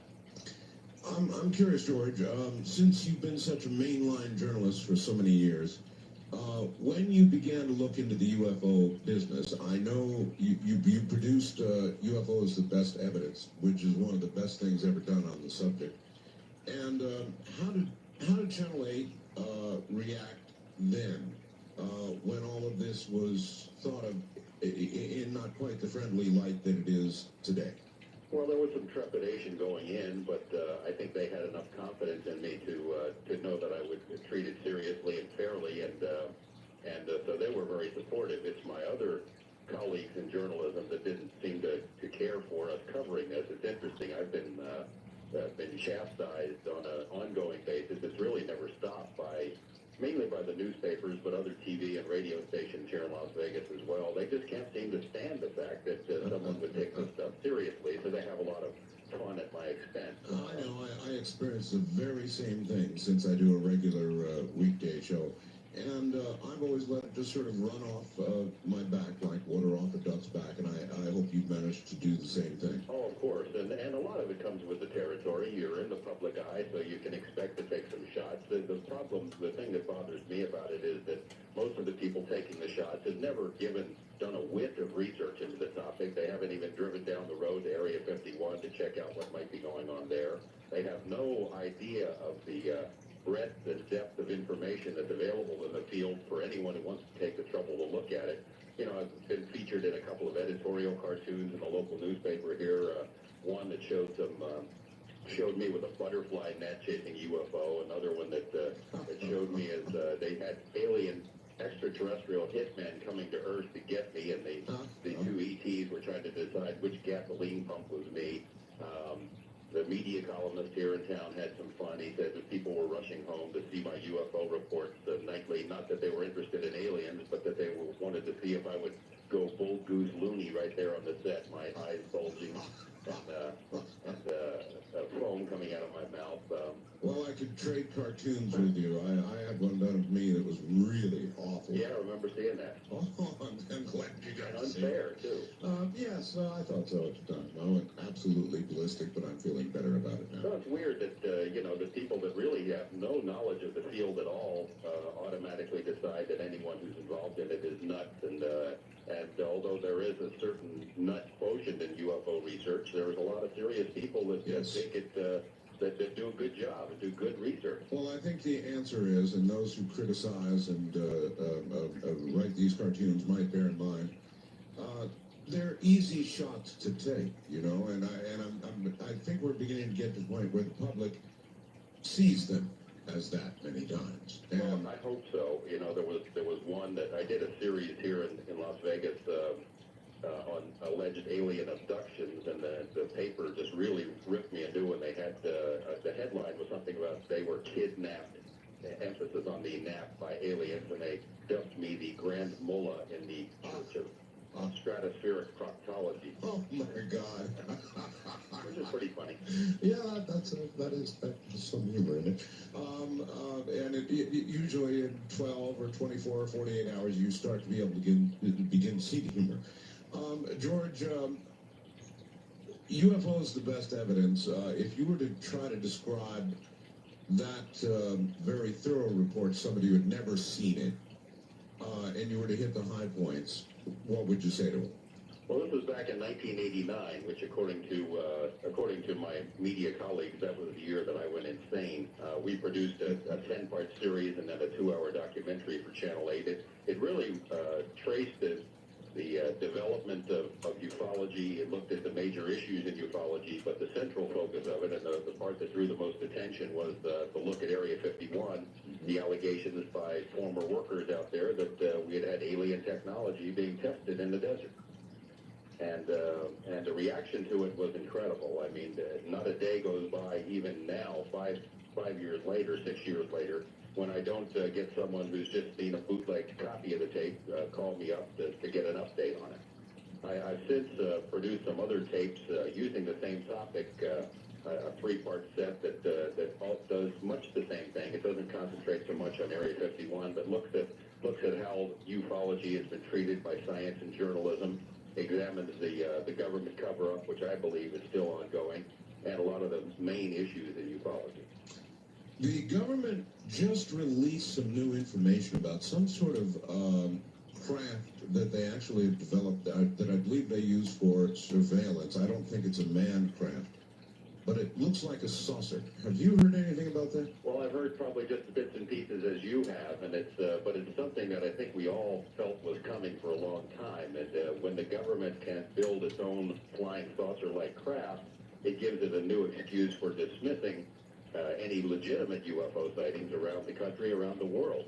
It can say, well, that could be one of ours, and that may be the real reason that they built something to look like that. Now, there's an interesting thought. The actual reason for the construction. I'm going to hopscotch all around here, George. Sure. Russia. I know that you are going to Russia, or were going to go to Russia, or did go to Russia, or what have you brought from Russia? Just a tremendous amount of information. We suspect the reason for the trip to Russia was we suspected that our government has studied UFOs secretly, takes them seriously behind closed doors, that they've infiltrated UFO research groups, that they've spied on UFO researchers, compiled dossiers on them, they've disseminated disinformation in order to muddy the waters about ufology, and they've shown no inclination to open the doors and tell us what they really know. In fact, even though the Cold War is over, they seem to be going in the other direction, that the military mindset concerning national security and not letting the public know what's going on can probably best be demonstrated by what's happening up at Groom Lake. The Cold War is over, and yet here they are seizing additional acreage around so people can't look down on a base that supposedly doesn't exist. Yeah, traditionally people have been able to go up there and get in a certain perch and almost look down on the area. Sure, not anymore, though. Not, so that's really over now. Well, pretty much. There's another location where you can still see the base, but it's so far away it's of really no practical value. And it's interesting that we've signed the Open Skies Treaty, which allows any nation that signs it, any signatory, to fly over and take all the pictures they want. But the military has deemed that American citizens should not be allowed to take a look at the base that they say officially doesn't exist. It makes you wonder who they think the real enemy is. Well, surely the Russians get much better looks at it than we do. I mean, they have satellites that pass directly overhead. As a matter of fact, some of the better photographs have been Russian, haven't they? That's some of the stuff that we had back in 1989 that showed the base, all its splendor, the base that they won't officially acknowledge. Even just a couple of weeks ago in federal court here in Nevada, a judge ruled that the government doesn't have to reveal what the name of the base is. In fact, the military said we don't have a name for it.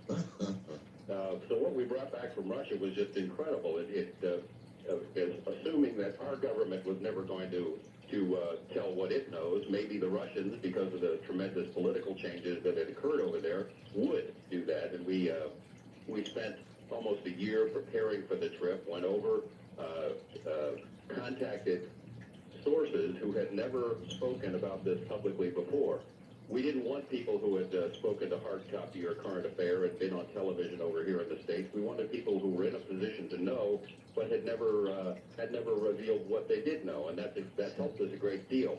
We brought back several hundred pages of previously classified documents from their Ministry of Defense that indicates the Russians have been studying UFOs at their highest levels of government and scientific establishment since the late 1940s, exactly what we suspected the Americans have done. We brought back numerous documents, still classified, that indicate that the Russians know a great deal about the American cover-up. They say that we've had 30 to 40 UFO listening posts set up around the world to monitor this activity. The Russians have documents concerning transmissions they intercepted between ground control and our space missions in which astronauts had encounters with UFOs. Their cosmonauts, by the way, had the same kinds of encounters. It's just a treasure trove of information. I've just, in the last few months, finally got all of it translated and analyzed it, and it confirms most of the suspicions of what we have about what the American government knows.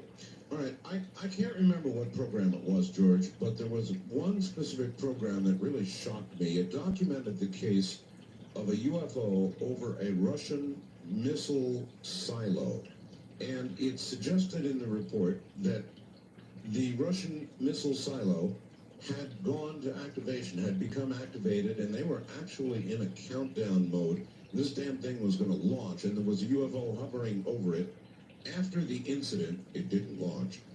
According to the story, they tore the panels apart, they tore all the launch sequencing computers apart and all the rest of it, and could find no reason for what had occurred. Is that a true story? That is a true story. I have the original documents in my hand as we speak. The witness reports from more than 24 military witnesses, most of them officers, who filed reports that were sent to the Ministry of Defense that described the incident.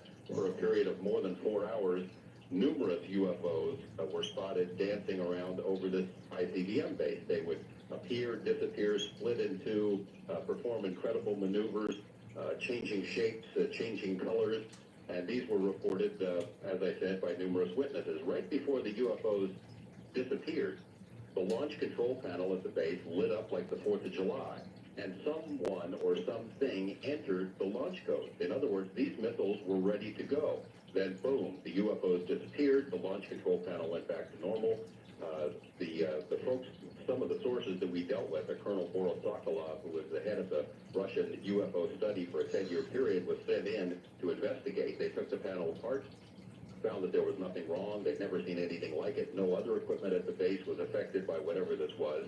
They concluded that the UFOs, whatever they were, wherever they were from, were sending some sort of a message such as, this may be your most powerful weapon system, but it doesn't impress us all that much. Well, that message came through loud and clear, and you know, I don't know a lot about the Russian chain of command, but I've heard that with regard to their nuclear materials, their command structure is much less independent than ours, and it takes a hell of a lot directly from Moscow to get something in a position where it could launch. So that's an incredible story. George, hold on one moment. We'll be right back to you. That really is some story. You're listening to Dreamland. Many of you helped. We gave out phone numbers for Sea Crane. You know, it's a brand new Sea Crane Company catalog out finally. 79 pages of the, what I call the Bible of radio. And we got 6,000 calls. It was all that we could handle, and a lot of people missed it. So if you want a catalog now, tonight is your last chance. It must be post-dated by tomorrow. Post-dated by tomorrow. But here's the deal. Here's the deal. You write them a letter or a postcard, simply request a catalog, and for your trouble, you will get a free catalog, and you will get a free little coupon worth $3.20 toward the purchase of anything at all in the catalog, and they'll include that just for your asking.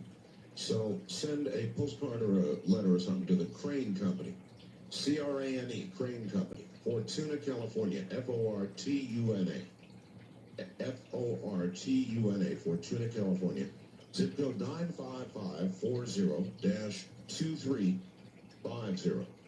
That's the Crane Company, Fortuna, California. Zip code 95540-2350. And they've got the DL telephone right now in stock and almost out of stock.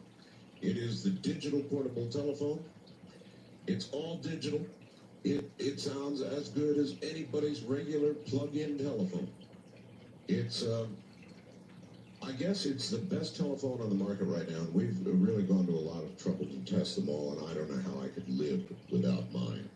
That's the Trope telephone. If you want one, call the Sea Crane Company early in the morning at 7:30 at 1-800-522-8863.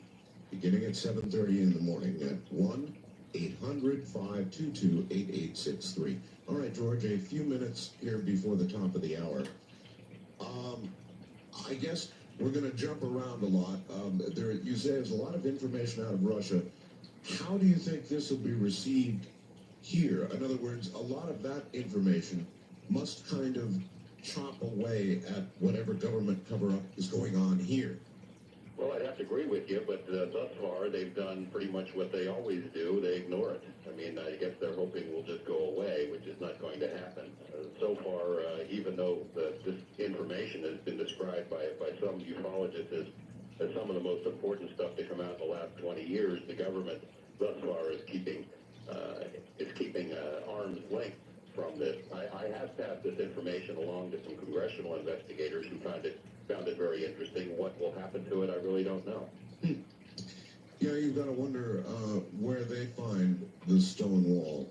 And I also sometimes wonder, and I wonder if you do, since you're a major investigator in this area, George, are we useful idiots for the cover-up in a way? I wonder about that myself. In other words, we report on these things, and the waters, with all the reports of UFOs, get so muddied that it's almost like the government doesn't have to do a job. Sometimes I think we sit out here in our own way and do it for them. I try not to do that, and I'm sure that's the case with you, but there's a lot of information coming out, and the mere volume of information seems to kind of muddy things up. Exactly.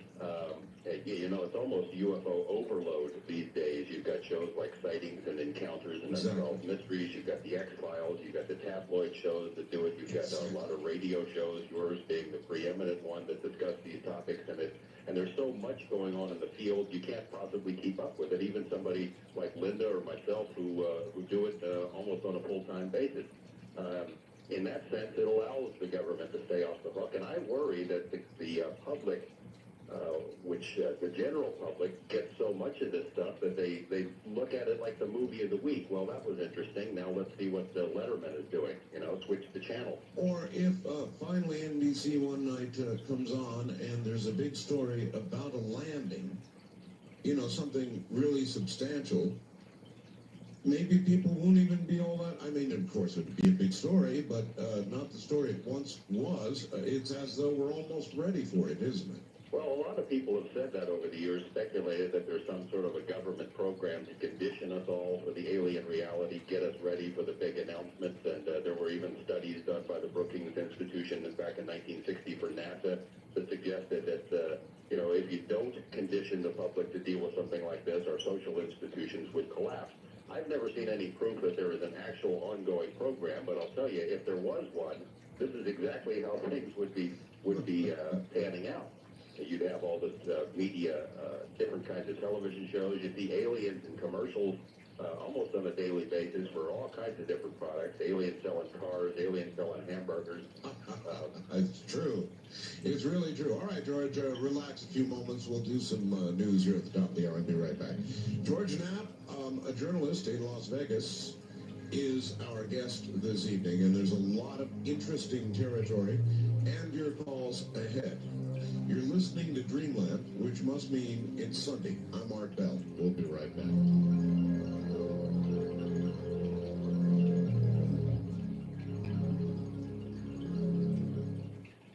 Talk 102.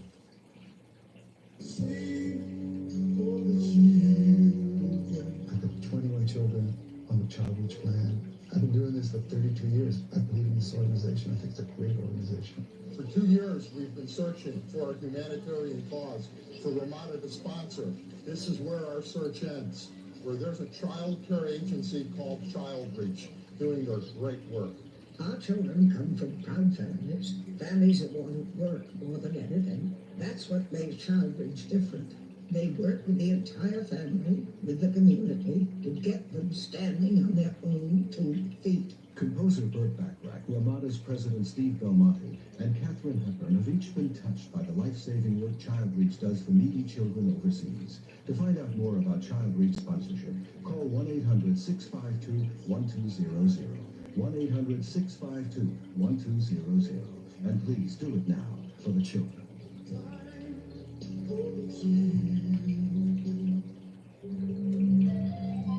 To clean or not to clean?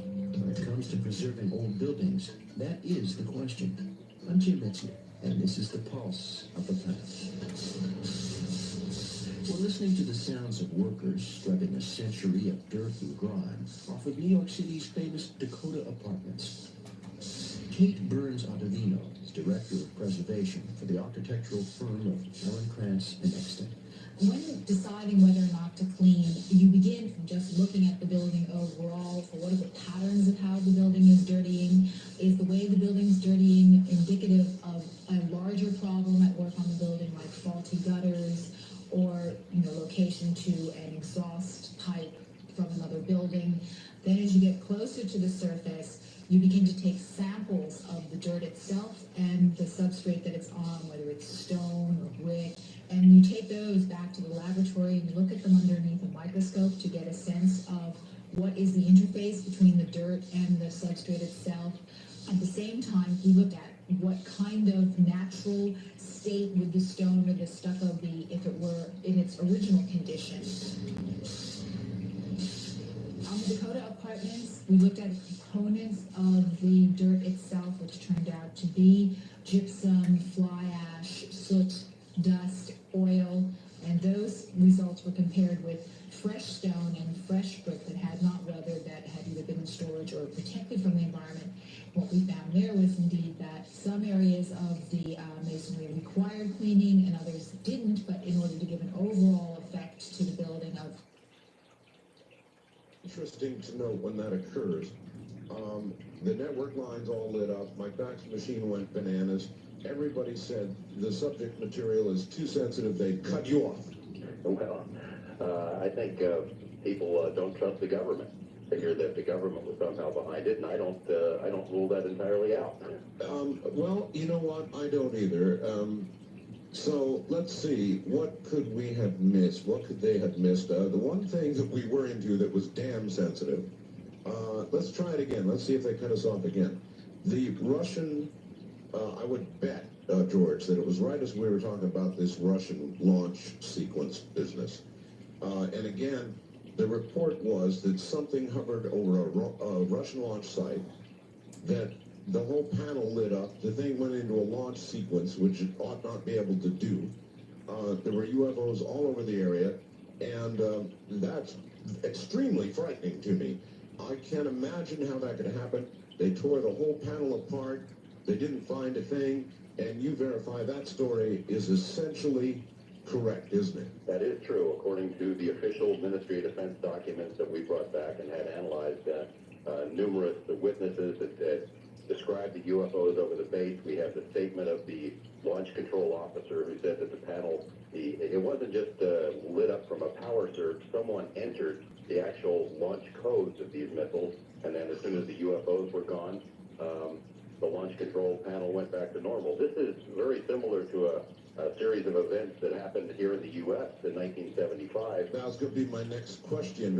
It's happened here as well. If they're going to cut us off, here we go. So it's actually happened right here. Exactly. According to documents that were squeezed out of the Pentagon through the Freedom of Information Act in 1975, UFOs were sighted over 5 bases in a 2-week period along the U.S.-Canadian border. These are nuclear bases. And the same sort of thing happened. The launch control instructions came from somewhere, and the launch codes were changed. Our government is not saying a whole heck of a lot about that, but we know it happened and it was real. All right.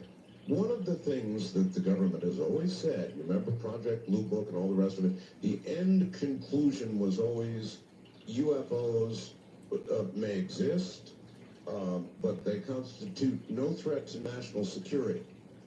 Well, that's just baloney, and we know from the government's own documents that what they're saying in private is different from what they say in public. There are numerous documents that refer to national security threats from UFOs, and we know the experience of other governments around the world that they consider UFOs to be a national security matter. Even in England, I was there last summer to investigate the crop circle phenomenon. We interviewed some people from their Ministry of Defense, and they say that they monitor UFOs because of the potential national security implications. Now, they deny that they monitor crop circle activity, but admit that they do watch UFOs, which may be hovering around in the crop circle area.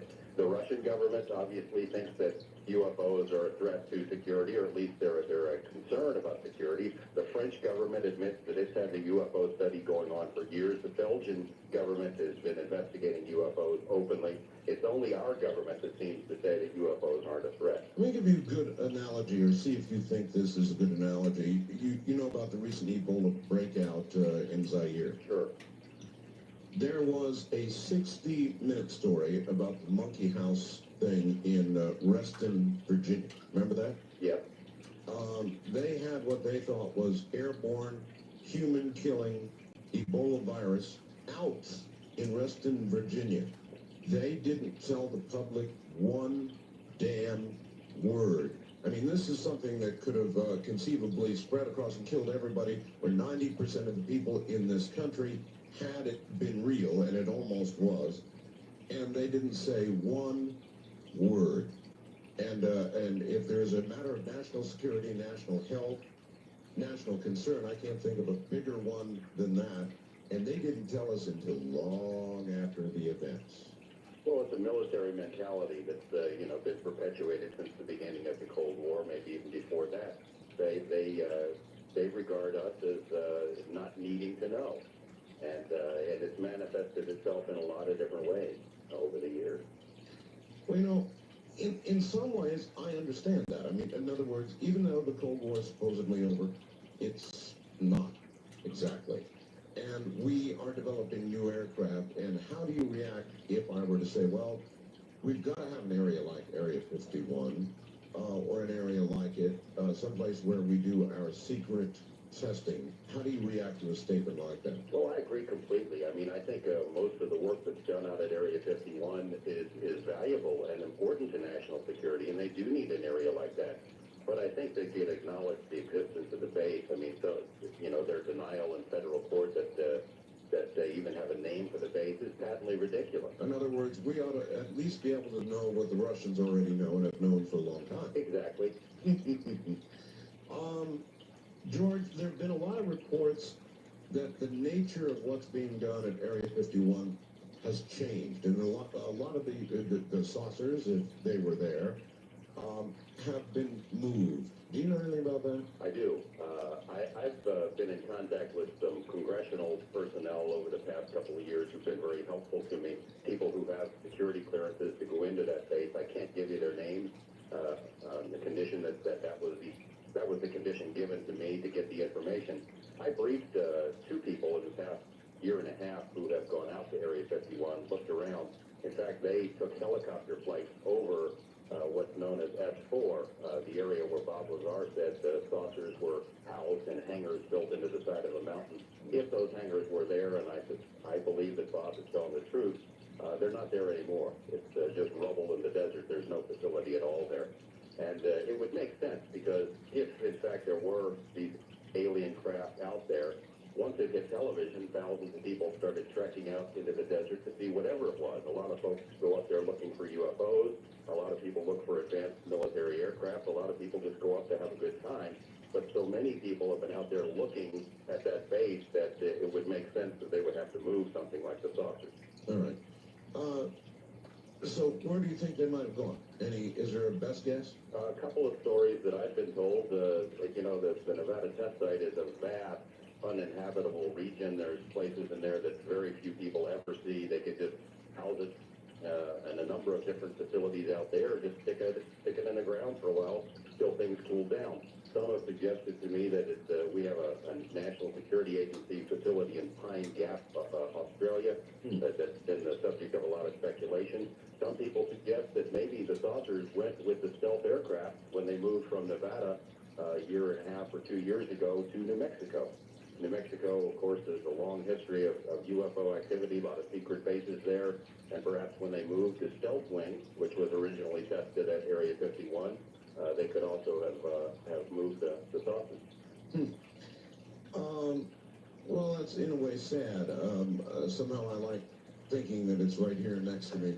Me too. It's an easy drive down the road. Back when Area 2000 was going on, and I was trekking between Las Vegas and Pahrump, I had my own sighting. It's the only one I've ever had in my life. My wife had it with me.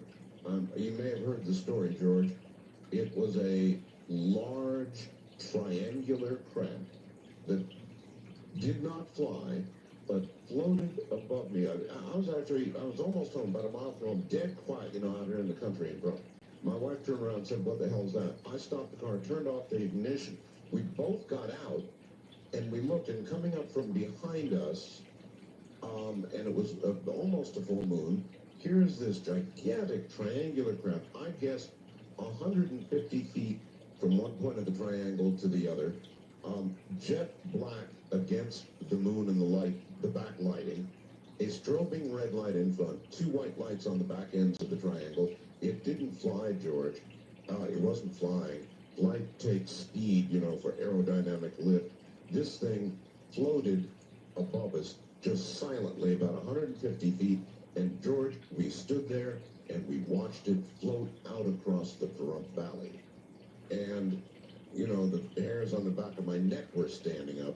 It's the only sighting I've had. Then, the next week, some lady sent me a newspaper clipping from the Pahrump paper saying that a number of people had seen this craft, but that Nellis Air Force Base said, well, there was a secret mission which did overfly the Pahrump Valley. This was in the paper, and that it was a C-130 aircraft.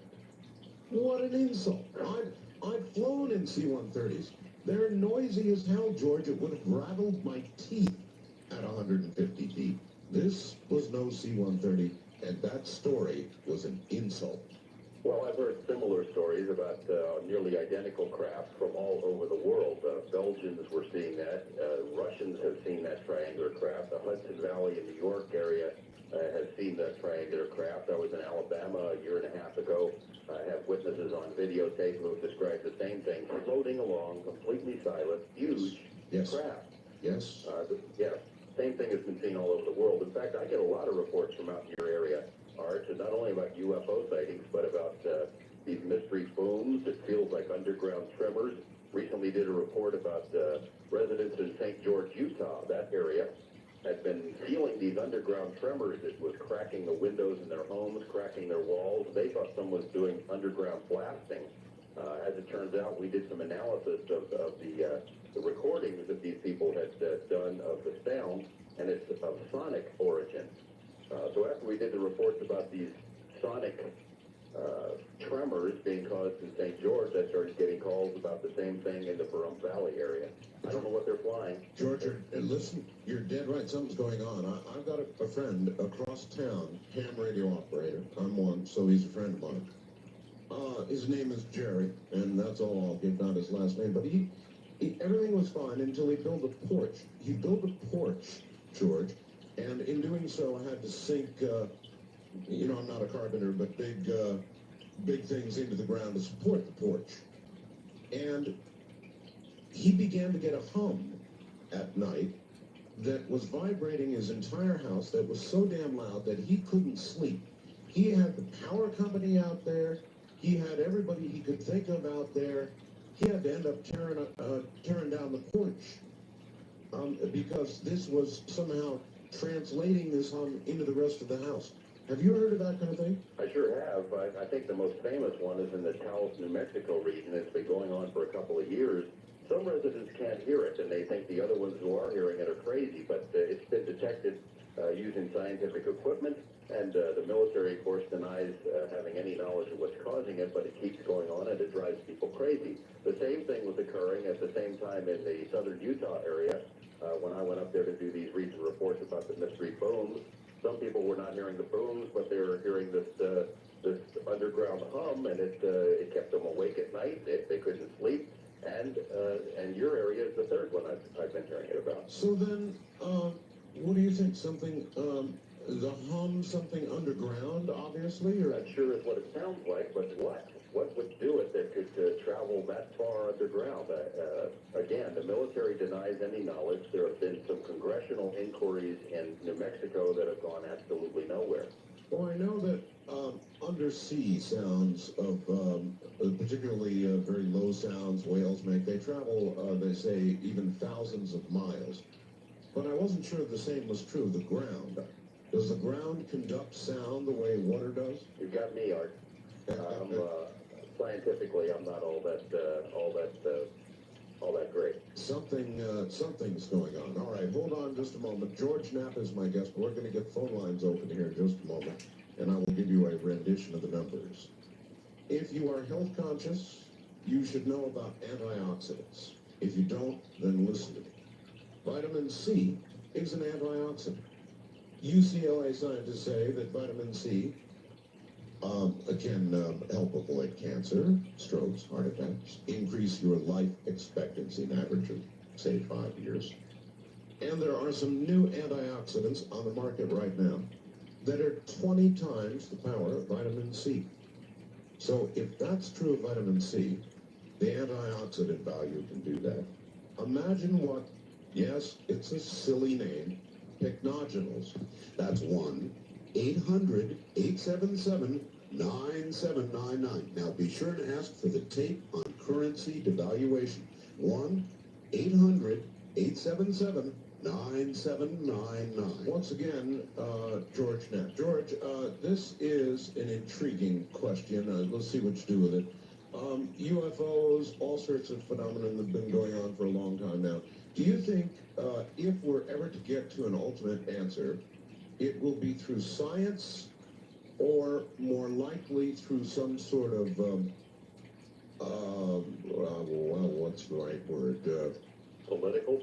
Intuitive, or political, in other words, whether there will be a political revelation, whether science will prove the existence of them, or whether these people who call themselves psychics and sensitives and remote viewers and that group will be the final answer. Well, I withhold judgment on the remote viewing and psychic approach to it. There's some intriguing research going on in that area, but I'm not an expert. I think probably the answer would have to come through science.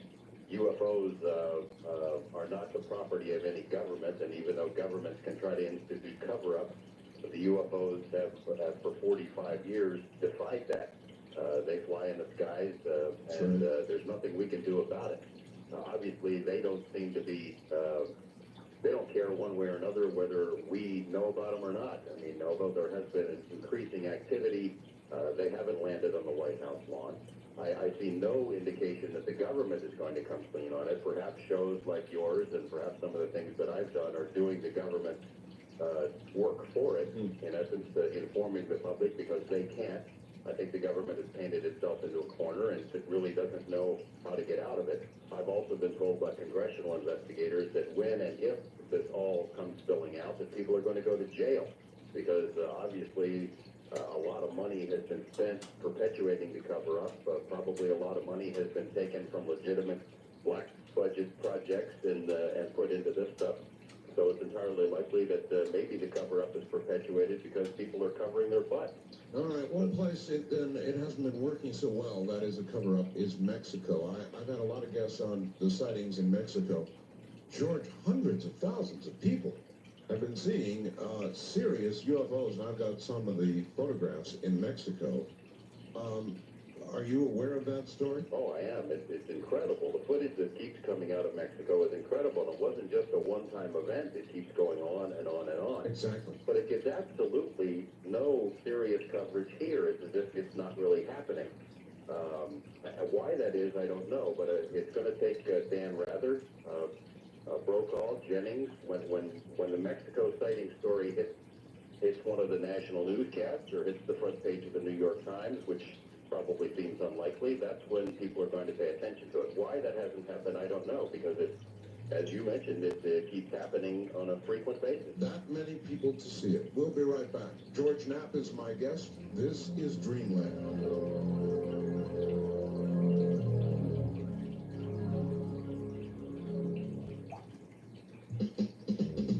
Issues and ideals, conversation and controversy. You have it all on Talk 102. UFOs ticks. He nevertheless continues, as do we. If you have questions and would like to ask George a question, he's been into this investigation now for years. Here are the phone numbers, and we're going to open the lines. If you have never called the program at all, first-time callers can reach us at area code 702-727-1222. 702-727-1222. The wildcard lines, area code 702-727-1295 or 1295. Toll free west of the Rockies, it's 1-800-618-8255. 1-800-618-8255. East of the Rockies, anywhere out east of the Rockies, it's 1-800-825-5033. Again, 1-800-825-5033, east of the Rockies. George, are you there? Yes, I am. Let's go to the phones. What do you say? Okay. All right, here we go. East of the Rockies, you're on the air with George Knapp. Good evening. Hello there. No, you're not. West of the Rockies, you're on the air with George Knapp. Hi. How you doing? Fine. Where are you? Calling from Provo. Provo, Utah. Yes, sir. I was interested when your guest mentioned there was some things going on down in St. George. I have family down there, and I haven't heard of anything. Is this the first time anything has been going on down there in St. George? No, it's been going on for approximately the last 8 months or so. Sometimes the events happen 3, 4, 5 times a day. It's not every day, but it will start. If whoever is doing it doesn't work weekends, it's strictly a Monday through Friday phenomenon. I think it's within about a 40-mile radius around the Dameron Valley is what's been described to me. Okay. One other question. I need to know the number of any local UFO groups around here. Do you have that kind of information? All right, well, let's translate that a little bit. George, if you saw something and you wanted to report it, who would you call? Well, I mean, they have the National UFO Hotline. I think it's based in Seattle. I don't have the number at my fingertips, but that gets the information to some folks who can run with it and do something. It seems like a lot of people who get UFO information call me or folks like Linda Howe. I'd certainly like to hear any kind of reports that people have. Linda is always interested in hearing that information, and the folks with MUFON and that National UFO Hotline are all good leads. Well, you may want to be careful here, but is there a number that, or a way to contact you? Oh, they're welcome to call me at the station or write to me at the station. If everyone wants to get a pencil ready, I'll give you the number there. All right, let's hold off then. Everybody, go get your pencil ready, and we'll do that in a moment. East of the Rockies, you're on with George Knapp. Hi. Hello, Art. Hi, where are you? Yeah, this is Mark Conville, Illinois, on satellite. Yes, sir. Yes, George, what do you think about Richard Hoagland's work, and where do you think it's going to go? And, you know, he came out with that 4-hour tape at that conference in Ohio, and it seemed like it didn't go anywhere. And that was one hell of a tape. It sure was, and it was one hell of an address in Ohio, too. Familiar with Richard Hoagland's work at all, George? I sure am. In fact, I was at a conference in Los Angeles yesterday at which Mr. Hoagland was speaking, and some of the stuff that he's doing right now about the Clementine mission to take photos of the moon is absolutely amazing. Someone has leaked some of those photos to Hoagland, which indicates clear artificial structures on the moon. Where it's going to go, I don't know. I think the work that he's done about Mars is very important. It's very dramatic. And although it has caused a tidal wave in UFO circles, it doesn't seem to have gone too much further out of that. It's a similar story with our Russian material. You know, documented proof from a world power, a world government saying that UFOs are real and they're here and they're not ours and they're not the Russians, and it doesn't seem to make much of an impact outside this little universe of ufology. It is true. Richard did a story. As you know, he thinks there are some very tall, crystalline-like structures on the moon. And he did a story about the disappearance of one of our satellites. And he believes that it collided as it was coming down with one of these structures. And his technical explanation of the way the signal disappeared almost demanded that what he suggested occurred, the way the signal disappeared. Have you heard him describe that? I have not. I'm sorry. It's quite remarkable. In other words, when a spacecraft turns away, or the antenna is somehow oriented in a different direction suddenly, the signal, or if it were to explode, the signal would disappear in certain milliseconds. They'd actually be able to hear it occurring. But the way it apparently collided with this thing, the signal was just instantly gone, as though the antenna suddenly was whipped around, and I'm sure that it was. It was a very, very interesting story. East of the Rockies, you're on the air with George Knapp. Hello. Hello there. No, you're not. First time caller line, you're on the air with George Knapp. Hi. Hello there. Well, we're missing them. West of the Rockies, you're on the air. Good evening. Good evening. Hi, where are you? Fresno, California. Okay. This is Wilma. Yes, go ahead. And in 1970, February 7th, we was going to Nevada to celebrate our anniversary. And on the way out in the desert, nothing was ever, it wasn't built up there. And on the way, they was on the left-hand side, it was 2 o'clock in the morning. I told my husband, what in the devil's the water tower doing out here? There's nothing around. It was shaped like a bullet, 4 legs. 4 legs. And we come back 2 days later, it wasn't there. And then about 5 years ago, here, my son called me out, Mom, come look. And going over was what I seen, what you seen, Art. Oh. A big triangular. No sound, no nothing. I'm sorry, where? No flow. Yeah, where are you located again? Fresno, California. Fresno, and this was actually over Fresno? It was over our house. Over your house. And I didn't, I told my son, I says, I'm not gonna call the police, what for? And he seen a light. He said it was on top of I live near Christmas Tree Lane. And he said he'd seen a light on top of the cedar trees. Mm-hmm. And then the light took off. All right, well, it's a good question. George, how many people who see things like this do you think report them percentage-wise? I wonder how many actually get reported to any agency. I have statistics on that. You know, it's an odd dichotomy.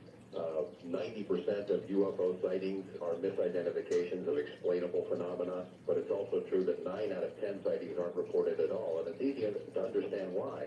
If you call the police in almost any town, and I'm a big fan of police, but if you call the police, they'll keep you on the line long enough to find out if you're crazy. they don't take the report seriously. The same is true of the military. If you call a base like Nellis, they say, we're not interested. They'll even give out a UFO hotline number to send people down the road. It's interesting that Nellis here in Nevada has never had a UFO sighting, according to a spokesperson that I interviewed. Oh, really? Which would make it probably the only military base in the country that has it. Isn't that interesting? East of the Rockies, you're on the air with George Knapp. Hi. Yeah, hi, this is Ed, Albuquerque. Where are you, Ed? Beg pardon? Where are you? Albuquerque. Albuquerque, all right. Yeah, I wanted to ask him about Area 51. All right. You made a comment about the stealth fighter. Is Area 51 out by Tonopah, or is that in some other area? Because the stealths were tested at Tonopah. Well, the stealths were transferred to Tonopah when they became operational. Tonopah is on the other side of the Nevada test site range. That's correct.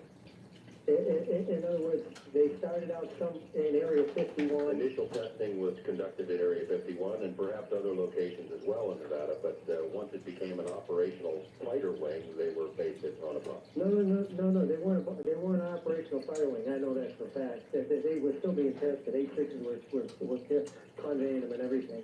Well, I have to disagree with you.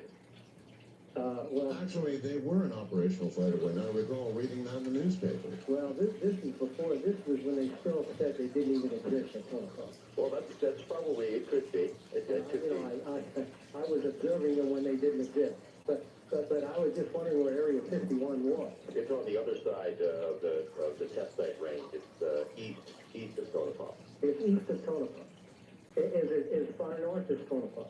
I believe so. It's almost a direct line across. Okay, thank you. All right. Thank you very much for the call. Wildcard line, you're on the air with George Knapp. Hi. Hello. Hello. Turn your radio off. I sure did. This is Wendy from Vancouver, Washington. Yes, Wendy. And I had a question for your guest. I was wondering if he could tell me when he thinks the government is going to acknowledge the existence of UFOs. I don't think that they'll ever do it. I think the only way that they would do it is if they were forced by some event, an event from whatever the intelligence is that's behind the UFO phenomenon, or indisputable proof that's garnered by people in the private sector. Because as we mentioned, I think they've done a lot of sneaky stuff that would get them in a lot of trouble.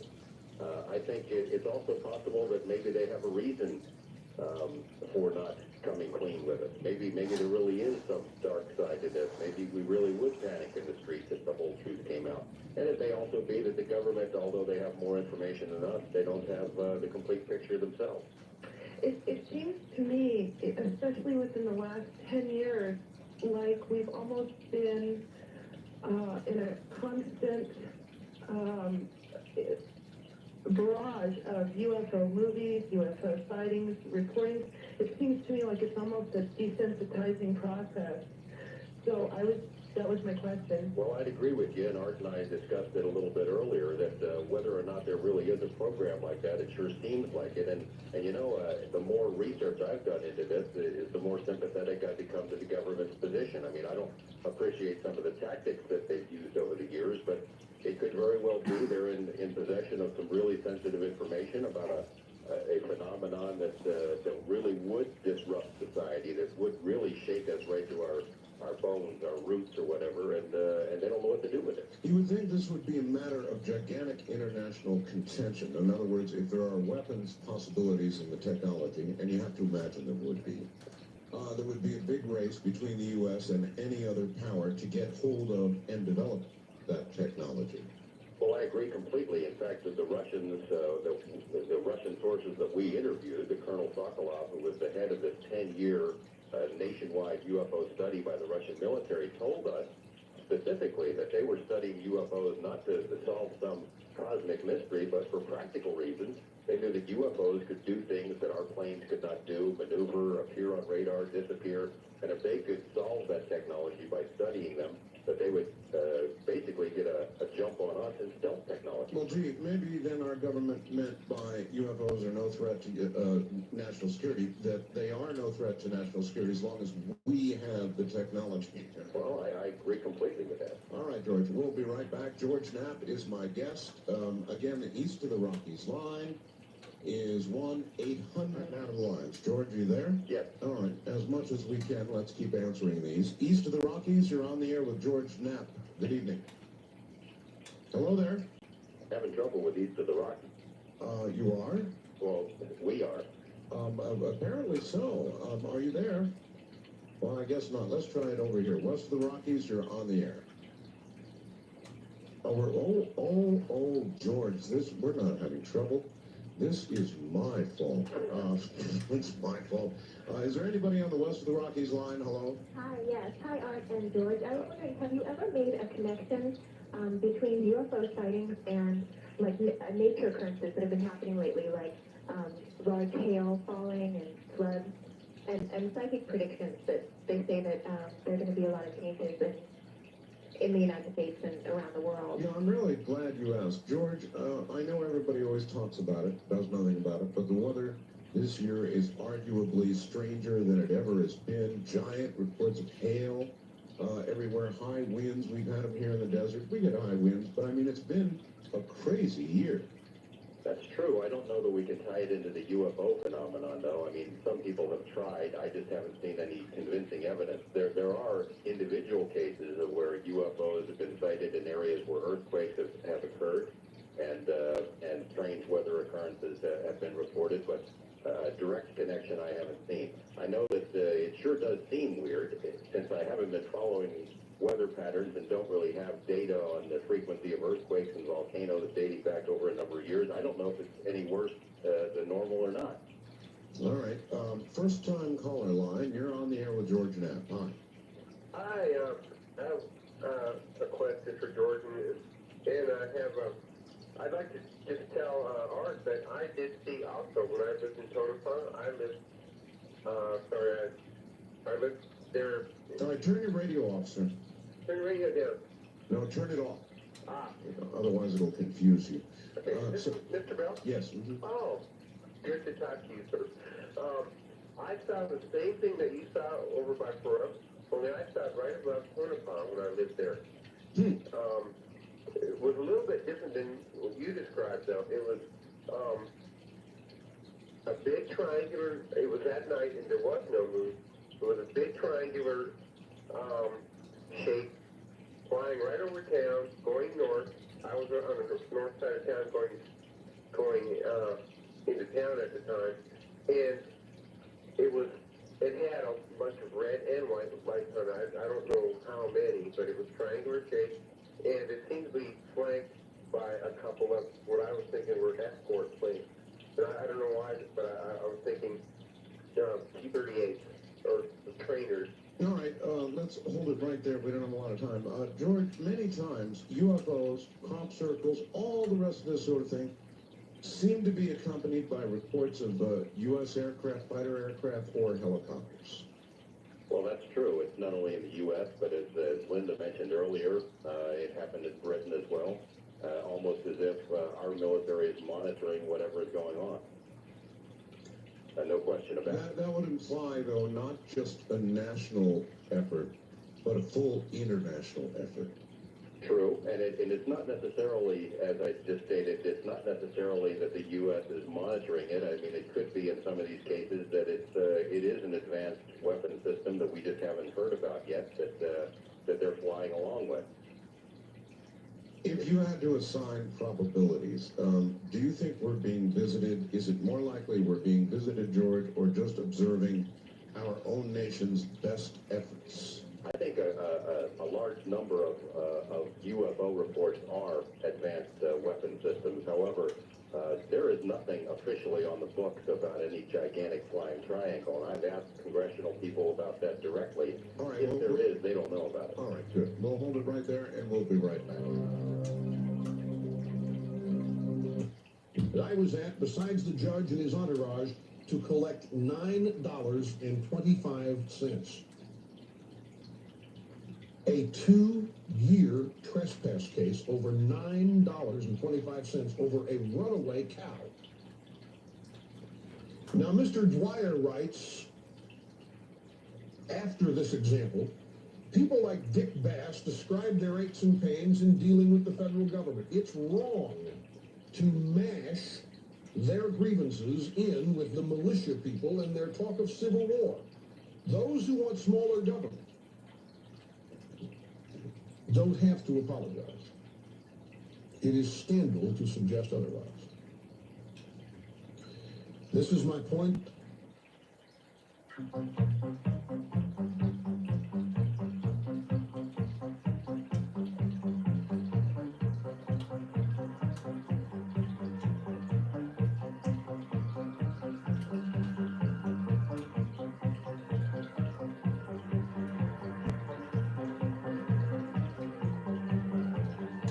Welcome to Art Bell, Somewhere in Time. Tonight featuring Coast to Coast AM from September 26, 1996.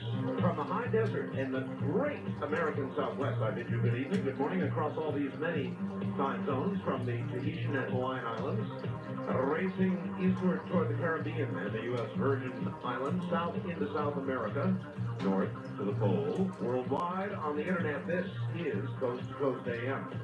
I'm Art Bell. And in a moment, Dr. Jesse Marcel Jr. from Montana. And he is a doctor, and he is in practice now. And he's got to get up early in the morning, so we've got him for about an hour, and we are going to make the best use of the time we can. So that coming up in a moment.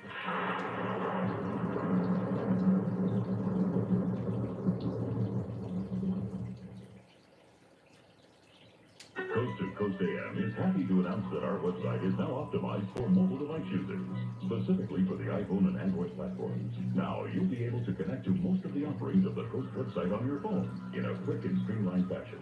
And if you're a Coast insider, you'll have our great subscriber features right on your phone, including the ability to listen to live programs and stream previous shows.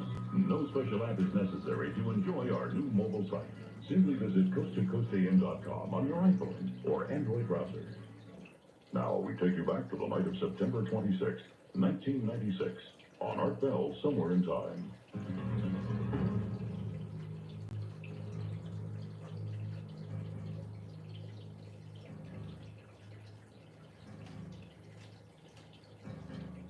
Dr. Jesse Marcel Jr. is in Montana, where it's already midnight. It's going to be a long day for him tomorrow, and has been a long day for him today. So we're going to get right down to business. Doctor, welcome to the program. Good morning. Good morning. Doctor, I've heard myth about you and Roswell. I've seen movies and I've read books, but I've never talked to you about it. I've never heard it from you. And so I guess I would like to find, how old were you when all this occurred? Well, I was almost 12 years old. This was in July of 1947. I was 11 then. I was 12 in August. So pretty close to being 12. So about 12 years old. Yeah. I take it that, well, I shouldn't take it. What was the first indication that you had, that something had occurred? When my dad woke me up early in the morning to show us some debris that he brought in from the field out of Roswell. He'd left earlier that day, or maybe the day before, I don't really recall now, but when he came in, he came by into the house, he woke my mother and myself up to look at some metal fragments and debris that he and another fellow found out there northwest of Roswell. Can you remember what he actually said he had found? Well, I don't want to put words in his mouth, but I think he said that this was part of a flying saucer, or something to that effect. At that time, I really wasn't quite sure what a flying saucer was, but I certainly later found out what the connotation was. Well, at 12 years old, I guess the phrase flying saucer would at least get your attention. Oh, yeah. So you went, obviously, bounded out of bed, I'm sure. Were you in bed at that point? Oh, yes. It must have been 1 or 2 o'clock in the morning. Certainly very late. I didn't sleep for several hours. Oh. So, no doubt, you bounded out of bed and went to take a look at what was downstairs. What had he done? Well, what he did, he came in and he wanted me to help him unload some boxes of this material from the car. We had a 1942 Buick convertible. So there were boxes of it? Yes, And so I went outside, helped him unload a couple boxes of debris, and what we did, we just dumped it on the kitchen floor. and he said, I want you to look at this, something very unusual. Look for some electronic components, like vacuum tubes or resistors, condensers, wires. There wasn't anything like that. And I guess the next step is, well, I wanted to see if we put some of this together. There's a lot of metal debris, and see if we could put it together like a jigsaw puzzle and make some sort of a outline out of it. Right. But of course, you only had pieces of a far greater puzzle like this. Yeah. There was far too much of it to do anything like that with, and certainly there wasn't anything that could be construed as electronic. No electrical wires or the other components. No. How would you describe it as just sort of? We've heard many things. Beams with what appear to be hieroglyphics on them, or portions of beams, or can you recall the nature of what was there? Well, as I remember, there was about 3 types of this debris. There was a lot of metal foil, sort of like aluminum foil that you would see in the kitchen today. It was kind of dull, not really very reflective. It was very light, and there was some black plastic and debris I thought was something like bakelite. And then there were the I-beams, or the beams, as I recall, that had this writing or the symbols written across the inner surface of it. And that was the most intriguing part of this whole thing. These were very small beams, maybe a quarter of an inch in diameter, or at least cross-sectional area. And when you held up the light, there was some purple-type writing or symbols on the inside surface. And I guess the longest beam that I could see was about 12 to 18 inches long. On the ends, could you tell whether they had been broken off, burned off? Was the debris obviously fire damage or crash damaged? I really don't recall whether the ends were cleanly cut or whether they were fractured. It just didn't make an impression on me. The biggest impression was the writing on it. Okay. You mentioned some dark material. Yeah, there was like a piece of broken plastic, like a bakelite or bakelite, things of this nature. Did you happen to look at the side of that and notice whether it was finely layered material or it was solid? The plastic? Yes, sir. If you wanted, compare it to anything, it looked like a broken phonograph record. Pieces of, the old broken records. Mm-hmm. It didn't seem to be layered or anything like that. Okay. Your dad then must have sort of told you the story about what he found. Did he only tell you about debris, or was there ever mention of more, what would be considered to be a craft or anything more? No, the only thing he mentioned was the debris. Said he had picked a portion of this material up with another gentleman out there, and actually it was a friend of our family. I think his name was Cabot at that time. Mm-hmm. And they were heading into the air base with the material, and since our house was on the way to the air base, he swung by the house to show it to my mother and myself, as he considered it to be so unusual. Did he wanted us to look at it. Right. Did he indicate there was a lot more debris out there and he had only part of it, or was that it? Yeah, no, my feeling was that this was only a small part of what was out there. Okay. Did you, when your father then, how long, once he left, did he gather up all the material? Did he leave some with you? I seem to recall in the movie that some had been left with you. Well, that was just part of the movie. No, he gathered it all up, and we put it back in the boxes and back of the 42 Buick, and then he left for the air base, and I went back to bed, and that was the end of that. And that was the end of that? Yeah, until a day or two later when he came back home. So he was gone that long? Yes. And my understanding now is that he helped, consign or he flew the stuff to all the Fort Worth Air Base and what was the Cardinal Air Force Base. And he left it there and came back the next day. And I do remember him coming in and saying, talk to my mother and myself about this, and as something that we are not to discuss again. It's something that didn't happen. Just treat it as a non-event. And that's exactly what we did. Can you remember his demeanor at that time? In other words, when he talked to you and said, look, it was a non-event, this never happened, it's got to be a secret or whatever, what was his demeanor like, or do you even recall that? I don't recall that, but I would think it would be pretty serious. You know, he wanted to make a point that we're not to discuss this issue again. And by then it was hitting the headlines all over the place. I mean, it was the Roswell radio station, the one I'm on right now, as a matter of fact, and the newspaper and then papers all over the country. At that point, were making a great big deal out of it. Did that impact you? Well, we just heard about that later, that there was big publicity splash about that. As a matter of fact, sometime after this happened, I guess my dad had a friend in China. I'm not sure where, not Singapore, but Peking, who sent him a clipping out of the newspaper there. So it actually So it made it all the way over there, yeah. 1947.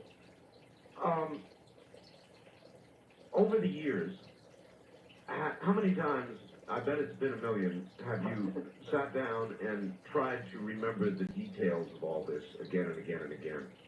Yeah, I've tried many times, and you know, you can just get so much water out of it.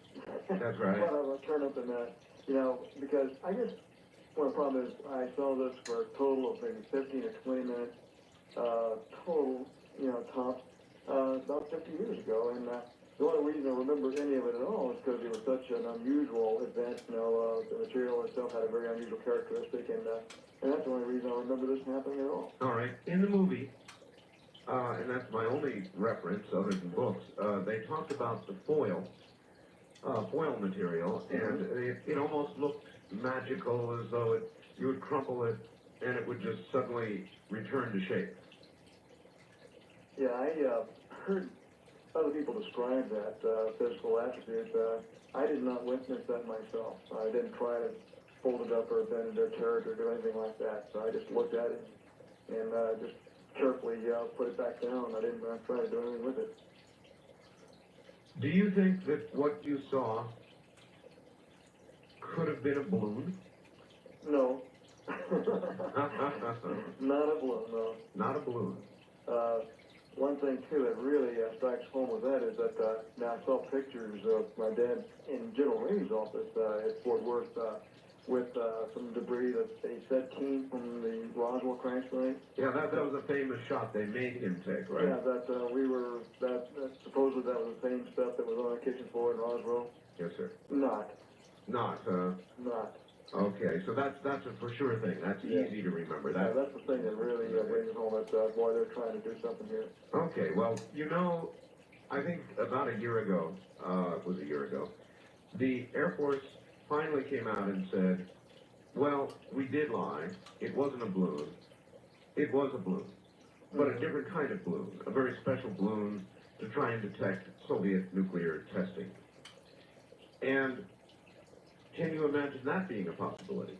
Well, you know, balloon is a balloon is a balloon. You know, there's not that much difference between what the mogul device would have been or what the weather balloon would have been or, you know, whatever they want to say about it. There would be no confusion there. Okay. In the years that passed, until your father died, did you have conversations with him about this? We had off and on talks about this. I knew that he'd gone to Roswell a few times to be interviewed, and people begrudgingly, he didn't really seek any attention to this thing, but people came to him. And I remember one of the last times I talked to him on the telephone about this, that he just come back from Roswell and was out at the crash site, or supposedly out at the crash site, and I asked him, well, jokingly, was there any of that debris out there? And he said, oh, no, they vacuumed all that up. And so obviously there was no scrap of it left. Mm-hmm. And I did try to confirm that we saw the same thing, remember the same thing, and I said, what was the color of the writing on that beam? And he said, oh, it was a violet purple, and that's exactly what I recall too. So we recall the same type of physical characteristics. Whatever it was not English. No. You know, when I first saw it, I thought, you know, as a little kid, you know, I thought, well, hey, this is look like hieroglyphics. And then But when you look at it, no, it wasn't hieroglyphics either. It was more like geometric symbols of some kind. And I know the Air Force is trying to say, well, this was a flower pattern on some Scotch tape on some balsa wood that was used to fix tinfoil to the balsa wood. Well, no, it wasn't. Scotch tape with flowers on it. I would know that, and I knew what balsa wood was. I built stick models all the time, and this was metal. Not balsa wood. This was metal. This was metal, yeah. Do you recall? You must have hefted one or picked one up in your hand. Oh yeah, yeah. Was it heavy as in iron, or? No, it was very light. You know, I don't recall any weight to it or mass to it at all. It just seemed like it was like feathers. You know, I don't want to remember something that wasn't there though. I mean, but in my recollection, it was a very light structure. Did your father, in later conversations, ever sit down and tell you the whole story, or did he hold this essentially to the end? No, he never told me the whole story. The only story I know that came from him is through interviews that he gave to other people years after this event. But we never sat down and discussed at length what this was, or at least what he, if the whole story is. We always considered it, though, to be something very unusual, probably extraterrestrial, though. There's no question about that. There have been many reports, and of course the movie did it up, about the extraterrestrial bodies that were captured, even some talking about one alive, that sort of thing. No mention of that from your father. Not at all. Because I think, if they were there, that was another loop of information, and I guess, with compartmentalization, if you didn't have the need to know about other things, you were not in the loop to know about this other thing. So the event, I guess, was segmented, and those who had privy to one part did not have privy to another part of the knowledge of the event. If we go back to when it first occurred, when your dad brought all the boxes home and said it came from a flying saucer or something to that effect. Right, yeah. What were your father's qualifications? In other words, would he have known what he was saying? Well, he was a base intelligence officer, so I assume he would know what he was talking about. He was, in on aircraft accident investigations, and certainly flew enough during the war to know what radar targets and things like that would have been. And as a matter of fact, he went to radar school to learn about different types of radar targets and types and so forth. So he knew, he had training to delineate the difference between what we saw and what the Air Force says we saw. So that was a man who would have known exactly what he was seeing. Yes, exactly. Or at least for certain what he wasn't seeing. Yeah, exactly. What about your mom? How did she take all this? And did you notice after your dad came back that there was any difference in your mom's take on everything? Did she suddenly quiet down about it? Well, we just didn't discuss it to my memory. This is going back a long time ago now, and I don't really recall that really had any big impact on our lives at that point, because we just forgot about it. Said, well, this is what happened. Just forget it. Over the next few days, well, let's see, this occurred in July, so you weren't in school then, were you? That's correct.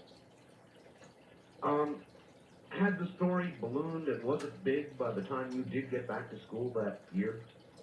No, I think it's been pretty well buried by that time. Buried by that time. When did the interest or the rush of interest come back, and people began trying to interview your father in the press, trying to get as much as they could from your father? Well, not for years, no. Matter of fact, the first interview I know that my dad officially gave to was Stan Friedman, and that was in 1978, I believe. Stan is a good friend. He's a very, very nice guy.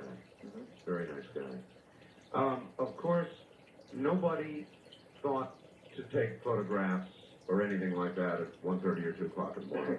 No. No such thing as a Polaroid camera then, or even a camera that we had in the house. Yes. I just wish, I tell you what, had we kept a piece of it for souvenirs, we would not have it now. You don't think so? No. Did they come back at any point? Did officers or people, do you recall anybody coming to your house and interviewing your father or your mother or even yourself? No, nothing like that happened. Then why do you think, had you held a piece, onto a piece, squirreled a piece away somewhere? Oh, I would have let somebody know that I had a piece of it. Like every kid in the world would? Yeah, that's right. And I don't think I'd have it now. There have been stories that there were large crews that went out to, in quotes, vacuum up the area. Do you know anything about that? Did your dad say that? He did say that vacuumed the area. Yeah, those were his words, and that was when I was talking to him. I know it was the day that conversation was 1980. 1980. Yeah, no, December 1980. Did he ever tell you how many had been involved in that cleanup? No, I'm not sure he knew. You know, the movie showed, looked like 100 GIs out there crawling across the land. Yeah. All right, Doctor, hold on. We're at the bottom of the hour. We'll be right back to you. My guest is Dr. Jesse Marcel, Jr. You're listening to Art Bell, Somewhere in Time. Tonight featuring a replay of Coast to Coast AM from September 26, 1996.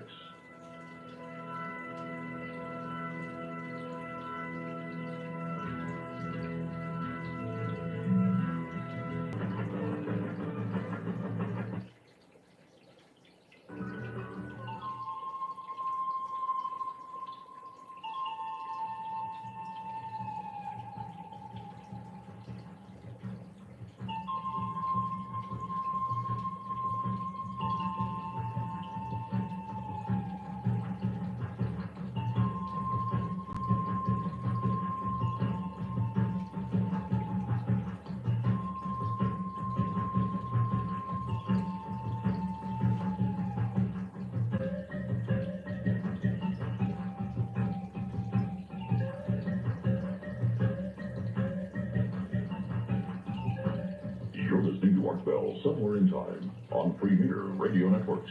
Tonight, an encore presentation of Coast to Coast AM from September 26, 1996. My guest from Montana is Dr. Jesse Marcel, Jr., the son of Major Marcel of Roswell fame, and a lot more. We'll talk about that in a moment.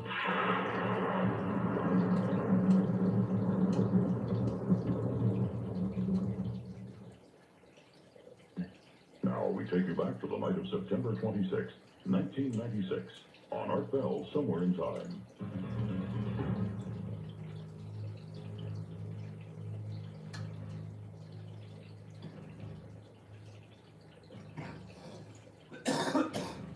Back now to Dr. Marcel.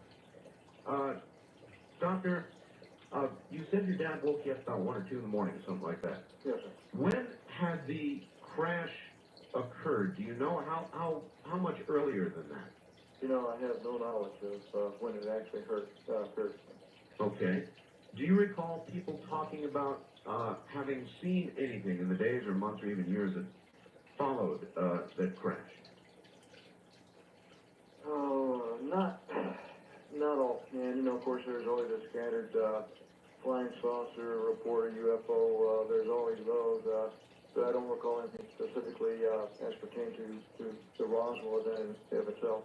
All right, sir. Do you remember the recent movie about Roswell? Yes, when you sat down and watched that, was it a big laugh? Was some of it accurate, a little bit of it with a lot of dramatic license, or how would you characterize it? Well, no, I think it was a job well done. I think the events depicted in 1947 were pretty accurate. You know, with the exception of them showing me keeping a piece that my dad had to go back and recoup. That didn't happen. But I think, by and large, it was pretty accurate, which was 1947. Were you all consulted about the movie? Oh, you know, I guess they had. I talked with Paul David, some of those people with this, and they, you know, kind of shot the breeze about this. Yeah. Sure. If your father had kept any debris, a piece, to something, a little souvenir. Do you think you would have found out about it? Oh, yeah. Yeah, you and I kept that a secret. Yeah, we were pretty close. Were there pieces, now I'm imagining there were quite a few GIs out there cleaning all this up. And they had to have manpower. Somebody had to do it. So, were there pieces that you saw that would have been small enough that were on your kitchen floor that somebody could have slipped them into a pocket? Oh, certainly. As a matter of fact, there was so much of it that we dumped on the kitchen floor that we later jokingly thought that, well, my mother probably swept some of it out the back door. In other words, a few little pieces might have been left from gathering them up. As a matter of fact, about that time, approximately, we had laid a concrete slab in back of the kitchen door to mount a Bendix washing machine. And we thought that, well, if this happened before we laid that slab, there might be some of this underneath the slab. But I later talked to my dad, and he said, no, we laid the slab after this happened. So that's why. Very like Jimmy Hoffa. Yeah. So that was done afterward. Could there be? Do you think there could be something left under that slab or around that slab? Well, no, it wouldn't be under it because the slab was laid before this happened. Oh, okay. And right now they built an addition to the house over where the slab was, so that's pretty well under building right now. Is there anything about all of this that you recollect that you have never told anybody from the press? I think I've been pretty well drained of any kind of... dry,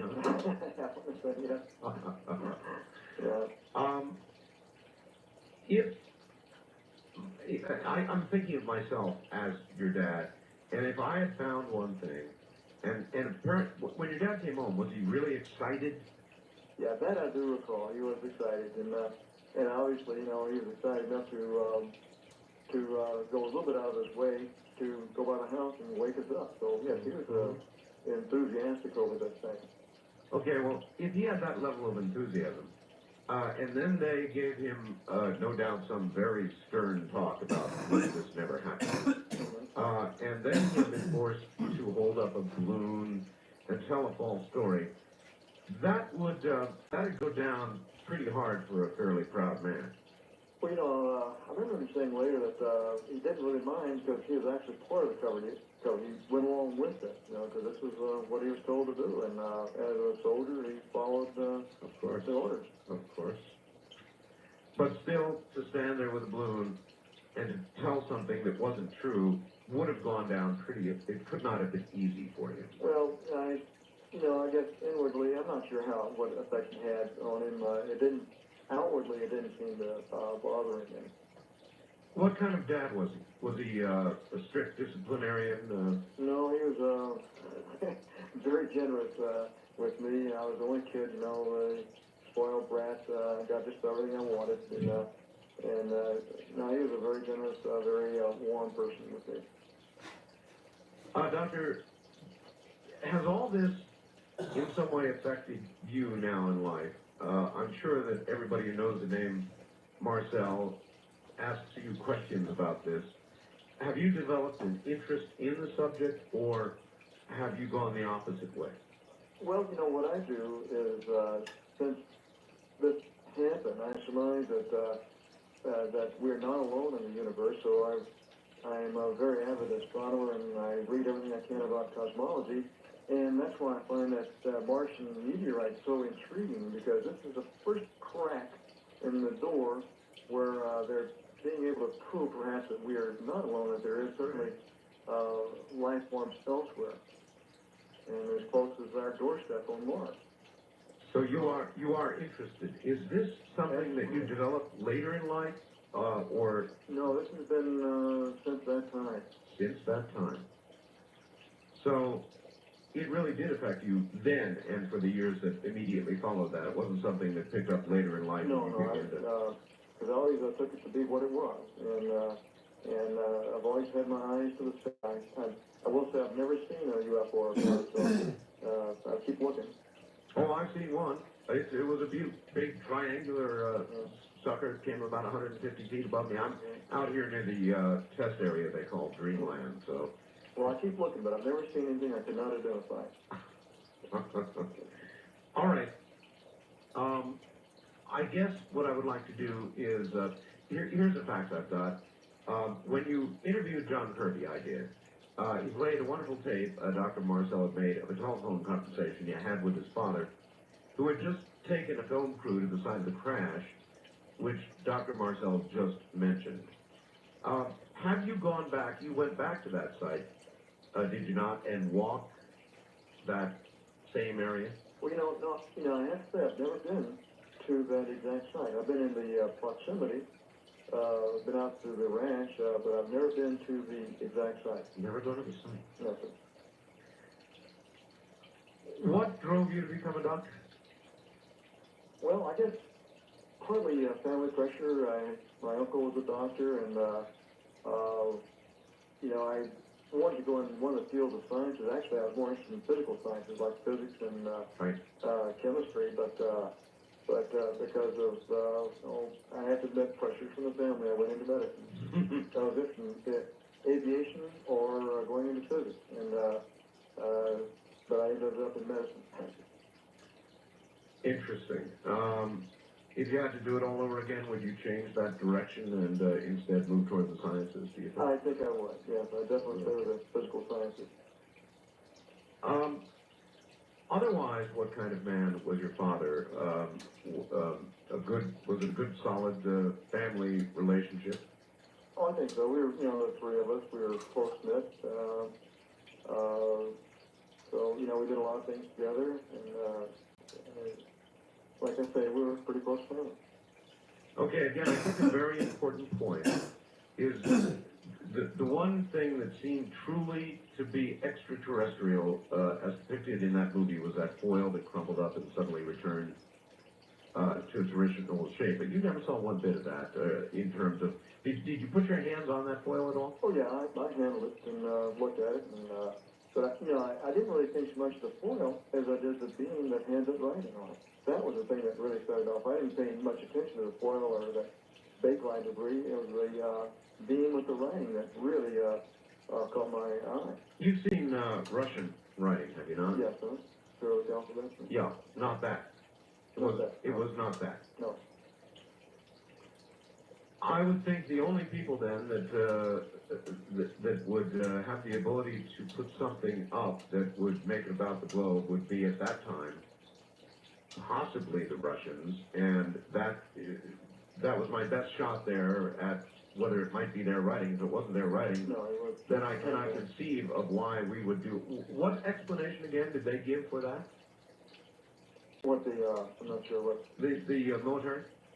that writing that you have talked about? They said it was, as a matter of fact, I got a call from one of the Air Force declassification teams who I had discussed with what I saw. He wanted to know what I saw, and I told him, and he said, well, this is what we saw, and I said, no, that's what I saw, and he said, well, we think you saw a piece of Scotch tape with some flowers on it from some toy manufacturer back east that they're using to put these kites back together with. And I said, no, that was not flowers, and it wasn't tape. And so we didn't have not much of an agreement there.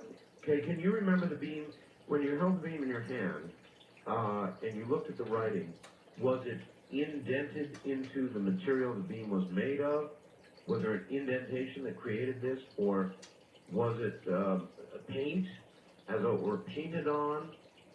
I do know it was kind of like a purple, violet, metallic hue, and it was written inside the length of this beam, and I don't recall really whether it had texture. It looked like it would have, and maybe I ran my fingernail across it. I don't really know whether I did that or not. I don't want to remember something that didn't happen. Right. Have you ever considered, and I'm sure you've been asked, to undergo some sort of regressive hypnosis to try and dredge? It is, I think, possible to bring details from the human mind. Well, that was tried at one time, but I think I'm a very poor Poor subject. Subject freedom notice. I'm not a real strong believer in it. Maybe it's true. Maybe it's valid. And I guess I have a bias against it. But, so I don't think I was a very good subject for that. And you know, I do too, and I think that people who have strong wills are very, very difficult to hypnotize. They simply will not allow it to occur to themselves. They won't yield that kind of control. So there's nothing to come from that, I guess. And were there any writings that your father left? No, I've gone through there. Well, we have some of his records that we have not gone through. They're still in storage, and I have not seen anything that he put down on pen and paper on this thing. It's all word of mouth. What happened to the car that held those parts? Sold? Well, we went on a vacation to Yellowstone National Park, and we were first of all, we moved from Roswell to Washington, D.C. Then we went on a vacation to Yellowstone Park, and coming back from Yellowstone, we stopped in Cincinnati, Ohio, and got a 1950 Studebaker. Traded the car. Traded the car, huh? Traded the car in on a 1950 Studebaker. Because one, of course, has to wonder whether some little artifact might have been left back in that car. And somebody, no doubt, bought that car and drove it around and had no idea what that was. God knows where it is now. Yeah, that's right. Well, I'm tempted to dip to the phone lines, let people ask a couple of questions of you. I really, really want to thank you for staying up. I know it's, I guess you had a long day today, and doctors have long days, period, so you've got another one coming tomorrow. Yeah, it gets me kind of dragging after a while.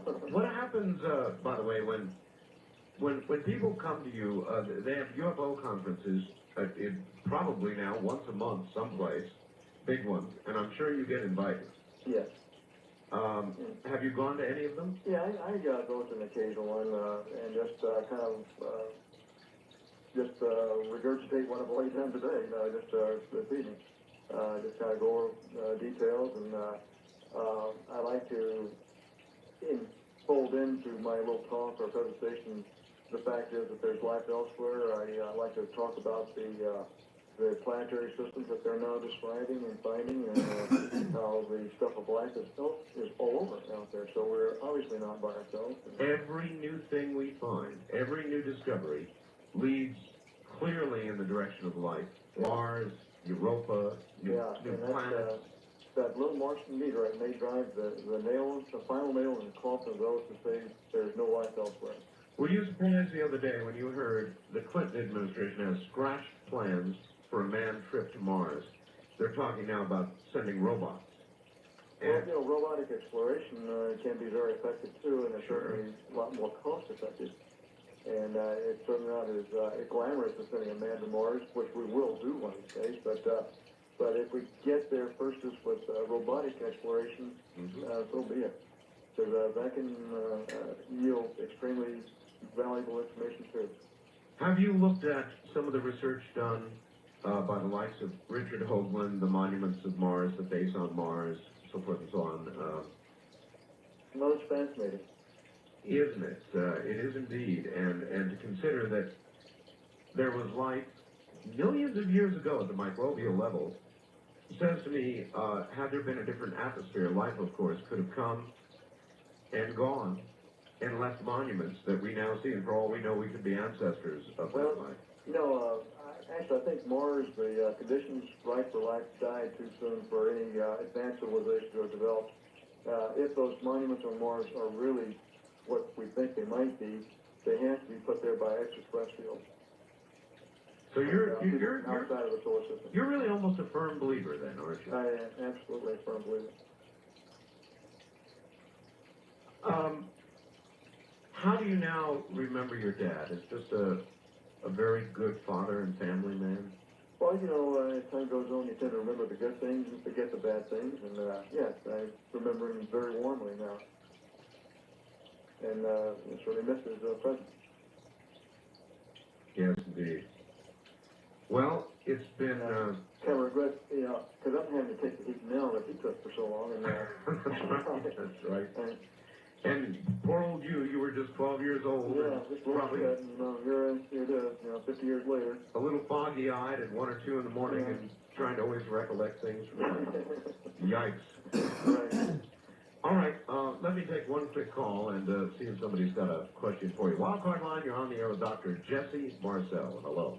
Hi, how you doing tonight, Art? Fine. Where are you, sir? I'm in Las Vegas. Las Vegas, all right. Yep, I've just been fascinated that you're having Jesse on the show tonight, Junior. It's beautiful, and I was just wondering, when he handled any of that material, did he get a hold of any soft materials, and did he get sick later, him or Oregon?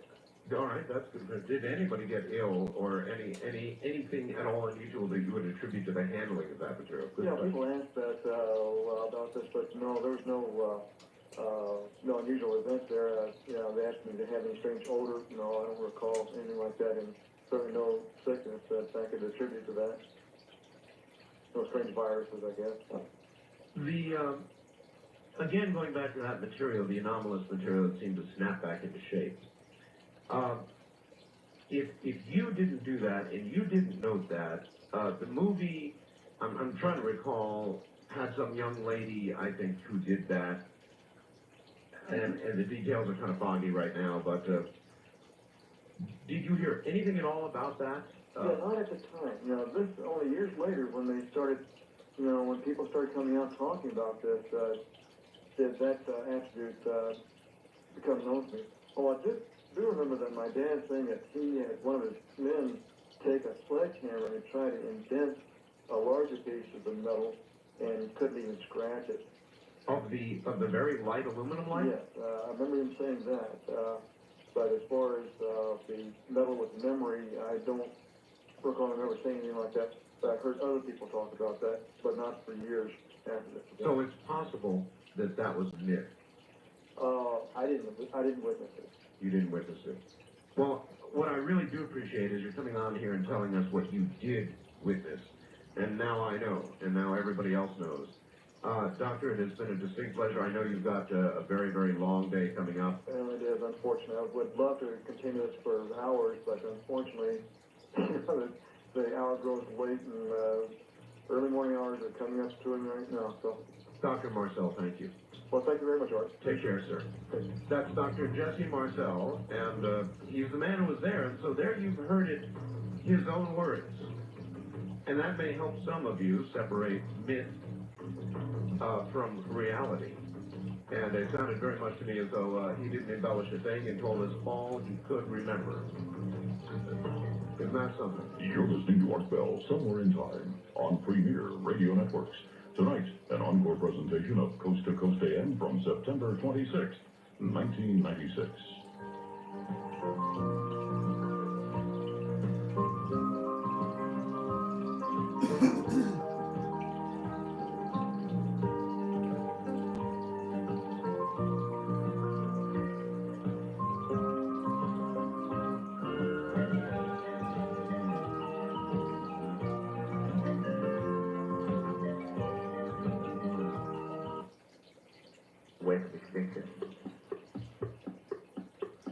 Networks presents Art Bell, Somewhere in Time.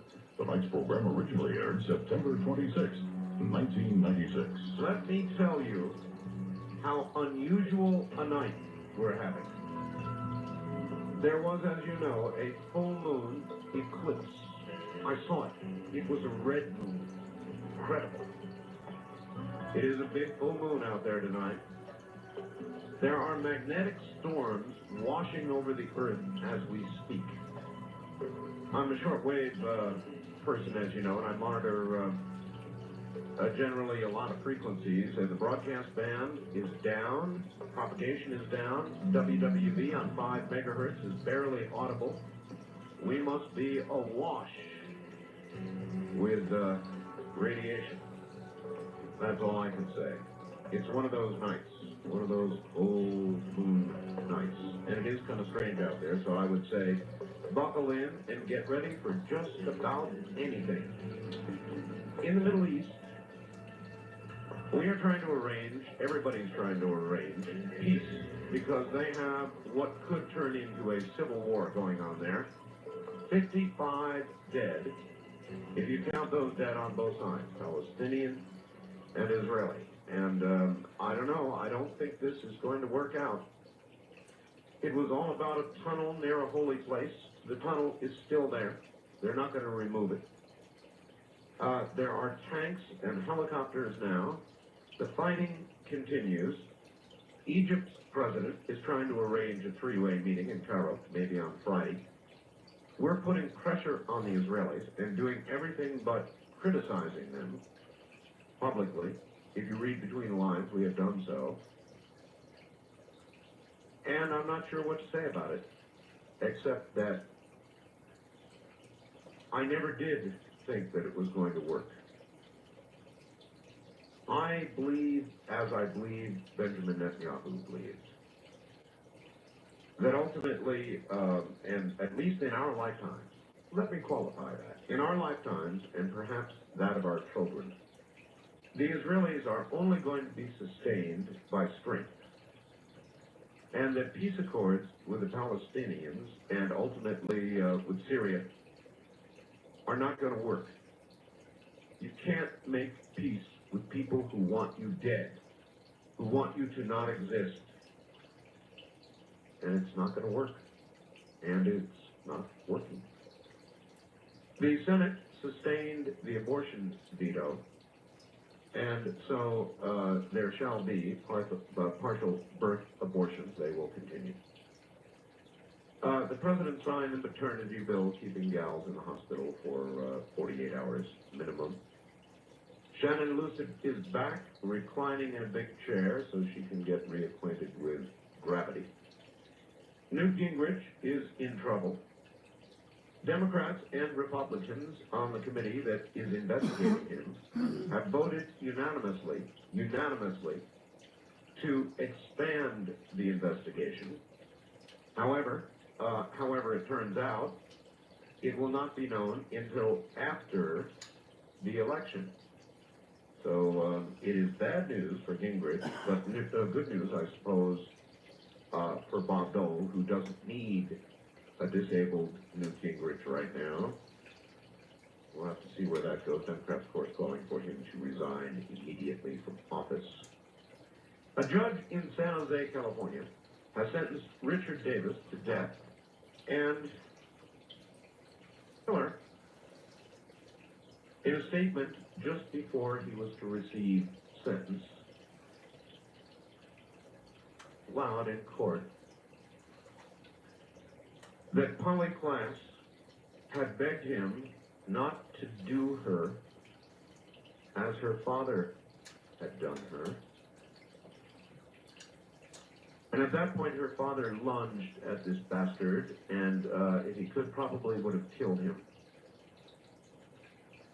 And I know it's a horrible thing to say, but it's too bad they don't have guns in courtrooms, because I kind of wish he had killed him. And I'll tell you mine, and I recall the movie Seven. I wonder if you remember the movie Seven. If you haven't seen it, you should, if you can handle heavy material. And at the very end of that movie, there was a police officer whose wife had been killed, and he was just receiving that information as he drew a bead on the killer. And it was a very dramatic moment in the movie, and you could see in that man's head the wheels turning, knowing he was a cop, knowing he couldn't put a bullet in this guy because he was a cop, but knowing that the guy at the end of the barrel had just murdered horribly his wife. And you could see him torn for a period of time. And had it ended any other way, I could not have handled it. He blew that guy away. And I would have too. And it's funny, when I saw that courtroom scene yesterday with Mr. Klaas, I thought of the movie Seven. And I thought, I can tell you I would have killed. Given any opportunity, I would have killed. Have you ever wondered about that? What would bring you to the point where you would kill? Well, that's an easy call for me. And I would have done it without remorse. Without remorse. goodbye. Do whatever you're going to do in the next life. Be judged there, because you're out of here now. No 10 years on appeals here. I'd have strangled him. I'd have put something around his throat. I'd have broken his neck, or if I could have gotten a gun in, I'd have shot him. So I don't blame him, and I wonder how you reacted to it. Believe it or not, President Clinton is on the way toward a Nobel Peace Prize for what he has done in Bosnia. Wonder if they ought to wait until the troops leave, if they do as he promised, before they issue this. Because I've got a feeling that Bosnia is going to return to exactly what it was when we leave. If we leave. Maybe to keep the Nobel, the troops are going to have to stay there. I don't know. Here is the story, the Associated Press story. Thank you to one of my affiliates on that 6-year-old child. Talked about that a few days ago. These days, a kiss isn't just a kiss. Not even in the first grade. A 6-year-old boy who kissed a girl on the cheek was, as you must have heard by now, suspended last week on the grounds of sexual harassment. Jackie Prevent says the school overreacted to an innocent peck on the cheek by banishing her son, Jonathan, to a room apart from his classmates. Jonathan said the girl asked him to kiss her, that he was expressing friendship, according to his mother. Now, of course, insanity. Sexual harassment, a 6-year-old kissing a 6-year-old, a peck on the cheek. It's almost too insane to imagine, and yet in today's world, it occurs. I asked you the other night, and will again this morning, to come up with a presidential promise. There is absolutely no reason for you to keep it. We know that nominees promise you anything and never deliver, so if you were going to run for president, what would you promise the American people to get their vote, to ensure getting yourself into the White House? What would you promise? No limits, no reason to keep the promise. I'm just asking you, if you were going to concoct a big one, you know, a really big one, to entice the American people to vote for you, what would it be? Kevin and Rebecca, listening to Kern in Bakersfield, sent me some emails that Art, here's a presidential promise for re-election from President Clinton. I promise a blonde in every bedroom. And I've got a couple little things here I wanted to read you. A boy was crossing a road one day when a frog called out to him and said, "If you kiss me, I'll turn into a beautiful princess." Bending over, he picked the frog up, put it in his pocket, began to walk off. The somewhat agitated frog, at this point, spoke up again and said, "If you kiss me and turn me back into a beautiful princess, I'll stay with you for 1 week." And the boy took the frog out of his pocket and looked at it, thought for a moment, smiled, put it back. Well, now the frog was getting really quite huffy, cried out, "Okay, look, if you kiss me and turn me into a beautiful princess, I'll stay with you and do anything you want me to do." So he stopped again, took the frog out, smiled at it, put it back in his pocket, and proceeded to pace. Finally, the frog began yelling, "What the hell's the matter with you? I've told you I'm a beautiful princess. I've said I'd stay with you for a whole week and offered to do anything you want. Why won't you kiss me?" The boy said, "Look, I'm an engineer. I don't have time for a girlfriend, but a talking frog is really cool."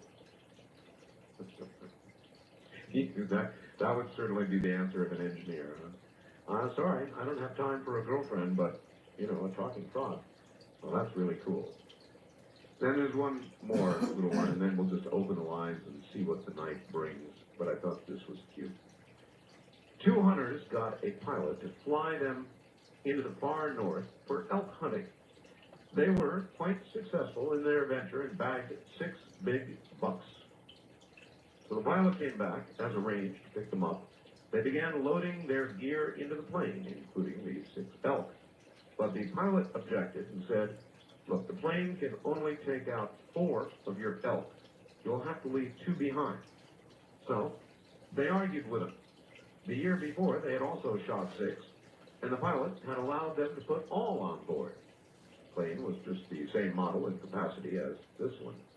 Reluctantly, the pilot finally permitted them to put all 6 aboard, but when they attempted to take off and leave the valley where they were, the little plane couldn't make it and crashed into the wilderness. Climbing out of the wreckage, one hunter said to the other, "Do you have any idea where we are?" Replied the other, "I think so. I think this is about where the same place the last plane crashed last year." By the way, one other little item, the Israelis, besides having terrible problems with the Palestinians right now, and the other way around, I suppose, are seeing UFOs.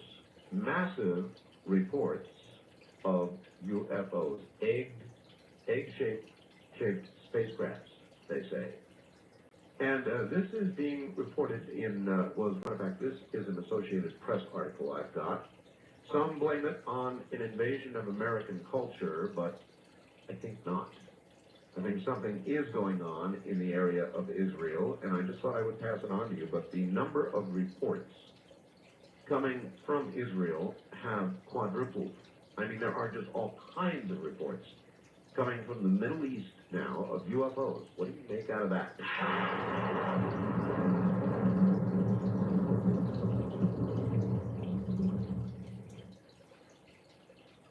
Now we take you back to the night of September 26, 1996, on Art Bell, Somewhere in Time.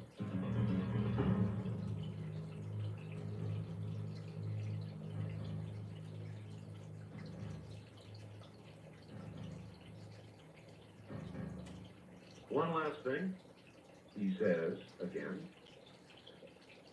from a Science in Brief article, there is a Japanese satellite that was just put up and took a photograph, which has been rendered then in various colors, so we might know what we're seeing, of the Earth's ozone hole.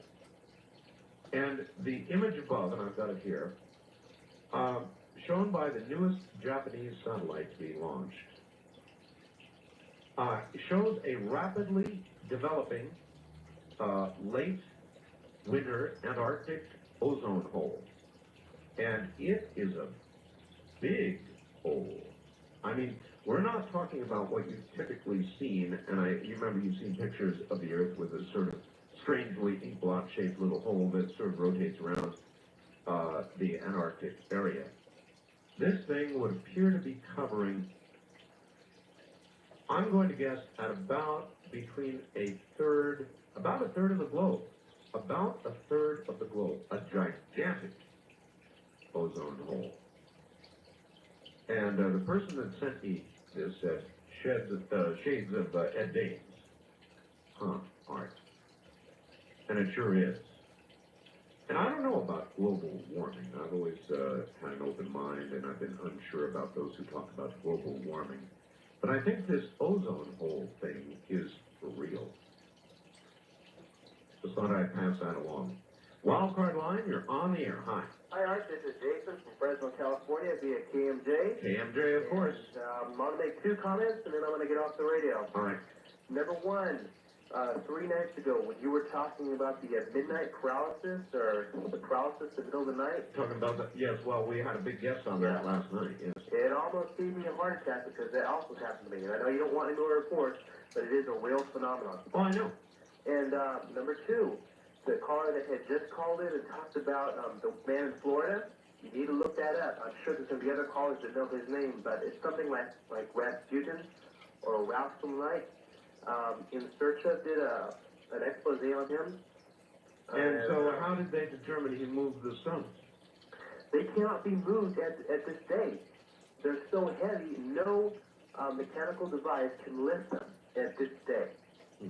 Yet they are in really nice, coordinated, like clockwork positions where people that are only like 20 or 40 pounds, little kids can push them and they'll turn. You have to see it for yourself. It's called something garden in Florida. All right. I'm sure a lot of callers are going to call in and tell you all about I'm it. sure they are. All right, thank you very much. So apparently some structure built in a way that nobody is able to understand. I wonder what the best speculation is about how he did it, and he wouldn't show anybody. Maybe he had the same secrets the Egyptians had, huh? What do you think? What do you think they're going to find inside the Sphinx? Are you disturbed, upset that they're going to be opening this in December? I have mixed feelings about it, and I'm going to be interested to speak with Mr. Laval and Mr. Hancock tomorrow night. They are adamantly opposed at this point to the opening of this chamber in the manner in which it's going to be opened. There are others who are very much interested in its being opened, and I'm going to have to shut my mouth or I'm going to get in trouble here. East of the Rockies, you're on the air. Hi. Hello? Yes, hello, Art. Yes, sir. Could you tell me more about the Newt Gingrich? I didn't catch anything about that. Well, he is accused, and it's not all out in the public right now, of maybe making some bad tax moves with regard to a course that he held. And they are investigating that, and apparently more, because they're going to expand the investigation. So that's about all I know. There are tax questions. And the network coverage I saw last night on NBC seemed to feel it was really big trouble for Newt Gingrich. I don't know I would say that right now. I don't know. Was all the trouble like Clinton's been in? Yeah. And now they're No, going to it's hammer a good him? point. It's a good point. Well, there is a certain revenge factor here. You may recall the last Speaker of the House who had to leave. Foley? You may recall Newt Gingrich had quite a bit to do with that. Uh-huh. And I think there's a big revenge factor here. However, it's worth bearing in mind that the Ethics Committee investigating voted unanimously to expand the investigation. That means all the Republicans on it as well. So maybe there is something here. Okay, well, thanks, Art. I just want to let you know that I'm John calling from Milwaukee. What station is it? What station? WCMJ. WCMJ. All right, thank you very much. That would be my take on it. It was a unanimous vote. And the Republicans on that ethics committee well understand the political implications of joining in such a vote at such a moment just before the election. So my inclination is to think, and I certainly don't want to, but to think they obviously feel there is something substantial to this, or they would have gone out of their way not to join in. Does that make sense to you? So I don't know. Tax problems? More from Mr. Gingrich? We will see. You're listening to live, unscreened, open talk radio on a full moon night with magnetic storms and more. It should be a hoot. Stay right where you are. You're listening to Art Bell, Somewhere in Time. Tonight featuring a replay of Coast to Coast AM from September 26, 1996.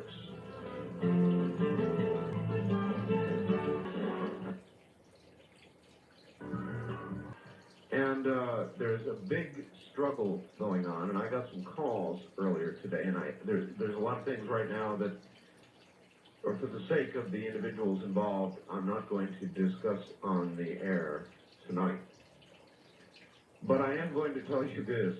Nearly anything can happen tomorrow night. As you know, in the first hour of the program, I've got Zachariah Sitchins scheduled. And in the second hour, beginning in the second hour, Graham Hancock and Robert Laval are going to be here. And I wish I could tell you more right now, but it might disturb things, so I'm not going to. But I can tell you there is a great power struggle going on, the likes of which you can barely imagine. Some reading on Richard Hoagland's webpage, available through mine, might go some way toward explaining that to you. First time caller line, you're on the air. Hi. Hi, I'm Mallory Cross in Missoula, Montana. Well, hi. Shall I give you my phone number? Is this the Art Bell program? This is Art Bell. No, don't give us your phone number. What? You'd be giving that to millions of people. You don't want to do that. Okay, well, you mean I'm actually on the radio? You can't hear me. I'm calling about tomorrow night, the Pyramids, Yes. Graham Hancock and Robert Duvall. Move on. I just moved here from Spain Yes. 3 months ago, and I wrote him a letter when I read his book in June, and I have 2 books, but he hasn't answered. Maybe he didn't get it. I have 2 books about pyramids found in South America. Would you turn your radio off for us, please? Oh, yeah, is that, is it? Yes. I have a book written in 1935. It's a diary of a man who went in with a group, and they found somewhere between Brazil and Venezuela pyramids with perhaps survivors they thought might have been the slaves of the people who built the pyramids, surrounded by such high mountains. Nobody could ever figure out where they were after. And they found gold objects, and they found all sorts of things about the pyramids related to the kind of thing he wrote in his book. Well, and I want to communicate with him. All right, well, he'll be here tomorrow night, so call in. Yeah, but I've been calling you for 1 hour and 1 half every few seconds to get through. And that's why I called you. That's why I want you, at least, or somebody, to have a way that Hancock can contact me, because I have another book about the... Okay, well, you heard about the stones in Ica, Peru that have engravings on them from the time of the dinosaurs? Yes, I have. Well, I have that book in Spanish. Okay, ma'am. Yeah. You're going to have to communicate with me in another way. I'm the only one here right now. I can't take your number. Okay, can you give me some other way to communicate with you? Yes, call this number before the show tomorrow. Yeah? What time does that mean? 5 minutes before, 10 minutes? Yeah, 5 or 10 minutes, anywhere from a half hour on before the program. Okay. All right? I'll look forward to that. Thank you. That's the best I can do for you. Obviously, I'm in the middle of the program right now, so I can't just stop and do it. I try to answer calls. I guess I should tell all of you, as I'm able to before and sometimes after a program. I can't always do it, but I try to do the best I can. East of the Rockies, you're on the air. Good morning. Going once. Art. Yes. I'm calling from Fort Myers, Florida. Well, good morning. Good morning. Week or so ago, on one of your programs, you mentioned a book that was written by a gentleman. I believe it was about an incident that happened in the Gulf War on the USS George Washington. Do you recall that book? No, I don't, ma'am. Is there any way you could research later on and mention that? What was the incident? Beg your pardon? What was the incident? The book was about you didn't say, you just said it was an incident that the government or the Navy had kept secret or something until now. And this gentleman, I thought you said the author's name was Hudson, but I cannot get any information. Oh, you're referring to a book called Black Alert. Yes. Is that right? It was Black something. Black Alert, yep. That's a book that we advertised for a while, written by Julian Hudson. And I'm going to tell you the best way I think that you can proceed, and that is to contact my network, and I'd be glad to give you the number. Okay. It's area code 541 Okay. 664 8829. 829. Yes. Okay. Okay, and the last name is Hudson? Yes. Okay, because I went to my local Barnes & Noble, and they don't have anything on it. Okay, well, if you probably didn't have the title, and you didn't have the author's name, so they wouldn't be able to look it up. Now that you've got the title and the author's name, they can order it. Oh, okay. Okay? Okay, I sure do appreciate it. Okay, take care.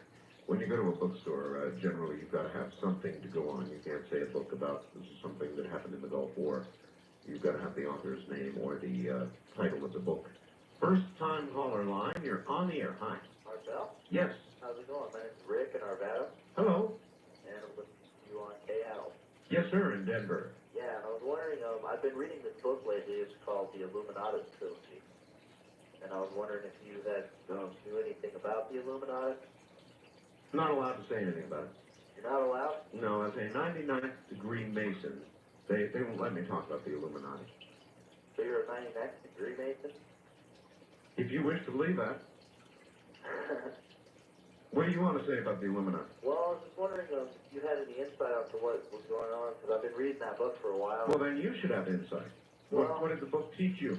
The book is just teaching me a lot of weird stuff. Is it? There's a lot of startling, realities into it. And just wondering, what you thought about that whole situation, or if you believe that it's real or not. Not particularly, Not particularly? to tell you the truth. Well, yeah, but I guess the book never got a chance to be classified as fiction or not. How do you view it? Well, I don't know. I think maybe that it's not real. Maybe that it's not real. Well, then regard it as entertainment and enjoy reading, sir.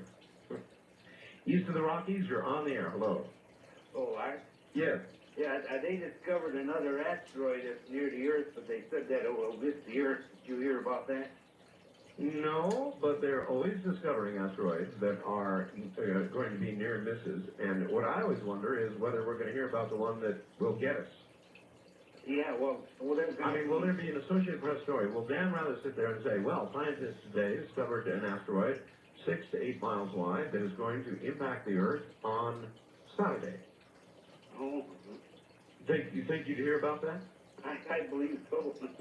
I think more likely you would see the breaking news logo after you felt the ground shake, and you would hear CNN begin to report about what had just hit Earth. That's what I think is more likely. Yes. Yeah, we always hear about it till when it's too late. Exactly. Like the bullet, sir, you never hear the one or see the one that gets you. And I'm told by astronomers, amateur and professional alike, that is probably true. East of the Rockies, you're on the air. Hello. Hello there. Yes. Hello. Hello. Hello. This is the Art Bell Show? Good guess. Great. I've been dialing for hours. Now you've made it. Great. Tonight we were watching the eclipse and we were into the talking about different things and then we got into the discussion of the pyramids, and I understand that you were talking about the pyramids. Oh yes. And I have read Graham Hancock's book, which was very intriguing. The fingerprints of the gods. Yes. Footprints of the gods. I'm sorry. Yeah, fingerprints actually. Fingerprints? Mm-hmm. Okay, I thought it was footprints, but okay, fingerprints. But anyway, from reading, and then his other cohorts that he mentions in the book, something about Osiris. I read his other book. I'm trying to speak quickly, so I don't take up too much of your time. But from all these different books about, I think it was Serpent. I'm sorry, I can't think of all the... Sir, forget the books. What are you trying to say? Okay, what I'm trying to say is all these different theories that, with the shafts and all these things, something came to me as a revelation as the way things are lined up in the desert. Could these pyramids have been beacons? Well, you've asked a central question that everybody is trying to answer. In other words, what are the pyramids? Why are they there? What lies beneath the Sphinx? And other chambers that have yet to be explored. There are many people, knowledgeable people, who think that there is a virtual library of information within the Sphinx. It's entirely possible. There has been a license issued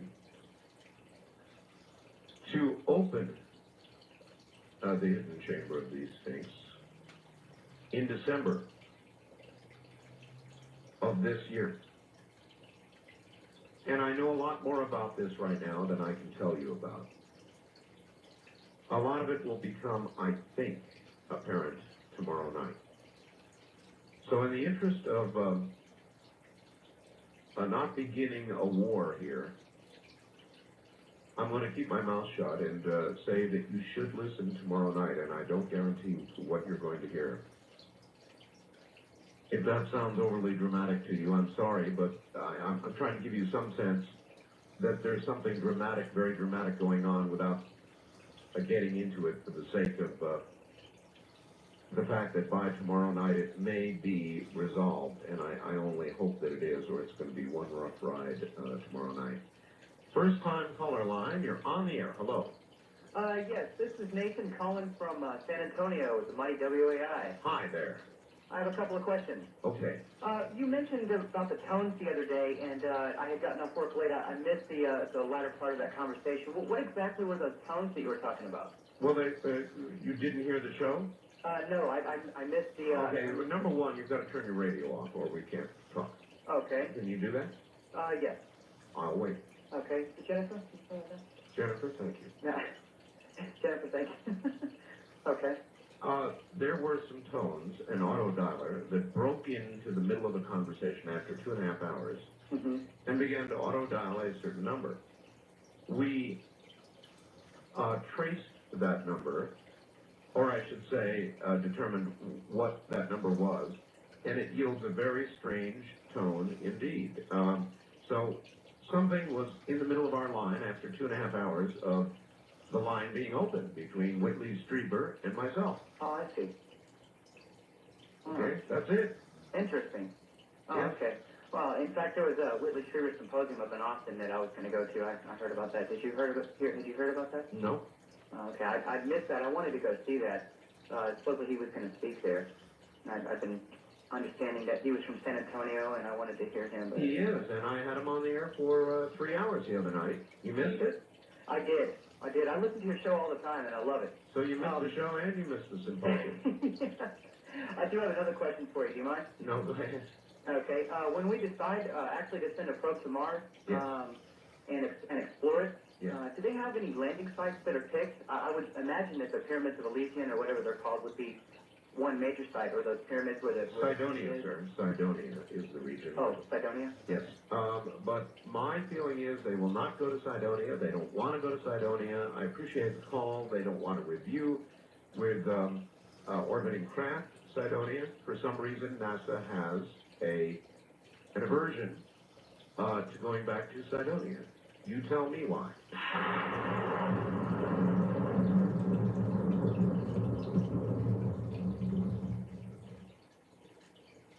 You're listening to Art Bell Somewhere in Time on Premier Radio Networks. Tonight, an encore presentation of Coast to Coast AM from September 26th, 1996.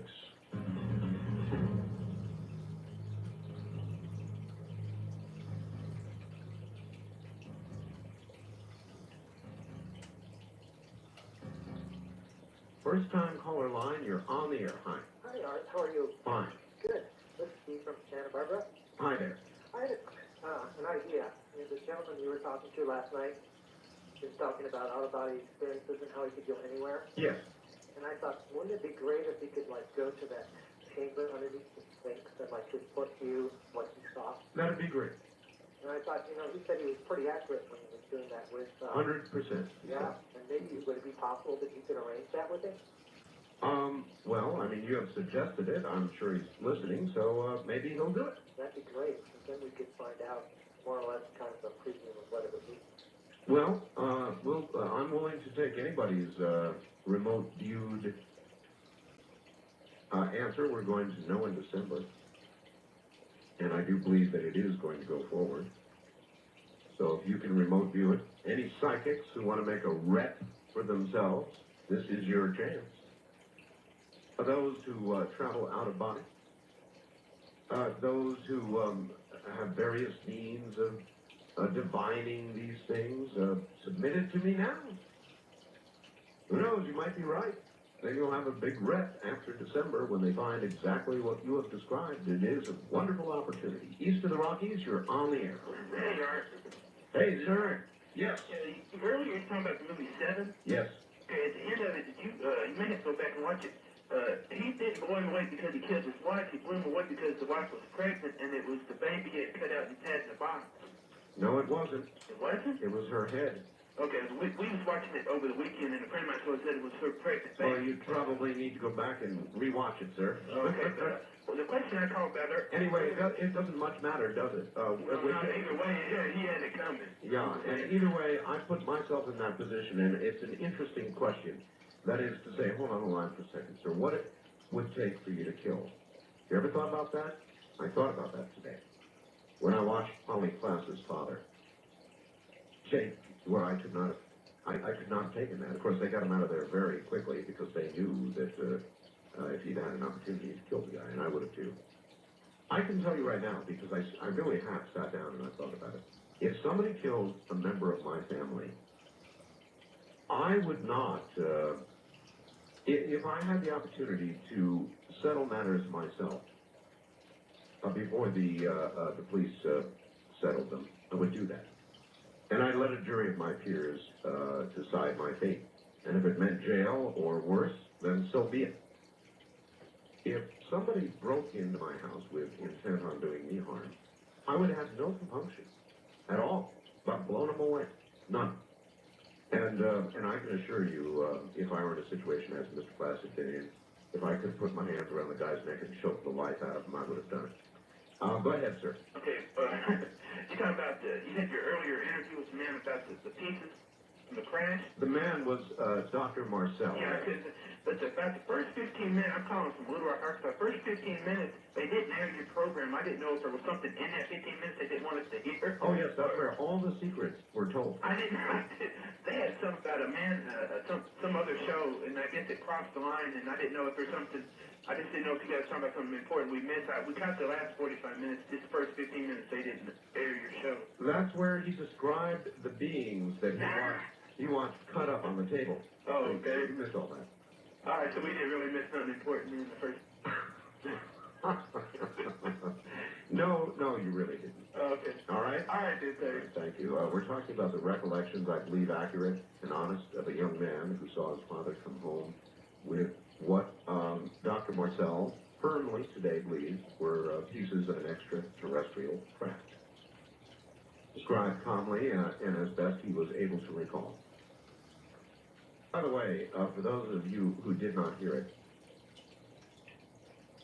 and have seen the movie, I asked him about the material, that supposedly crumpled and then opened right back up again. And Dr. Marcel recalls no such material and did not personally attempt to do that and did not see anybody else who did it.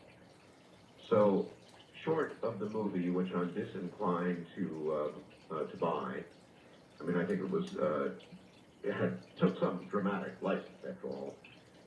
They suggested that Dr. Marcel had a piece that he kept, which he did not. So it is possible that that supposed material that crumpled really never was, and that may be urban legend, myth, ufology myth or something. At any rate, there you are. It was a very interesting, honest, open interview. We'll be right back. You're listening to Art Bell, Somewhere in Time. Tonight, featuring a replay of Coast to Coast AM from September 26, 1996. If you missed it. We're into open lines now, and anything you want to talk about is fair game. You know what's going on in Israel right now with Palestinians, about 55 dead. And this is either going to resolve itself peacefully at some point with all the overtures, or it's not. And the answer may be not. It may be the beginning of a civil war in Israel, what amounts to a civil war. And I never really did think that this was going to work out with the Palestinians. Obviously, it is not working out at the moment. And I don't think in the long term it is, and I don't think in our lifetimes the Israelis are going to make any sort of peace with the Palestinians or the Syrians. But it's a horrible situation, and it continues. Now, we were told about some place in Florida, a very interesting place, last hour, and I, frankly, have not been familiar with it. The place in Florida is called the Coral Castle. That's from Linda in Fresno. Then I got this, too. I saw a report on that gentleman in Florida several years ago He said he discovered the secrets of the Great Pyramids and how they were built. He then proceeded to build a house for his deceased wife, who died years before, stating the secrets also revealed time travel. A door of that house, or to that house, weighs 4 tons. It is perfectly balanced and can be moved with a finger. Also a 2-ton perfectly balanced rocking chair. This man one day disappeared without a trace. Isn't that fascinating? Well, now, this one has escaped me somehow. Or this, Dear Art. The place in Florida is called the Coral Castle. Here it is again. I've been there. I'm trying to get through to you now. If you want, you can call me, blah, blah, blah. This is Stu in Fort Lauderdale, in Florida. Oh, maybe I'll call him. I've got his number here. I think I ought to call Stu and find out what he knows about this place and about this story. It's kind of interesting. Could he have discovered, do you suppose, the secrets the ancient Egyptians had? And how in the world could he have done what he has done? Maybe I'll pick up the phone and call him.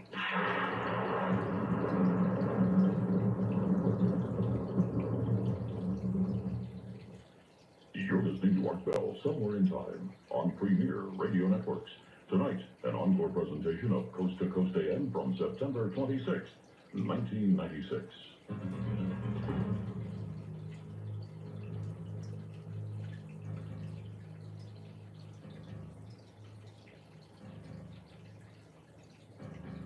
All right, because I'm willing to do nearly anything anytime, we have Stu down in Florida, and he knows about this place called Coral Castle.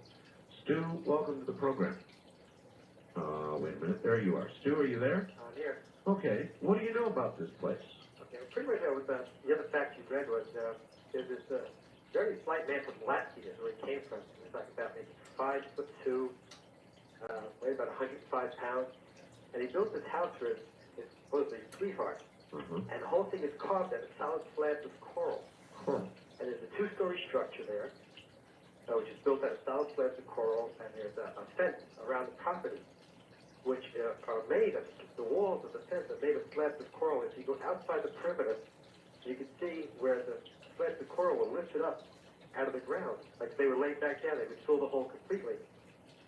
But it's unimaginable how it was hewn out of a solid chunk of coral. And in this fence wall, there is I guess a piece of coral maybe about 4 feet wide by about 6 or 8 feet high. Right. There's a spindle going through it. And it's so perfectly balanced that you can just push it with your finger, and it'll spin around like a revolving door. There's all sorts of astrological shapes carved out of corals mounted on the wall. And this thing, these stones weigh tons? Tons. There's primitive blocks and tackle there. Supposedly he did it all by himself with primitive blocks and tackle. And they say he is known the secrets of how the pyramids were built. Well, is that a myth, or is there some documentation? No, no documentation. No documentation. So there's probably a lot of myth that has grown up about this, but still, how could he have done that? Nobody knows. It's like nobody knows how he built the pyramids. Nobody knows how to. Well, if he really had the secret of how to do that, and or time travel, and or levitation, and he's now dead? Supposedly, yeah. Supposedly dead or disappeared? Yeah, I think he's passed on. Passed on. But it's a tourist attraction down in South Miami in the Homestead area. Pretty selfish to, leave the world with such incredible secrets. Yeah, I would imagine so. And it's a tourist attraction. I have some pictures of it that I've taken. If you like, I'll send it to you. I would love it. And I'll try and get some information from them and send it up to you. Also, if you like their phone number, there is a phone book. Well, it wouldn't do me any good this time of the day, but photographs would be wonderful. Yeah, it's amazing. You look at it, you just wonder how somebody could have done this all by themselves, even with some heavy equipment. Well, I'll tell you what, if you send them, I'll put them up on the internet. I will get them out to you. All right, my friend. Thank you. Take care, Stu. That's Stu in Fort Lauderdale, Florida. So it's real. But it's hard for me to believe that somebody would have secrets of that magnitude and keep it to themselves and take it to their grave. Block and tackle? I don't think so. 4-ton stones, one man? I don't think so. Wildcard line, you're on the air. Good morning. Hi, Art. Hello. Hi, my name's Eddie, and I'm calling from Omaha, Nebraska. Yes, Eddie. I was just listening earlier this week, somebody by the name of Al that was on your show, Yes. and he was talking about sleep paralysis. That was last night. Yeah, and that was last night. He was very unconvincing. I've had the episode, and his what he said wasn't very convincing to, I think, a lot of your viewers probably too. Well, I don't have viewers, Eddie. I have listeners. This is radio. Yes, I mean listeners, I'm sorry. And I was just wondering if it was possible that there is another scenario